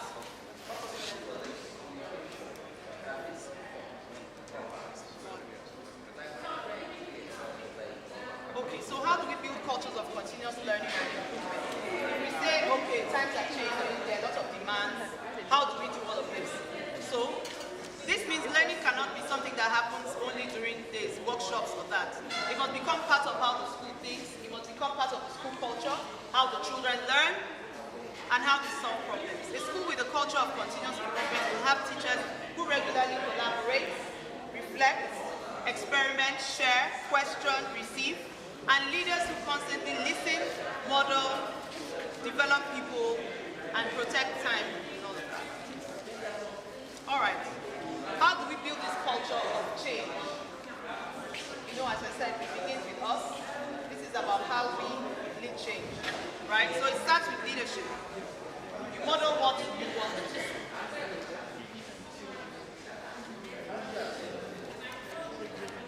Now, you make collaboration part of the school system. Someone was talking about collaborating with the school owners on how to drive change. Collaboration is key, yes.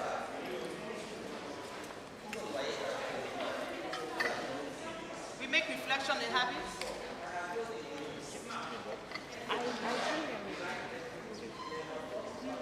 send this slide to you. I feel like I'm over time. And then we make improvement part of everyday work as well. And all of that. Development. Okay, let's look at practical steps that leaders can take to keep schools responsive to today's learners. Right? One, you need to know your learners. Learners need to have a clear picture of who their learners are and what they need. We have to create create meaningful opportunities for learners to influence their learning experience. We have to keep teaching responsive. Remember that this change is not only about AI, it's also by creating those skills, those life skills as well. Addressing gaps early, preparing learners for the future, not just for exams, as we said. Right? These learners need knowledge and transferable life skills. We're talking about schools should deliberately develop critical thinking skills, problem-solving skills, communication, collaboration, creativity, adaptability, self-management, and the digital and AI literacy. Keep the curriculum relevant. I think we talked about that earlier today, on how the curriculum, we even talked about how the teachers have to be trained on the curriculum that's been given and not just given away as well. Support teachers to adapt through collaboration, coaching, experimentation, reflection, and all of that. Review school systems. Is the system helping our learners, or are we maintaining it simply because it has always existed? Systems need to change. We need to change our systems to be able to adapt to the change. Of course, use technology and AI purposefully. Someone was talking about this, strengthening partnerships with families as well. Okay. So, leadership can no longer be about managing what exists. Leaders must anticipate change, must adapt, and build the capacity to respond to change. Leaders must ask not only is everything working, but are we becoming the school our learners need? Very important, right? A school cannot become a learning organization if only the children are expected to learn. Leaders also must create cultures where teachers learn, collaborate, give feedback, and improve as well. So the future is not something we wait for, it's something we lead towards. As school leaders and educators, our responsibility is not to predict exactly what the future will look like, but to be prepared for it. Just trying to beat the time. So what does your school need to become to meet the needs of tomorrow's learners? What does your school need to become? Someone said we need to put the facilities there. We need to do what? Sorry? Systems need to be flexible because change will always happen. It's that mindset of rigidity that affects everyone. So they just need to participate, adapt, and act.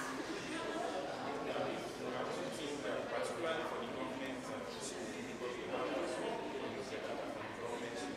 we have an accountability program. In fact, more than Nigeria, I think it's the entire continent. Leaders are not held accountable enough, and they pass in budget every year. They move them back from the local government to schools. If you go now, let's go and check what there is something in that area.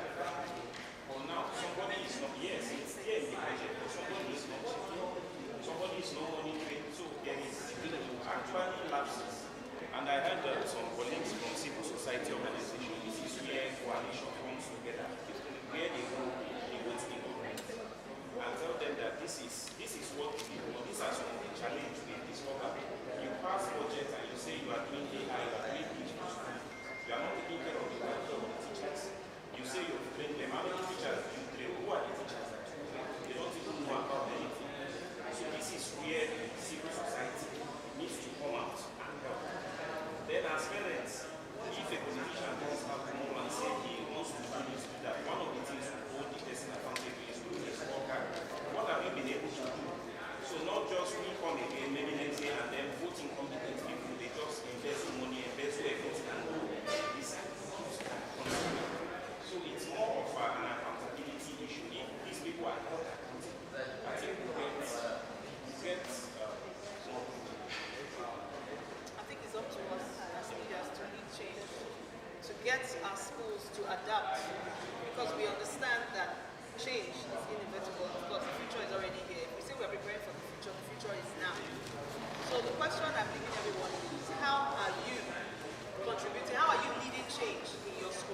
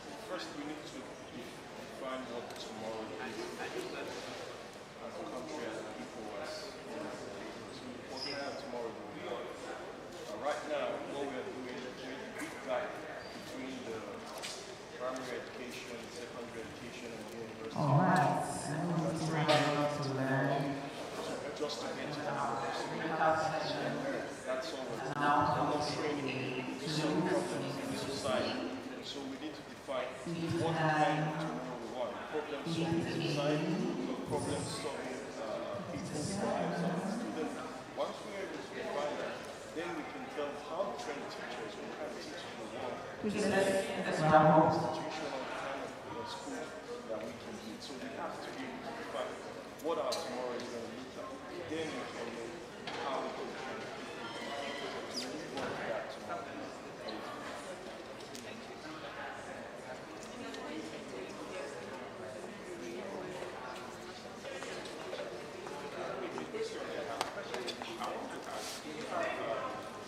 For those in the civil society, we have like an education accountability mechanism. Maybe like what I'm talking about is like a coalition where you have NGOs that maybe go about and track some of these infrastructure, track what the education system is in Abuja. We really have that kind of, maybe like a coalition that what they do is they go about and they checkmate what the education system is, and then at the end of the day they come up with maybe like a fact sheet and scorecard, and go when they have they do this open section, particularly in the national state and the House of Assembly, where they come and they present their findings. Yes, the NGO. I don't really know if they have. The issue here with your suggestion, which is good, is just that there is no legal backing for this NGO. The check and balance is very which is why we have the judiciary, we have the parliamentary people that are supposed to do the check and balances for all of these, which were like the policy development and implementation should be from representatives from each senatorial zone, and we have that representation, but then the accountability is lacking on that level. So the accountability here now is people should hold their senators responsible because they speak on their behalf. They should be checking what is going into the education policy, how much money is being allocated to basic education, and other areas. That's when the check should I know many of us want to stop. Solutions have gone tremendously well in keeping us engaged. It doesn't even feel like 1 hour.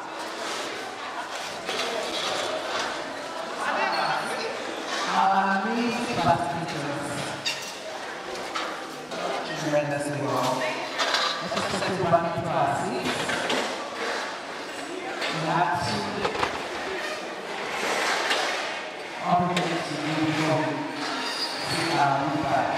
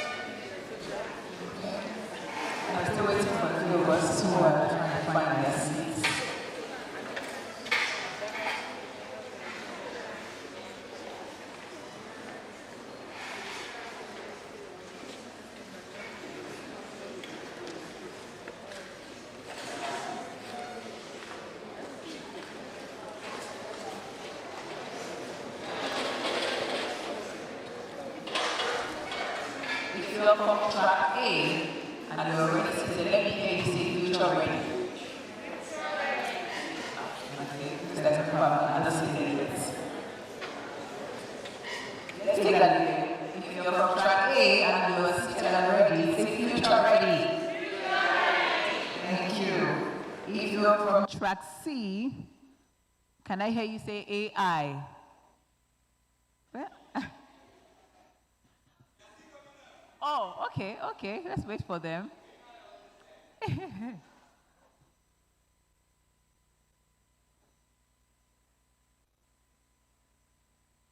I think at this point we need to develop AI tools that can help us move faster when we're on stairs. There has to be something, a robot or something, I don't know.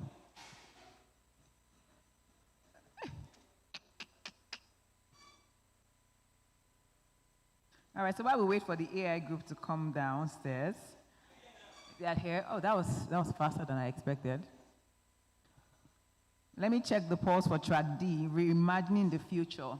Let me hear you say future ready. Track D, I need that to be louder. Say future ready. Thank you. And then track E, I want to hear leadership. Are we tired? We're leaders now. Let me hear you say leadership. Leadership. All right. So AI, are we here? Okay. So can you give me the AI? Louder. Louder. All right. Thank you, everyone, for being so cooperative. I know we've had a very, very engaging, interactive, insightful breakout sessions. And I saw that some of us didn't even want to leave, Let's just give a round of applause again for our amazing facilitators who really, really engaged us within that long but very short time. All right, so I need one or two persons from each track that would like to just share with us some of the things that they are taking home with them from their breakout session. Any volunteers? Anyone? Can I have my microphone in the audience? Okay. There's another microphone just right here. So anyone from track A, the future ready class? Future ready me. Anyone? Oh, a round of applause, please, for my beautiful volunteers. Can I have the mic? It is. Turn it on.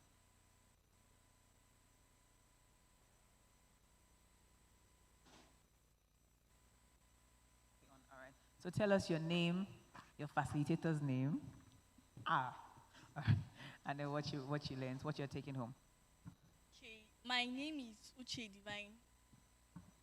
I learned that the more you interact with people, the more you learn new things, and the more you work on yourself, the more you improve in life. The more you work on yourself, the more you improve. That's very big. Come on. Thank you, Uche. Mm-hmm. Good day, everyone. My name is Kingsley Close to God. I learned that for you to be a future leader, you have to believe in yourself. You have to be yourself. You don't need anybody to tell you who you are. You tell yourself who you really are. Yes, and for you to have a good future ahead, you have to work on your characters and your values, so that the future which you have determined for yourself will be what you have actualized. Ooh, that's it. Thank you for sharing. That's a really powerful takeaway. All right, so let me have volunteers from track C, which is AI, creativity, and my future. Track C, AI, come on, give them a round of applause. That's another person. I really like how confident. Thank you.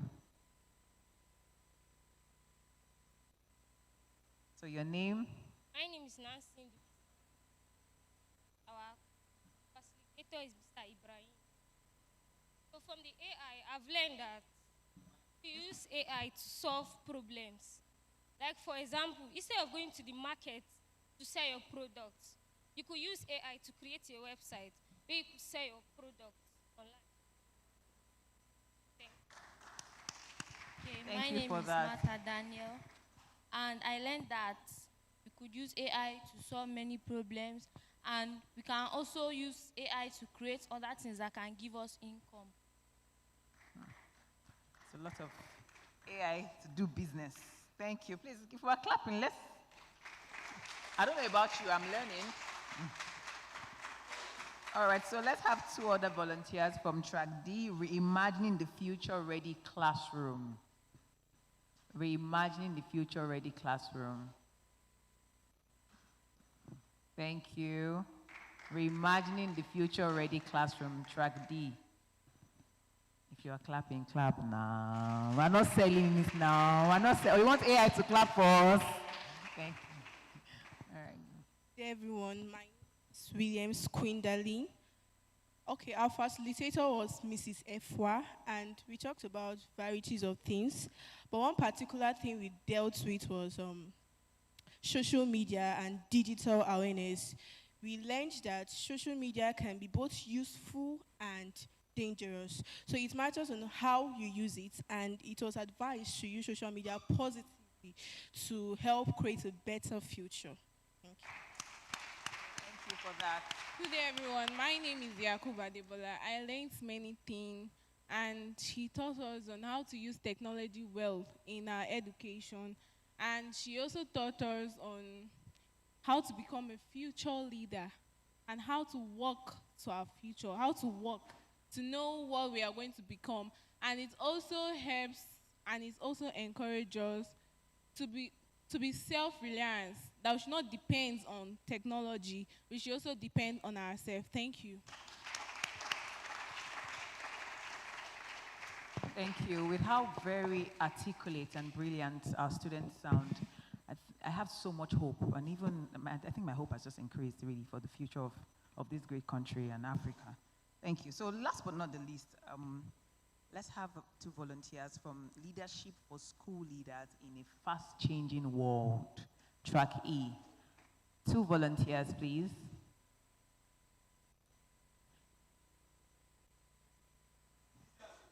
No, doing. Thank you. Second volunteer.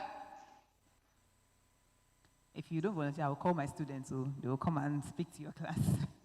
I'm kidding. Thank you.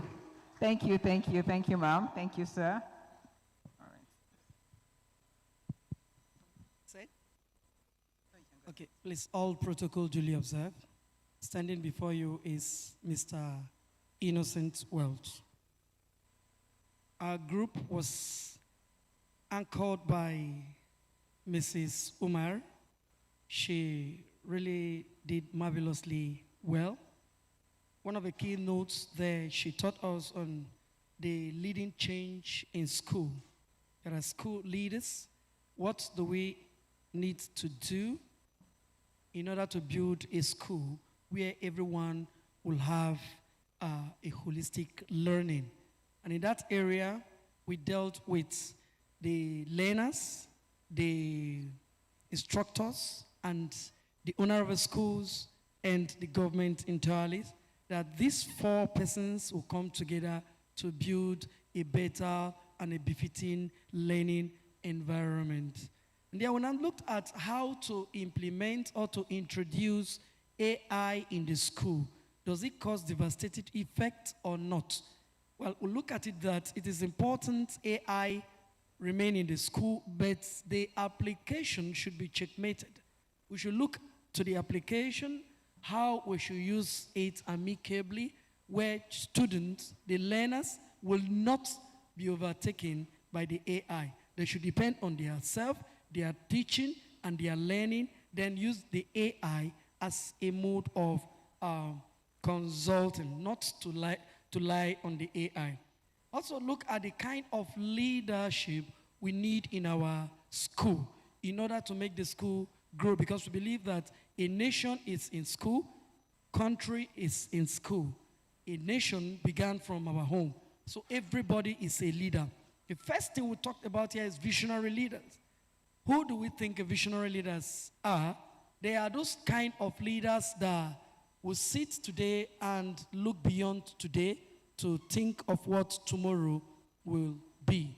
These are the kind of leaders that go outside their scope to build a better learning facilities. We also have adaptive leaders, those who will, the kind of leaders who will be responding to immediate problem within their jurisdiction. Whatever it is and wherever it comes from, they are ready to tackle it within a dice of their eyes. Then the next one is challenging leaders, those who felt the way things are and will be able to face it squarely. Finally, before I hand it over to the next person, we learned a lot of things. Yes. In order to hand it to, yes, thank you very much. I appreciate it. There we look at what are the role that government should play in the school. So it is all about government bringing things together to make sure school ends. Thank you very much. Thank you, please. All right, my name is Mercy Andrew. And although he has spoken to a length, let me just say a brief. I learned that I, as a teacher, I shouldn't focus on the theoretical teaching alone, that is throwing words as my student, learning just by words. Rather, learning should be more practical, it should be more involving, where the children will be carried along, where they will be involved in every part of the learning, because it is believed that what you do sticks in you better than what you just hear. So as a teacher, I've learned that practical aspect should be involved. I also learned that my students should not be trained only to pass exams, but they should be trained to face the real life challenges out there. If tomorrow I'm throwing these children, not throwing rather, if tomorrow I'm letting these children out as a teacher, what is my hope? What is my strength? What is my confidence? That these children that I have trained, I have confidence in them that yes, they will be representing me or the school or the society tomorrow. So I've learned the practical aspect. I've also learned personally to have informed information as a teacher also, because what I do not have, I cannot pass it on to my students. Thank you. Thank you very much. Please, a round of applause. They say that behind every great leader, there was a great teacher. So please, a round of applause for the teachers as well. Who remembers our 4 C's? Our 4 C's for the 21st century workplace. Who remembers? I'm tempted to give somebody an extra plate of rice. Our 4 C's. Anybody? Anybody? Okay. Try.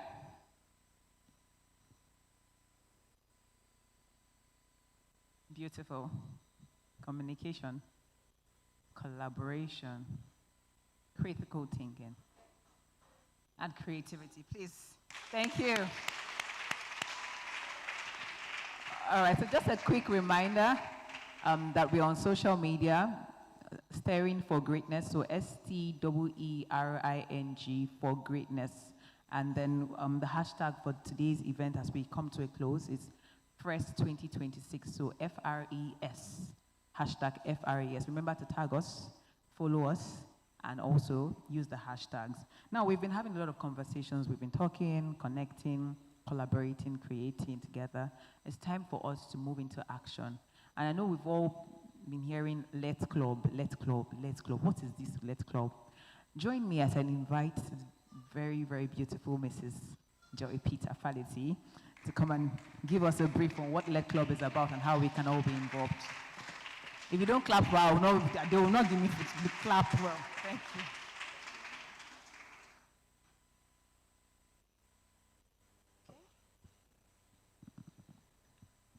Good afternoon, everybody. See their response. Good afternoon, everybody. Thank you so much for coming and for staying up to this point. So like the MC had said, some of you might be wondering, you've been hearing Let Clubs, and you've even seen some of our Let Clubs facilitators. You've seen some of our Let Club students. So you're just wondering, what's this club all about? So the question first I would ask is, what do we do as Steering for Greatness Foundation So at Staring for Greatness Foundation, we are a non-profit organization that is working to decentralize access to quality, innovative, and holistic education in Africa and Nigeria as well. So our focus is actually very simple. We work with teenagers, we work with teachers, schools, helping them develop the leadership mindset, critical thinking, entrepreneurship thinking, as well as technological skills that they need to navigate and influence the world around them. And one of the ways we do this is through our LET clubs. So LET club is LET. LET stands for L means leadership, E means entrepreneurship, and T means technology. So that's the acronym, that is LET clubs.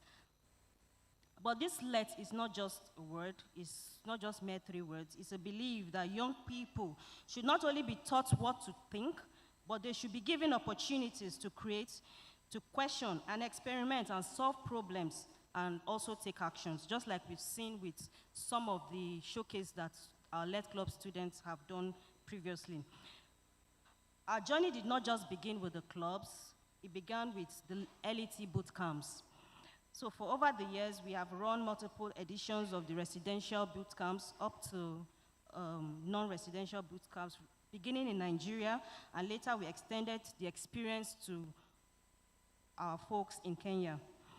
One of our early boot camps brought together teenagers from different parts of Nigeria, with the theme then was Zero to Hero. And the question then was, what if young people could look beyond the problem around them, not just at some things, not as things somebody else should solve, but as opportunities to create solutions?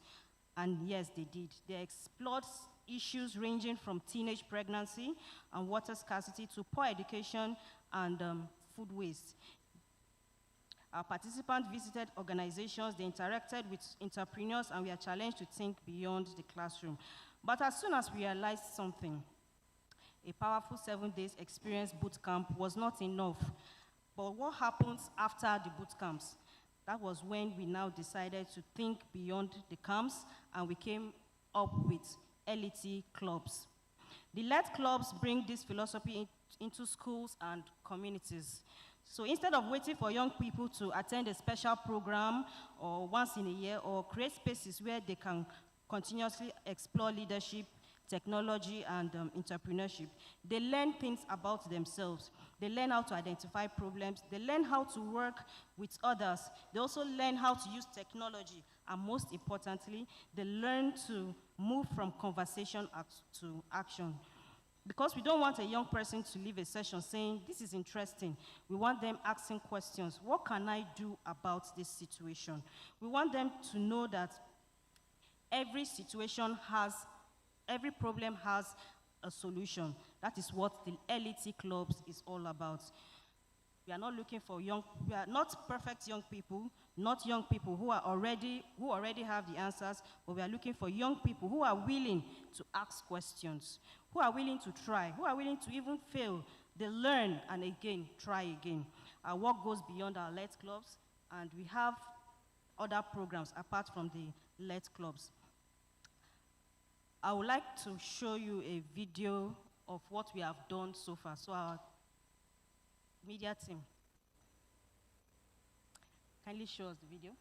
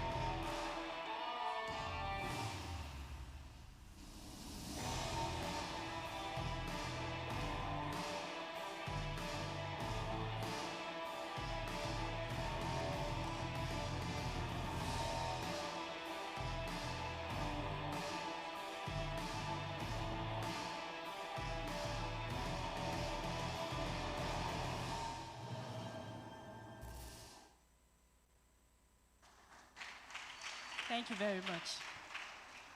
So which of you students saw yourself in the clip? Students, how many of you saw yourself in the clip? Wave your hand, let me see. Thank you very much. So that's what the Let Club is all about. Now that we have shown you what the club looks like, now let's look a little, now let's show you a little more of the ecosystem behind it. And what's next? We don't believe we are finished. In fact, we are just getting started. We want to take Let's Clubs into more schools. We want more teachers equipped to mentor and support young people. We want more teenagers exposed to experiential learning. We want schools to become spaces where leadership, entrepreneurship, and technology are not just subjects but experiences. But we cannot do this alone, because the future of education will not be built by just one organization. It will be built by schools, teachers, parents, young people, governments, businesses, development organizations, communities working together. That is why today's summit's theme, Connect, Collaborate, and Create, is so important to us. So we are calling on school leaders, principal, proprietors, or educators here today or watching us online. If you have a simple invitation for you, we have a simple invitation for you. Don't just listen to us talk about the Let Clubs. Bring one to your school.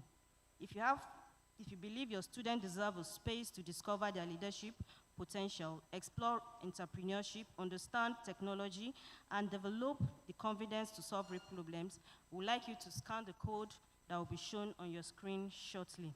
The code is for you to register, or if you can refer schools to register your schools for the Let's LET Clubs program.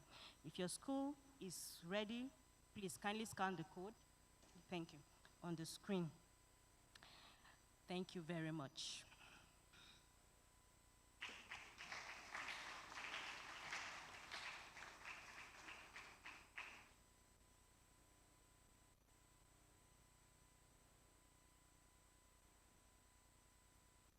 All right, thank you very much, Mrs.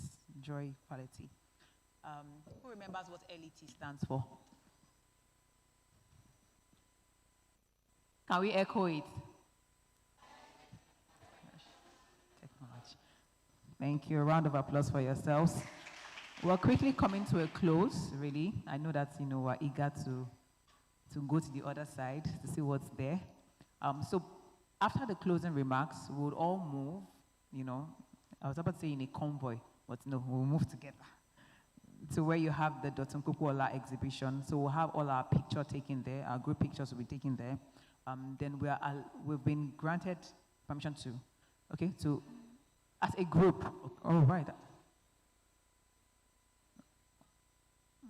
And get our food and go. Okay, so we would go there as a group, walk around, see the exhibition and some of the amazing art pieces that are there, made from metal scraps. And then we'll come back, pick our lunch, and then we can say goodbye, committing ourselves to go and act on the things that we have learned. And to give our closing remarks, no, don't come up yet. Don't come up yet. You have brought us into this room to connect, to collaborate, to create, right? And so we'll creatively give her a round of applause, and that is the Executive Director for Staring for Greatness Foundation. No, not yet. Creative, that's not creative. We will creatively do it. No, that's regular. Don't worry, I'll teach you. I've learned one or two things. We'll start by doing a raindrop clap, okay? So we start from the drop, and then we go to the Abuja rain. Are we ready? All right, now let's do it. Take it. Okay. Increase it. Thank you, Mrs. Bisalaoni.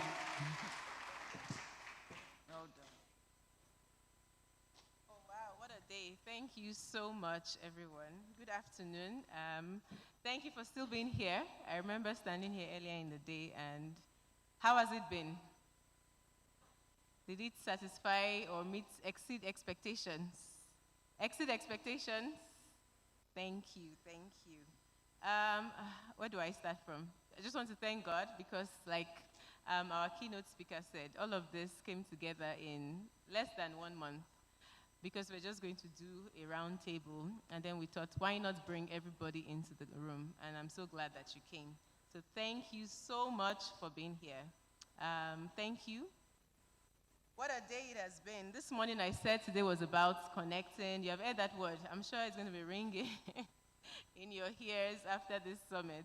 Connecting, collaborating, and creating.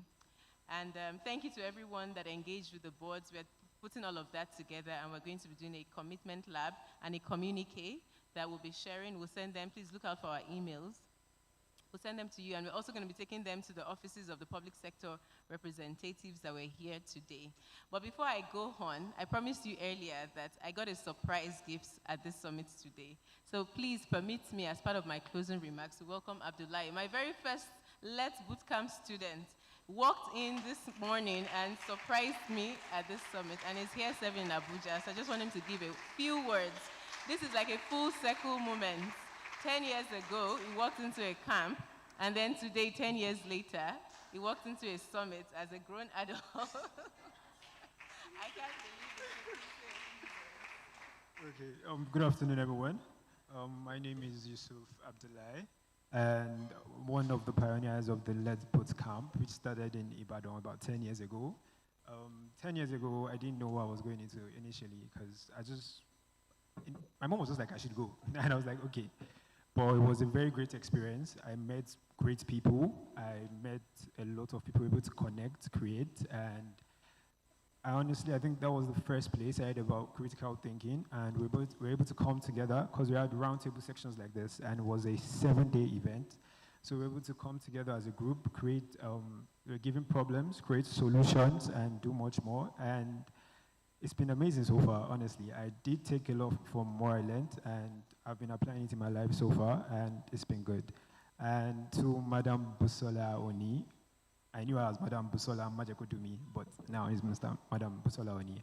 And she has come so far, she has been doing amazing so far, and I would like us all to please put a round of applause together and appreciate her. And she's been doing so good, and to this event and so many more to come, I wish the Lord continues to bless you. This is a little bit in the milestone of more things that you're going to achieve, and this is just the beginning. And for the young ones in the crowd, do not ever give up on your dream. People will tell you you can't do it. As Africans, we tend to limit ourselves, which is extremely bad and terrible. The sky is the starting point. We have so many things we can achieve. There's so many great things we can achieve, but we don't get there because we limit ourselves and tell ourselves that, oh, I'm Nigerian, I don't think I can do this, or I'm from this place, I don't think I can do this. That is wrong. That is not the mindset you should take going forward. The world is amazing. The world is yours to conquer, and I believe you all will conquer and make great decisions. Thank you.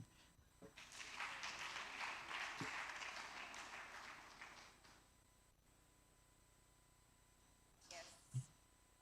So Abdullahi walked in and he surprised me, and I was like, no, you have to talk later on today. So yes, we heard from UBEC in the morning, the Universal Basic Education Commission, challenging us to really think outside the box and also work together. We also heard from the Teachers the Teachers Registration Council. I know they have challenged us to make sure we're all professional teachers. No quackery allowed. Well, it's been really good. And most importantly, our facilitators, panelists have challenged our thinking around how are we preparing young people, and even ourselves as young people, for the world that we're going into.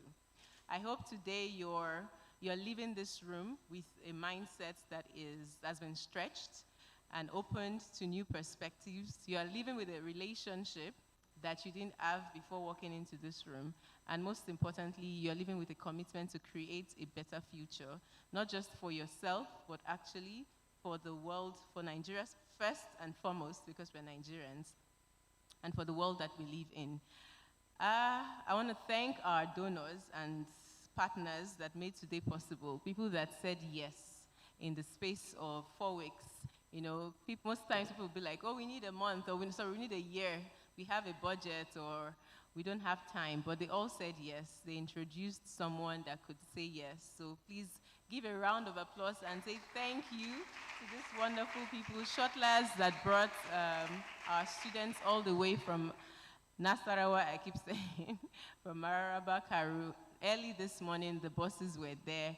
I used to be part of Shortless. I'm grateful that something that I also started is a company that's growing and flourishing and bringing people around. We have so many others. Acropolis, Read to Succeed, that's sponsoring our LED Club teachers today. Courtesy Honorable Simi, and advancing that work to make sure we keep doing more. Thank you so much. Please, a round of applause as I'm mentioning their names. I also want to thank Yishta, our partner, since we started working here in northern Nigeria, because we've been mostly in Oyo and Lagos. So thank you to Yishta. The Yishta team is somewhere. Please give them a round of applause. We really appreciate you. Thank you to Acropolis as well for media support and even post-media support that would happen. So if you see us in the news, thanks to them for making it happen. A round of applause. And the venue, Tikera. How many of you have enjoyed being in this space? So yes, thank you to Tikera for hosting us and making this a space that we would enjoy. When I walked in the first time last month, that was the first time I came here, and I was like, no, we have to move the summit here. And so I'm glad that they said yes and made our schedules to collide so that we could all be seated here today. And thank you, if I have not mentioned anyone, thank you to all the donors. Empowering a Generation campaign, we ran a campaign earlier this year. All of this is made possible by individuals like yourself that actually gave. Some people gave as little as whatever, as much as whatever, but they gave it a big art, and that's one of the reasons why we can be seated here. This was not backed by, yes, this company's partnered with us, but the actual cash that moved came from individuals. And so please give a round of applause and thank you to everyone that gave for the Empower a Generation campaign earlier this year. We're really grateful. I hope that as you go home this afternoon, you're going home with one commitment. We're going to collate all your thoughts that you shared today. That's why we have snippets, we have the sticky notes, and we're going to be putting that into documents that we're sharing. We'll send it to you as well. Please follow us on social media if you have not done so, at Stirring for Greatness on all platforms. Find us, follow us now. Don't do it when you get home. Bring out your phones. That's the only thing we're asking of you, to follow us on social media so that this word can actually reach more people. Bring out your phone at Stirring for Greatness on Instagram, at Stirring for Greatness on LinkedIn, at Stirring for Greatness on, what else are we on, Facebook? I think that's about YouTube, especially, so you can see the video later, because we're also live streaming. Please shout out to our audience online. Give them a round of applause. People have been watching around the world. Thank you so much thank you so much. Shout out to Yellow Door Hotels as well. They really came on board. For anyone that wanted to stay, they were willing to offer a discount to stay at their place. And to our MC and host, please give a round of applause to Miss Angel, wave, and Miss Ose. Thank you for saying yes and doing a phenomenal job. Yes, and I cannot but shout out, she already spoke before me, Joy Faleti. She's the engine behind Stirring for Greatness Foundation. I don't do this full time, she does. And so please help me give her a round of applause to say thank you for Miss Joy. Miss Joy! She's sharing food, she's not listed. Anyway, thank you, Miss Joy. I really appreciate you. We're saying thank you. God bless you. She came all the way from Lagos and pulled all of this in person together since Tuesday. Really grateful for your support. Thank you to my husband, Dr. Benga Oni, who facilitated this session earlier. He said we should go for picture. We are going, closing. My thank yous are endless, but thank you to all our facilitators. Thank you so much. A round of applause to the facilitators and the panelists and the speakers. Thank you, thank you. And to yourself, the most important people in the room, celebrate yourself and say thank you. The students, let club students, please clap for yourselves. Thank you, thank you. I hope you are taking something forward. And this is just the starting point. You have only just begun. I really hope, like you saw Abdullah, even beyond, we want you to do greater than us. Now I'm looking at Abdullah, I'm like, oh wow, there is more. So next one, it should be like you, and there is more. So really grateful. Keep flourishing, keep practicing, keep creating, keep believing in yourself, and carry each other along. What we've seen, like I said earlier, was investing in young people means that they invest in each other. So like young people end up employing themselves when they start businesses, they end up dragging each other along. So be those people that actually carry your peers that couldn't be in the room that couldn't be in the room today along, share your notes with them. We don't odd here, we share. So please, when you get back home, share what you learned with your friends, with your classmates when you go back to school next month.